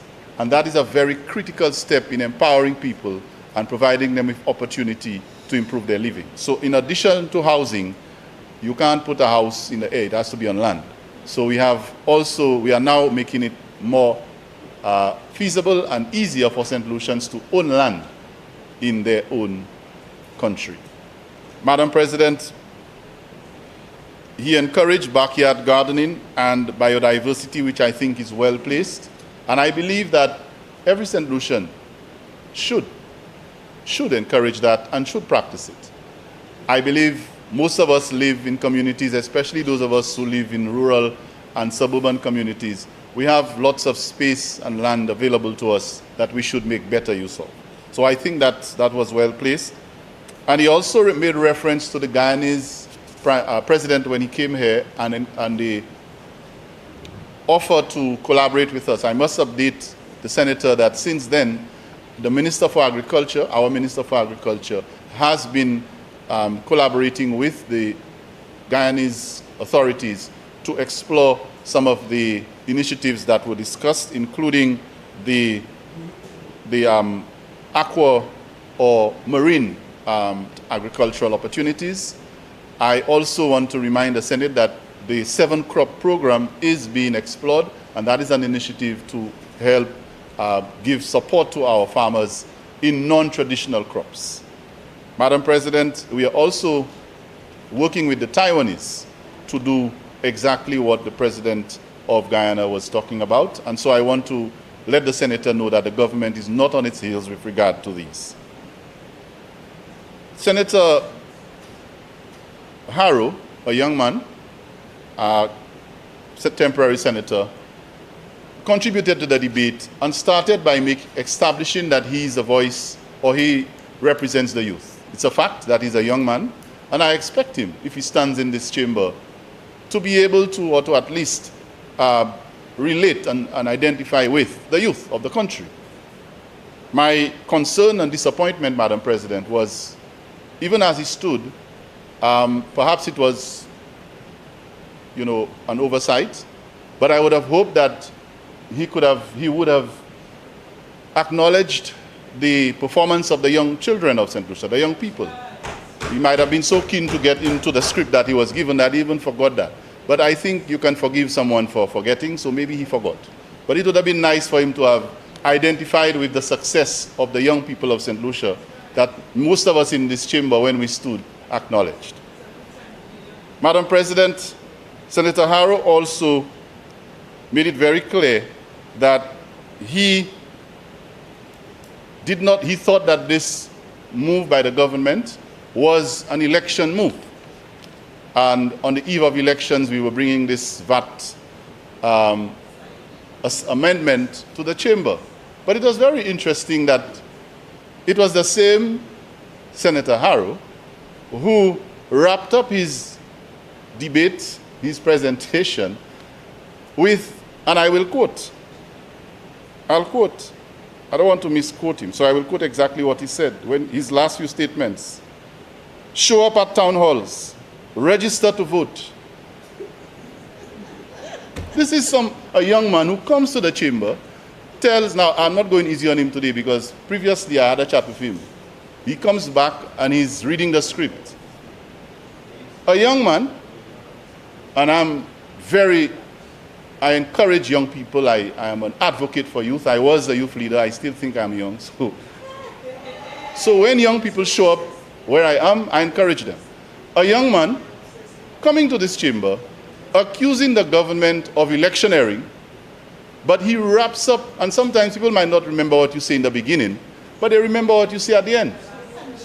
His punchline in the debate, and I quote, was, I want to read it because I don't want to misquote him. His punchline in the debate was, show up at town halls, register to vote. Now tell me, Madam President, how does that argument contribute to a debate on reducing food items? How does that argument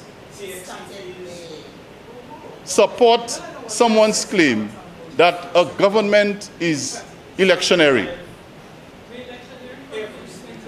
So let me go back to some of the other points that I think needed to be responded to.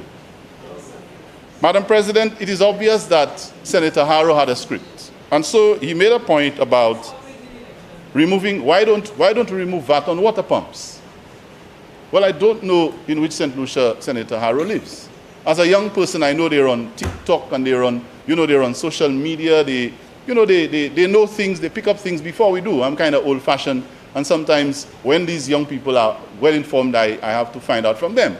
I don't know how it is that Senator Harrow is not aware that this government, just a few weeks ago, months ago, was not just removing, we're not removing VAT, we were giving away hundreds of water tanks to farmers in this country.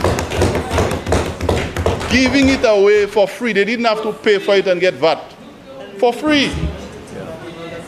Senator Fede. Yeah, Madam President, thank you very much for noticing my point of order. I stand on a point of order, and the member is doing an injustice to the young man's performance by suggesting that by Senator Harrow's performance. And he's grossly misleading the House. Senator Harrow spoke in the context of someone having to buy, not a few people that you give water pumps to. Senator Fede, Senator Ferdinand is rebutting. He is responding. Don't respond in that manner, Senator. Please show some respect to the chair. Do not say to me so. Senator Fede, please show respect to the chair. I will not accept this behavior from you. I am explaining to you a situation, a response. You stood up on a point of order, and I'm clarifying that the senator is rebutting and he's responding to the utterances of Senator Harrow. So he can do so. He can. He did not. He said, he spoke of water pumps being given to farmers, water tanks. Senator Harrow may have said water pumps or water tanks. And Senator Gideon Ferdinand is responding. This is a debate. This is rebuttal. He has the right to go there. Let us be clear. Let us be clear and go according to the standing orders. Senator Ferdinand has the right to respond to any utterance made by any senator in the presentation. Madam President. If he's misleading, which he didn't, I shall pick up. Please proceed. Thank you, Madam President. I shall move on. Madam President,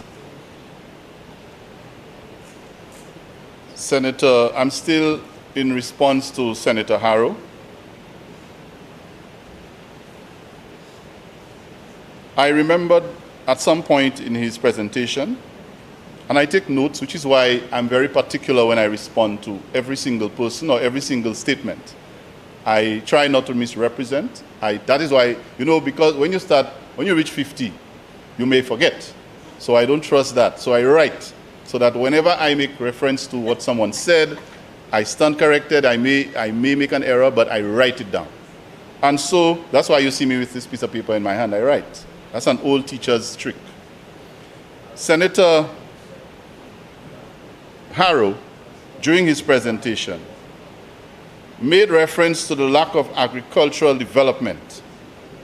Now, it was a general statement, but I think the other senators in this chamber have given enough examples of agricultural development that have taken place during the tenure of this government. And I just hope that Senator Harrow has been paying attention. He made a suggestion. Now, it is always good to welcome when the opposition criticizes without a recommendation. It is not as good as when the opposition or anyone makes a criticism and then offers a solution. And I thought I thought that was commendable, that he sought to recommend something. I think he was probably better than his colleagues. At least he tried to recommend something. So he recommended that instead of taking the $5.38 million that I mentioned that we have forgone in revenue and forgo it in revenue, we should take that $5 million that we have, is being forgone, and build. I think he mentioned build a community center or something for the young people. I stand corrected, but he was suggesting that we take that money and we build something for young people. But Madam President, I don't think he understood, because the revenue forgone is not revenue that the government collects and has in its purse. That is revenue that the government is unable to collect because it's giving it up in VAT. And that revenue is going into the pockets of every single St. Lucian who would have paid that money. So I just wanted to make sure that that was, for his sake, that was not misconstrued. And he mentioned a very correct thing that the government has been doing. I think he had a list of government achievements, but he was just not saying it as government achievements. He mentioned increasing salaries. Why don't we increase salaries instead of paying facilities fees? So, Madam President, let me tell Senator, and I wish they would not distract the young senator, because I believe, my intention here is not to be attacking, but to dialogue and to respond in a very responsible, respectful way to the senator. He did indicate, why don't we, instead of paying facilities fees, why don't we give young people a salary increase? But I'm saying to Senator Harrow, we are doing both. We are both increasing salaries and paying facilities fees. So which one is better? You want only to pay the salaries increase? Because we did that, didn't we? We increased the salaries. And in addition to the wage increase, we are also paying facilities fees. Now, if I was a young person going to school now, and somebody asked me, do you want the government to increase your parents' salary and then pay facilities fees for you? Or do you want the government to only increase your parents' salaries? You know what I would respond? And I want to ask the senator through you, Madam President, wouldn't he prefer that a government increases his parents' salaries and then pay his facilities fees? So the logic there for me is clear. Madam President, I heard him say as well, let's launch a Grow Local campaign. Well, I commend the senator for saying that. That was well said, Senator Harrow, through you, Madam Chair. Let's launch a Grow Local campaign. But isn't that the campaign that the Prime Minister launched when he said, grow what you earn, grow what you eat and eat what you grow? Where was this? I hope Senator Harrow was paying attention to what the response of his party was to that particular statement. That's what the statement is about. Yes, I agree. I applaud Senator Harrow for telling the government and telling the people of St. Lucia, grow what you eat and eat what you grow. He said it in a different way. His exact words were, let's launch a Grow Local campaign, and I applaud the senator for agreeing with us that we must encourage people to grow what they eat and eat what they grow. So, yeah, I think he thought he was opposing, but he was actually supporting the VAT amendment, and I commend him for that. Madam President, he ended with something that I was a little disappointed in. And I wish he would not be distracted. Madam President, Senator Harrow ended by saying that I can't recall his exact words, so let me generalize. He made reference to Journée Creole. Right? He said something about Journée Creole, and this is something to do with Journée Creole. But you see, I hope Senator Harrow has not fallen into the trap of his party apparently or seeming to have a problem with successful events in this country. I recall how his opposition his opposition party responds to events in this country that bring people a bit of love, joy, and happiness, like jazz. Do you remember the response to the opposition during jazz? Even in the Calypso tents, do you see how they respond when people in St. Lucia seem to be happy? It seems that the opposition has an issue. What is wrong with Journée Creole that, we want to talk about it and juxtapose it against VAT? Everybody in St. Lucia loves to enjoy Journée Creole. They go around, they enjoy their food and everything and their music. It's a celebration of our culture. But it seems that the opposition, disease of not being happy for St. Lucians, wanting St. Lucians to be miserable and upset, and what is it? Get angry. St. Lucians must be angry. They must get vexed. Madam President, through you, I hope that the young senator, the young promising senator, does not fall into the trap of having a problem with anything in St. Lucia that brings St. Lucians joy, happiness, and enjoyment. I hope not. So, Madam President, if I can now move to respond to Senator Polius. Senator Polius, now when the opposition responds to a debate, I always try to see the connection between what they are saying. If there is a position that the opposition has taken, whether I agree with it or not, but the opposition has a right to express its view and its position on a matter, whatever it is. But I noticed there has been a lot of inconsistency in what goes on when the opposition comes here. Because here was Senator Harrow, beating up on young people this and electioneering and going all over the place with this. But then Senator Polio started, commenting on something about Sunday Live. But then her position was different. Her position was not that this is electioneering and so on, but that it should have been done sooner. He said, but why are you coming now? And again, what is the opposition's position? Is it that this is an election gimmick, or we should have done it sooner? Or, I tried to follow. And then she pleaded for the reduction in the price of toiletries.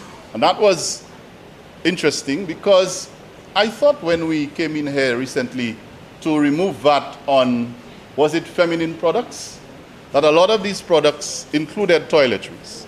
So I want to say to Senator Polius, if she felt that, you know, it should be expanded, that's fine.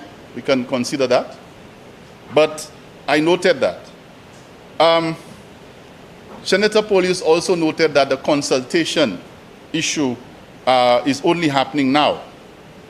Why only now? I want to respond and indicate to the senator that from the time this government got into office, we have been in constant consultation with all stakeholders when we make decisions. We do it.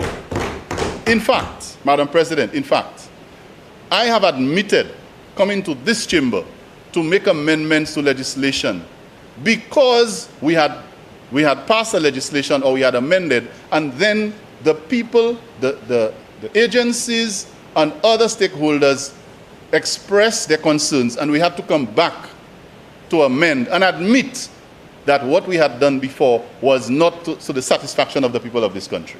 I have stood here and said that this government is not afraid to say, we got it wrong, or we can do better, and the people have suggested that this is not good enough. We are coming back to fix it and to improve it. No problem.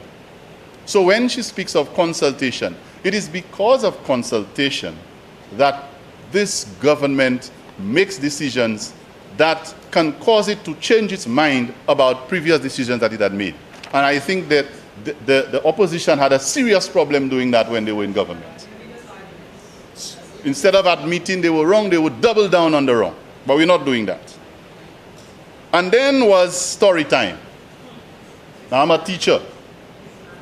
And I used to be, as a kindergarten, Madam President, my favorite time in class was when the teacher said, students, it's story time. I would curl up my little legs and I would look forward, because we all love stories. So I understand Senator Polius is a teacher, and so we had story time. And story time came with Miss Mary and Mr. Francis. Now, Miss Mary was rationing, according to her. She says Miss Mary had to ration because things were so bad. But I want to ask Senator Polius, how many Miss Marys did we have in 2016 when her minister then for equity, the Honorable Spider Montoute? How many Miss Marys when they were on the NICE program? Caregivers. And we were saying, look, these people, contracts need to be renewed. You know, they go on the breadline. When he was saying that 98% of them were Labour Party supporters. How many Miss Marys were among these people?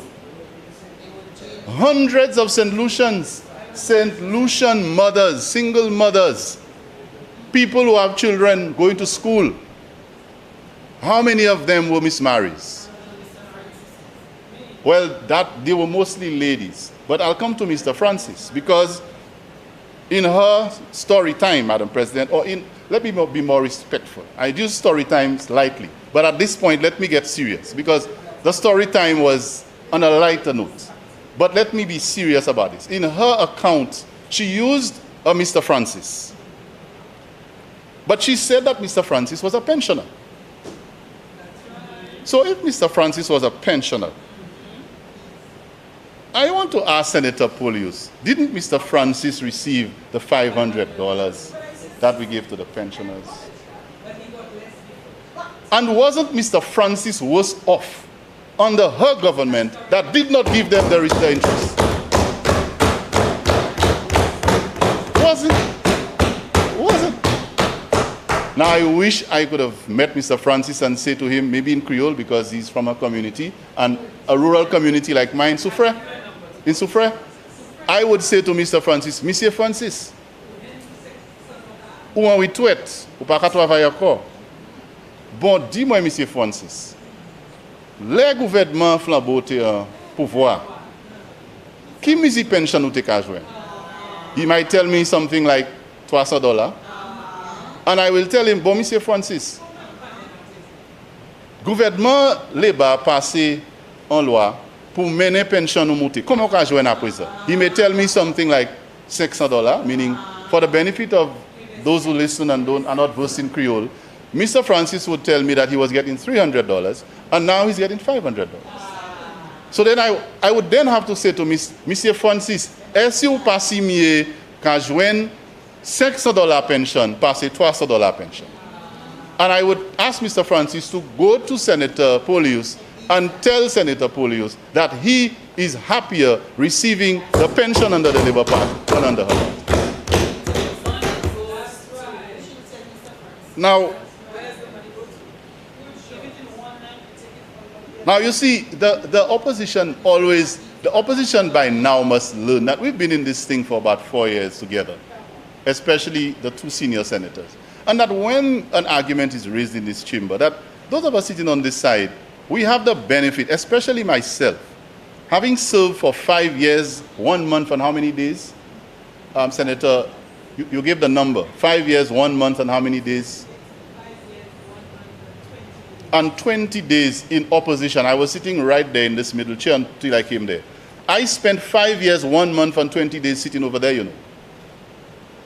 The benefit of that experience has taught me a lot about how this government operated. And I can now compare it with how this government on this side is operating. So when this opposition comes to this chamber to raise arguments about our policies, I have the benefit of hindsight, the benefit to compare. And I want to remind the opposition that we are not sleeping on this side of the house. So, Madam President, I also heard Senator Polius say something that is true. And sometimes, not because the opposition says something that is true, means that it sits well with them. Because sometimes the truth does not sit well with you, especially when what you do is not consistent with what the truth is. So let me give you the example. Senator Polius said that St. Lucians are not naive. Isn't that true? St. Lucians, I agree completely. St. Lucians are not naive. And you know why I agree with her, Madam President? Because that is the reason why she is sitting over there today. Because when St. Lucians were not naive, she was sitting over here. I remember some years ago, I was sitting over there. She joined this chamber in government as a government senator. She would have still been sitting over here if St. Lucians were naive. It's because St. Lucians are not naive that she and her colleagues are sitting over there. So I thank her for making that admission. And finally, Madam President, Senator Polius ended on a very good note. She says, she acknowledges, it's a little late, but she acknowledges that we are trying to fix the problem with the VAT, but we are doing it too late. Well, at least she has acknowledged that we're fixing the problem, and I thank her for acknowledging that we're fixing the problem. Now, Senator Charles, the independent senator, and I want to go to each of them, Madam President, because it's very important, the value of the contributions of members of this chamber, even when I disagree. It is important. So Senator Charles, the independent senator, was saying to us that he felt we should go a little further and consider the creative industries in the VAT relief. Now, he had me there for a minute because I serve in the Ministry of Creative Industries, so I couldn't dodge that. But I will tell Senator Charles that when these discussions are taking place, everyone has a case to make for their department or their section or their sector. And if you're looking at Carnival, maybe section is a good word. However, there are priorities and there are essentials. And if you notice in the relief, the essentials, the most of the items that are zero rated are food items. And so before we can jump up and before we can maybe put something on the feathers and other inputs, people's belly have to be, they can't jump up on a hungry belly. So I acknowledge his contribution on that, and I of course know that my colleagues in the cabinet would have heard that, but I had to let him know that the food items would be a priority in terms of that. He made a very valid point about, yes, you VAT your zero rate items on the food items, but what about the prepared food? That's food that people prepare and then sell, I suppose. Now, that's a very interesting observation, but I will say to Senator Charles, it speaks to the issue of people preparing their own food. I would encourage, as a couple of my colleagues have done before, St. Lucians, instead of eating out and going and buy, all kinds of things everywhere, it is better to buy the zero-rated item or to consume the zero-rated item, take it and go to your house and prepare it yourself. I mean, that way you have control over all the ingredients that you use, and you may be able to eat healthy rather than what we call eating out. Now, I'm not hitting on our restaurants and our, because people have to make their money, but if we say buy local and consume local, I think if people prepare stuff more than they buy out, it might answer his question. Finally, Madam President, I wish to respond to Senator Fede's contributions. Now, you would recall that most of his contribution was spent in back and forth. And, it's unfortunate because never mind what happens here. Senator Fede and I have our rivalry in this chamber, but it's not personal and everybody knows that. However, it is difficult for me to come and stand in this chamber and allow for anyone, including Senator Fede, to stand on his feet or her feet and make claims that are incorrect, that are misleading. And I am always going to guard against that. I will be the guardian of this in this chamber, especially from the government's end. So, first of all, Senator Fede said it's too late. So there was some consistency. It's too late. But then we spent all the time there talking about cost of fuel, excise tax, and so on. Madam President, the essential argument with regard to that is that the 60% increase in excise tax that came from $2.50 to $4 came under the stewardship of the government that Senator Fede served in. That's a fact. That is an irrefutable fact, and that's not going to change. Madam President, Senator Fede stood up and attempted to... Senator Fede? Yeah. So, Madam President, I thank you very much for acknowledging my point of order. I stand in a point of order because the member continues to mislead. And at the time, I did not have the correct page. But I want you to allow me a minute to read one sentence in the 2023 Economic and Social Review. And this is what it says about the government's handling of the excise tax. It says, Madam President, that excise tax collections on imports rose significantly to a peak of $119.1 million.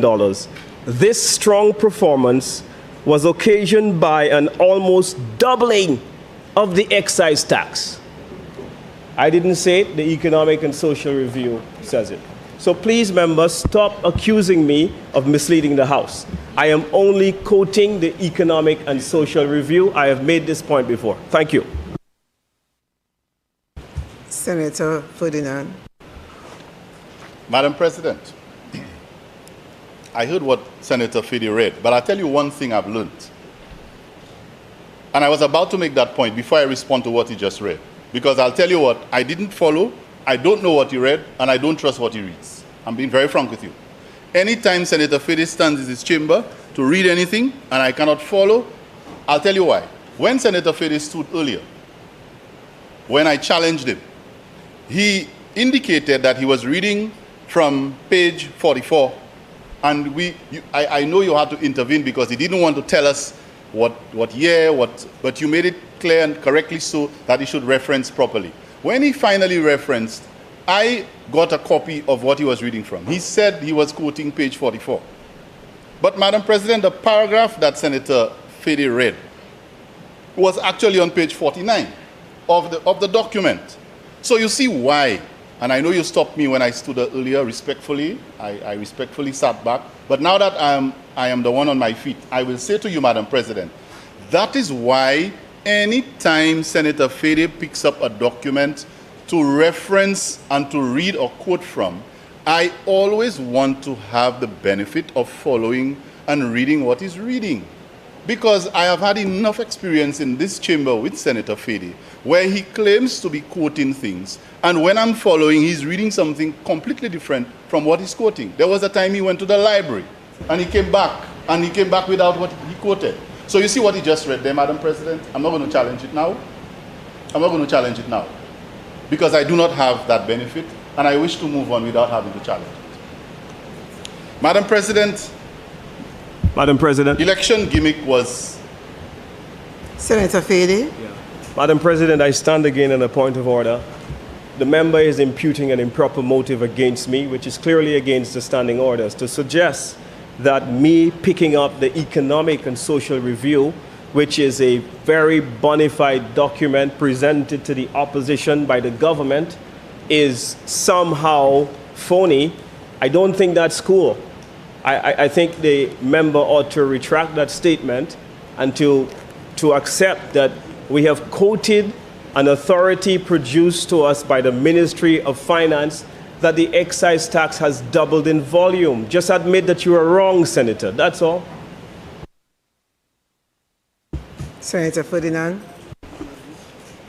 Madam President, I will repeat what I said. Not having the benefit, I just referenced that the senator was holding a legitimate document in his hand, the Economic and Social Review of 2024. He said he was reading from page 44. He read from page 49. That's the point I'm making. I'm not saying that the document is fraud. I am saying that the senator has a habit of quoting things. When you follow, he's not quoting what he's reading. That's all. So I have my misgivings when I do not have the benefit of a document that the senator quotes from. If there is a document of the House and we both can follow, that's fine. That is why what he just read, I shall not comment on, because I do not have the benefit of that information. Madam President, if I may continue. The senator mentioned increased collection of revenue, and he used, I think, $800 and something million that the government has collected. Well, while there is nothing wrong with what he said, the government has collected the revenue. I want to make sure that it is not being confused with the government increasing tax collections on the country. Because if you look at the amount of tax that is owed to the government and that was not being collected, this government has been able to devise mechanisms and methods to be more efficient in collecting revenue, collecting tax revenue. That does not equate to increasing or imposing more tax. So if my debtors owe me $100 million of tax and they were not paying, and now I can collect, I was collecting 20 million, now I can collect 80 million. Madam that President, doesn't mean I have increased taxes on them. I'm just able to collect better. Yeah. Madam President, I'm sorry I have to interrupt the member's presentation again, but I stand on the point in order. He's misleading the House when he said that the government has not imposed taxes, that they have instituted mechanisms to cause the taxes to increase. The government has implemented the health and security tax. The government, I have said, has allowed excise tax to increase astronomically on the population by not passing on the savings of petroleum products on the world market, and therefore they have kept the price of oil stable at $16.50 and hence collecting windfall taxes Madam on the President. people of St. Lucia. Senator Jean. Madam President, I stand on a point of order. Senator. Again, the member is misleading the House. Which member is misleading?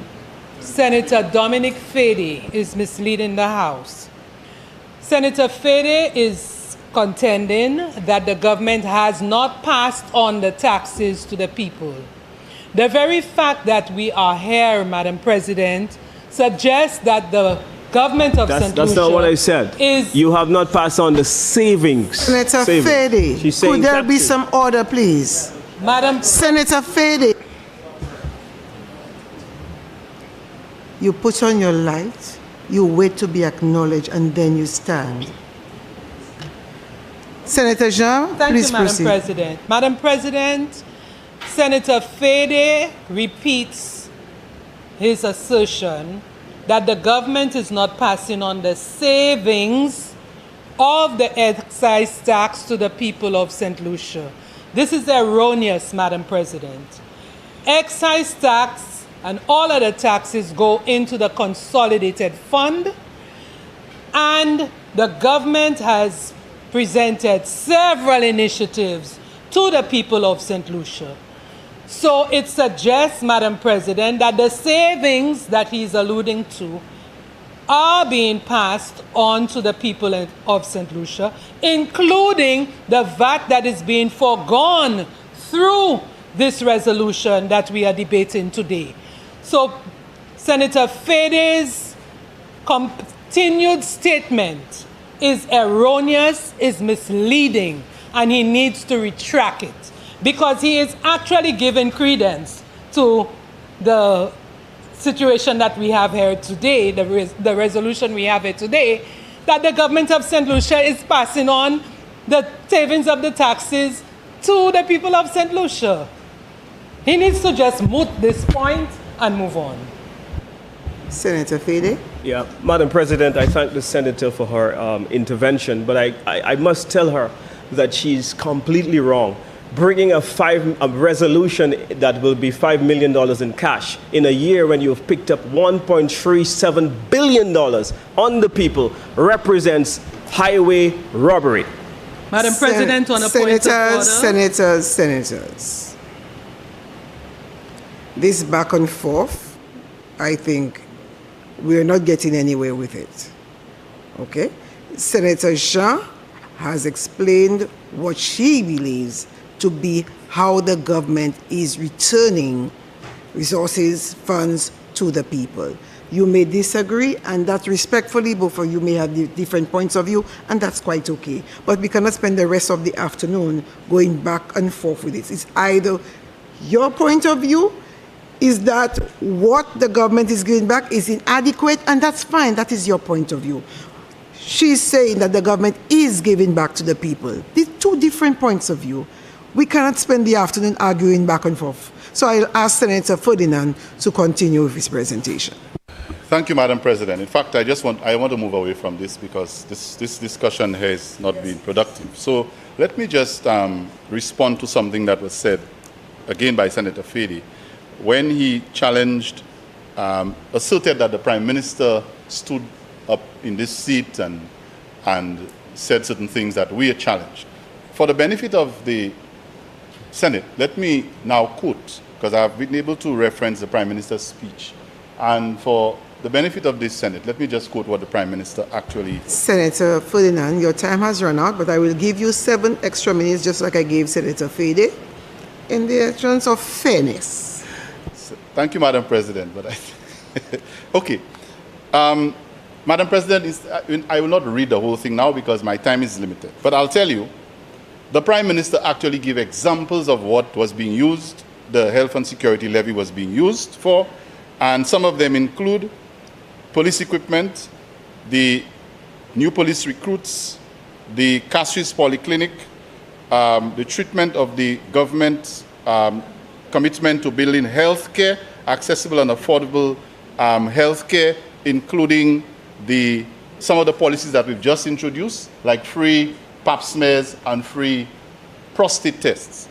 But that was just to reiterate that the Prime Minister had given the exact reason why we were coming in this levy. Anyway, Madam President, I was saying that being able to collect your taxes in a more efficient way does not equate to increasing taxes.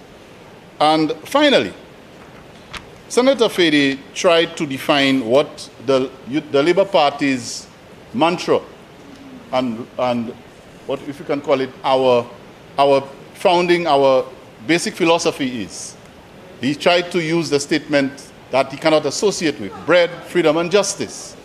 You see, bread, freedom, and justice, Madam President, in that context, I want to clarify, because Senator Fede said that and then he jumped on the cost of bread, and he's referring to the thing that we make with flour, yeast, and sugar.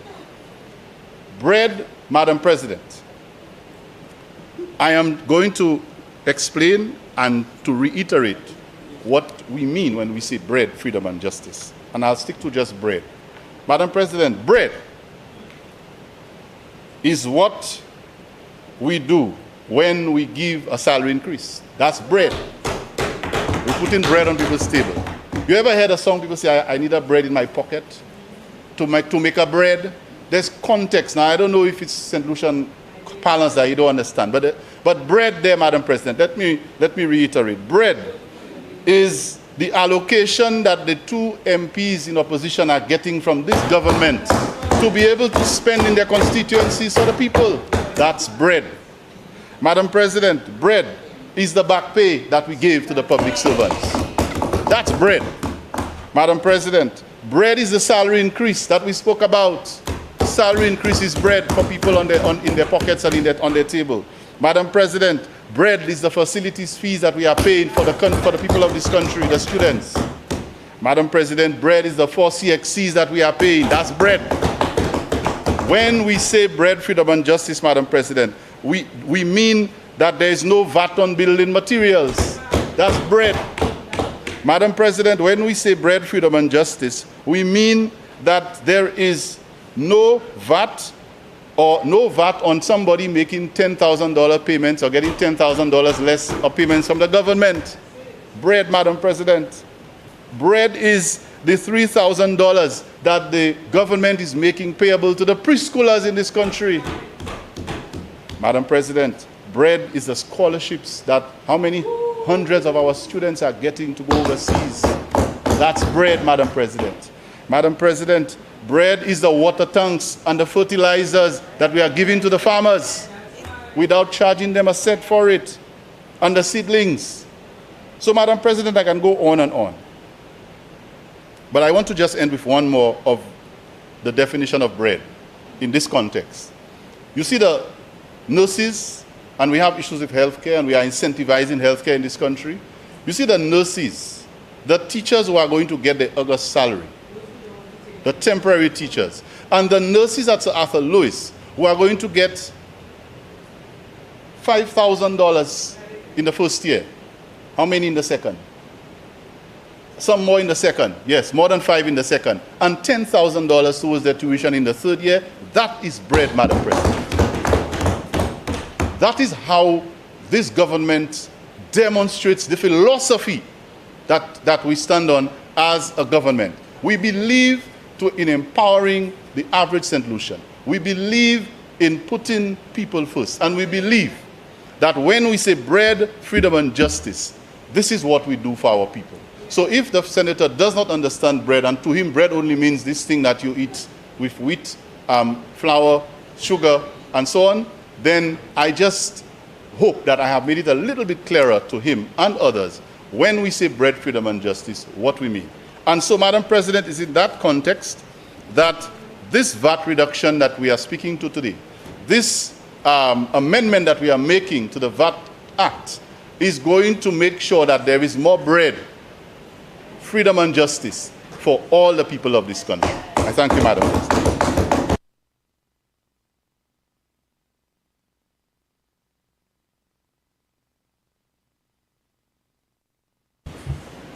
Senators, the question is, be it resolved that Parliament, by affirmative resolution, approve the draft value-added tax amendment of Schedule 1 order, which amends Schedule 1 of the Act to include as zero-rated goods for the period commencing from the 2nd day of August 2025 and terminating on the 31st day of May 2026, a supply of goods under the following custom tariff headings: cement, other articles of plastic, lumber and plywood, galvanized and steel. B, base metal mounting suitable for buildings. B, for the supply of food items under the following custom tariff headings, and the list as indicated, read earlier by Senator Ferdinand, Leader of Government Business. And C, for the supply of all fruits and vegetables, baby formula, and local cassava products. I now put the question. As many as are of that opinion, say aye. Aye. As many as are of a contrary opinion, say no. I think the ayes have it. The ayes have it. Honorable Leader of Government Business. Madam President, I ask that the Senate stands adjourned sine die. Senators, The question is that this Senate do stand adjourned sine die.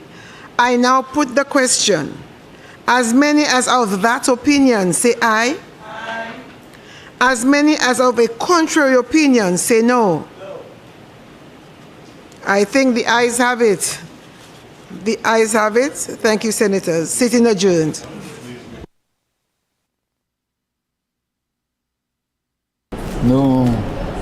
Nous venons au bout de la session Sénat la aujourd'hui. C'était une session qui était très intéressante. Malgré c'est un seul bagaille qui discutait, c'est une seule motion. Avec motion, c'était pour le gouvernement tirer 70 différentes marchandises avec aussi ça nous a dit matériaux qui pour bâtir. Tout ça c'est pour en école. Effectivement dit aussi c'est le mot dit tirer VAT. VAT là c'est un 12% et demi VAT sur ces marchandises là, ces bagages là qu'on joint en ces supermarchés, ces différents manger à cardine, manger, enfin fruits, toutes sortes de qualités de bagages que les gens acheter. Et le gouvernement prend une décision ça là pour faire plus à l'aise pour les gens vivre, pour tirer ces prix à ça, puisque comme ça va bagages qui venir plus cher avec le gouvernement qui a essayé. Le gouvernement passé, ça c'est qu'il consiste semaine passée, discuter ça avec pour faire plus à l'aise pour la vie, particulièrement les gens qui sont pauvres avec vulnérables, puis ça vivre plus à l'aise en paysan. Vous voulez dire? Yes, so as you said, the Senate just passed the resolution to remove the 12.5% tax or VAT on many items, a lot of food items.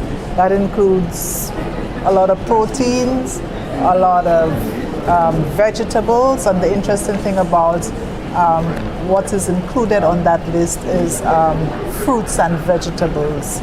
And it is in excess of 70 items that include legumes and peas and beans and the like. And the government side really did speak to the impact that this would have on citizens. In presenting that motion in particular, that resolution, the leader of government business, he made it clear that the sole purpose of this resolution was to reduce the cost of living, more specifically on food items.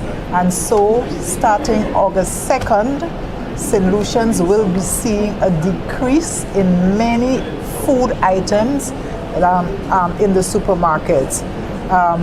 A lot of the senators on the government side, they also echoed the calls from the government parliamentarians on Thursday that St. Lucians should be vigilant and ensure that those benefits pass on to the consumers. As I said, fruits and veggies will be included in that list, and the leader of government business, he took the opportunity to ask on St. Lucians to buy the local fruit, buy the local produce, and in fact they would be costing less if they in fact bought local. I just would like to quickly just speak on two of the contributions from the independent senators when it came to this specific resolution, which was in fact the main resolution.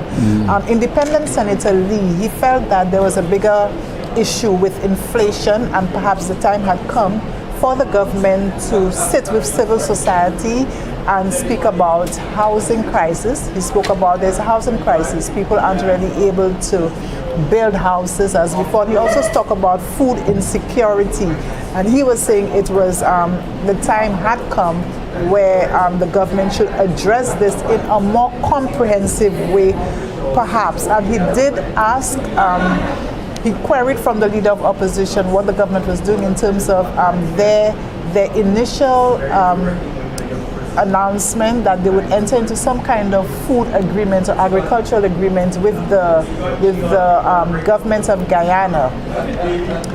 The leader of the government business, he said that government had undertaken a lot of initiatives when it comes to housing and given incentives for people to build houses, and there would be further announcements. And he did say that, in fact, the government was implementing some of those agreements already with the government of Guyana concerning St. Lucia's agricultural output. One other thing quickly, which I think is noteworthy too, from the independent Senator Charles, he spoke, he said there were unintended consequences from implementing the removal, if you will, of the VAT. And he was saying that he mentioned 2 points. He said what it could have done, he noted on the list of items that there were some items that weren't particularly healthy, and it could cause an unintended consequence where people could go out. It could encourage people, because of the reduction in price, could encourage people to actually purchase that which was not healthy. But I think the member, the senator from the government side, I think it was Senator Alison she counted and said, but most of the items listed on the zero-rated list were in fact healthy items like beans and sardines, etc., etc. I just needed to make these 2 points that the independent senators brought up. Mike? Oui, merci. Généralement, c'est même face à l'opposition. Yo d'accord. Puis yon de d'accord qui ça. Yo te regarder c'est particulièrement l'autre. Moi quoi ça la tenue en sénateur à ce face à l'opposition qui surmonte aujourd'hui. Il te dit comme que il a envie. Ils disent en jeunesse, capable de prendre en faveur jeunesse pour le gouvernement mettre fait prix pour jeunesse. Avec mais en plus, il est capable pour faire encourager plus un bagage fait local pour produire plus local.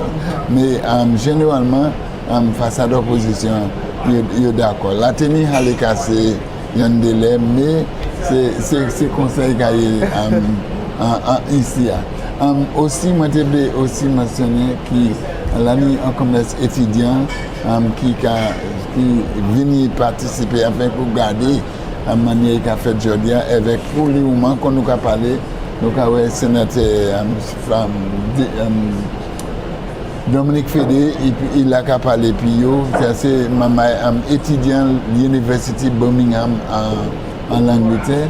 Avec il a parlé puis à présent avec il a fait connaissance et puis l'autre c'est différents sénateurs. Aujourd'hui c'était un journée intéressant comme nous tenions semaine passée et puis ça c'est Kai Concite côté toutes ces différents sénateurs, tout le monde fait une contribution avec ça c'est bien intéressant. So, ça nous a dit c'est comme il passait aujourd'hui il y a aller motion qui a aller au gouverneur général quoi avec commencer 1er août nous avons ces marchandises ça la baissé avec la vie primaire pour Saint-Lucie. Just one thing I want to add quickly, at the beginning of the session, Madam President, Honorable Alvina Reynolds, in making an announcement, she said that the head of the Catholic Church, the Archbishop, was calling on the nation to observe a day of prayer and fast for St. Lucia, and that is July 11th. So we just want to echo this and to say that she's called the nation on behalf of the Archbishop to a day of prayer and fast on July 11th. So there we have it, the conclusion of today's Senate hearing. Thank you so much for joining us here at the Government Information Service. My name is Virgil Leonti. Avec M. Michael Gaspard, nous avons d'aider, et nous avons maintenant des vues en studio, nous, ça c'est MTN, pour plus à tout ça qui est passé en gouvernement Saint-Lucie.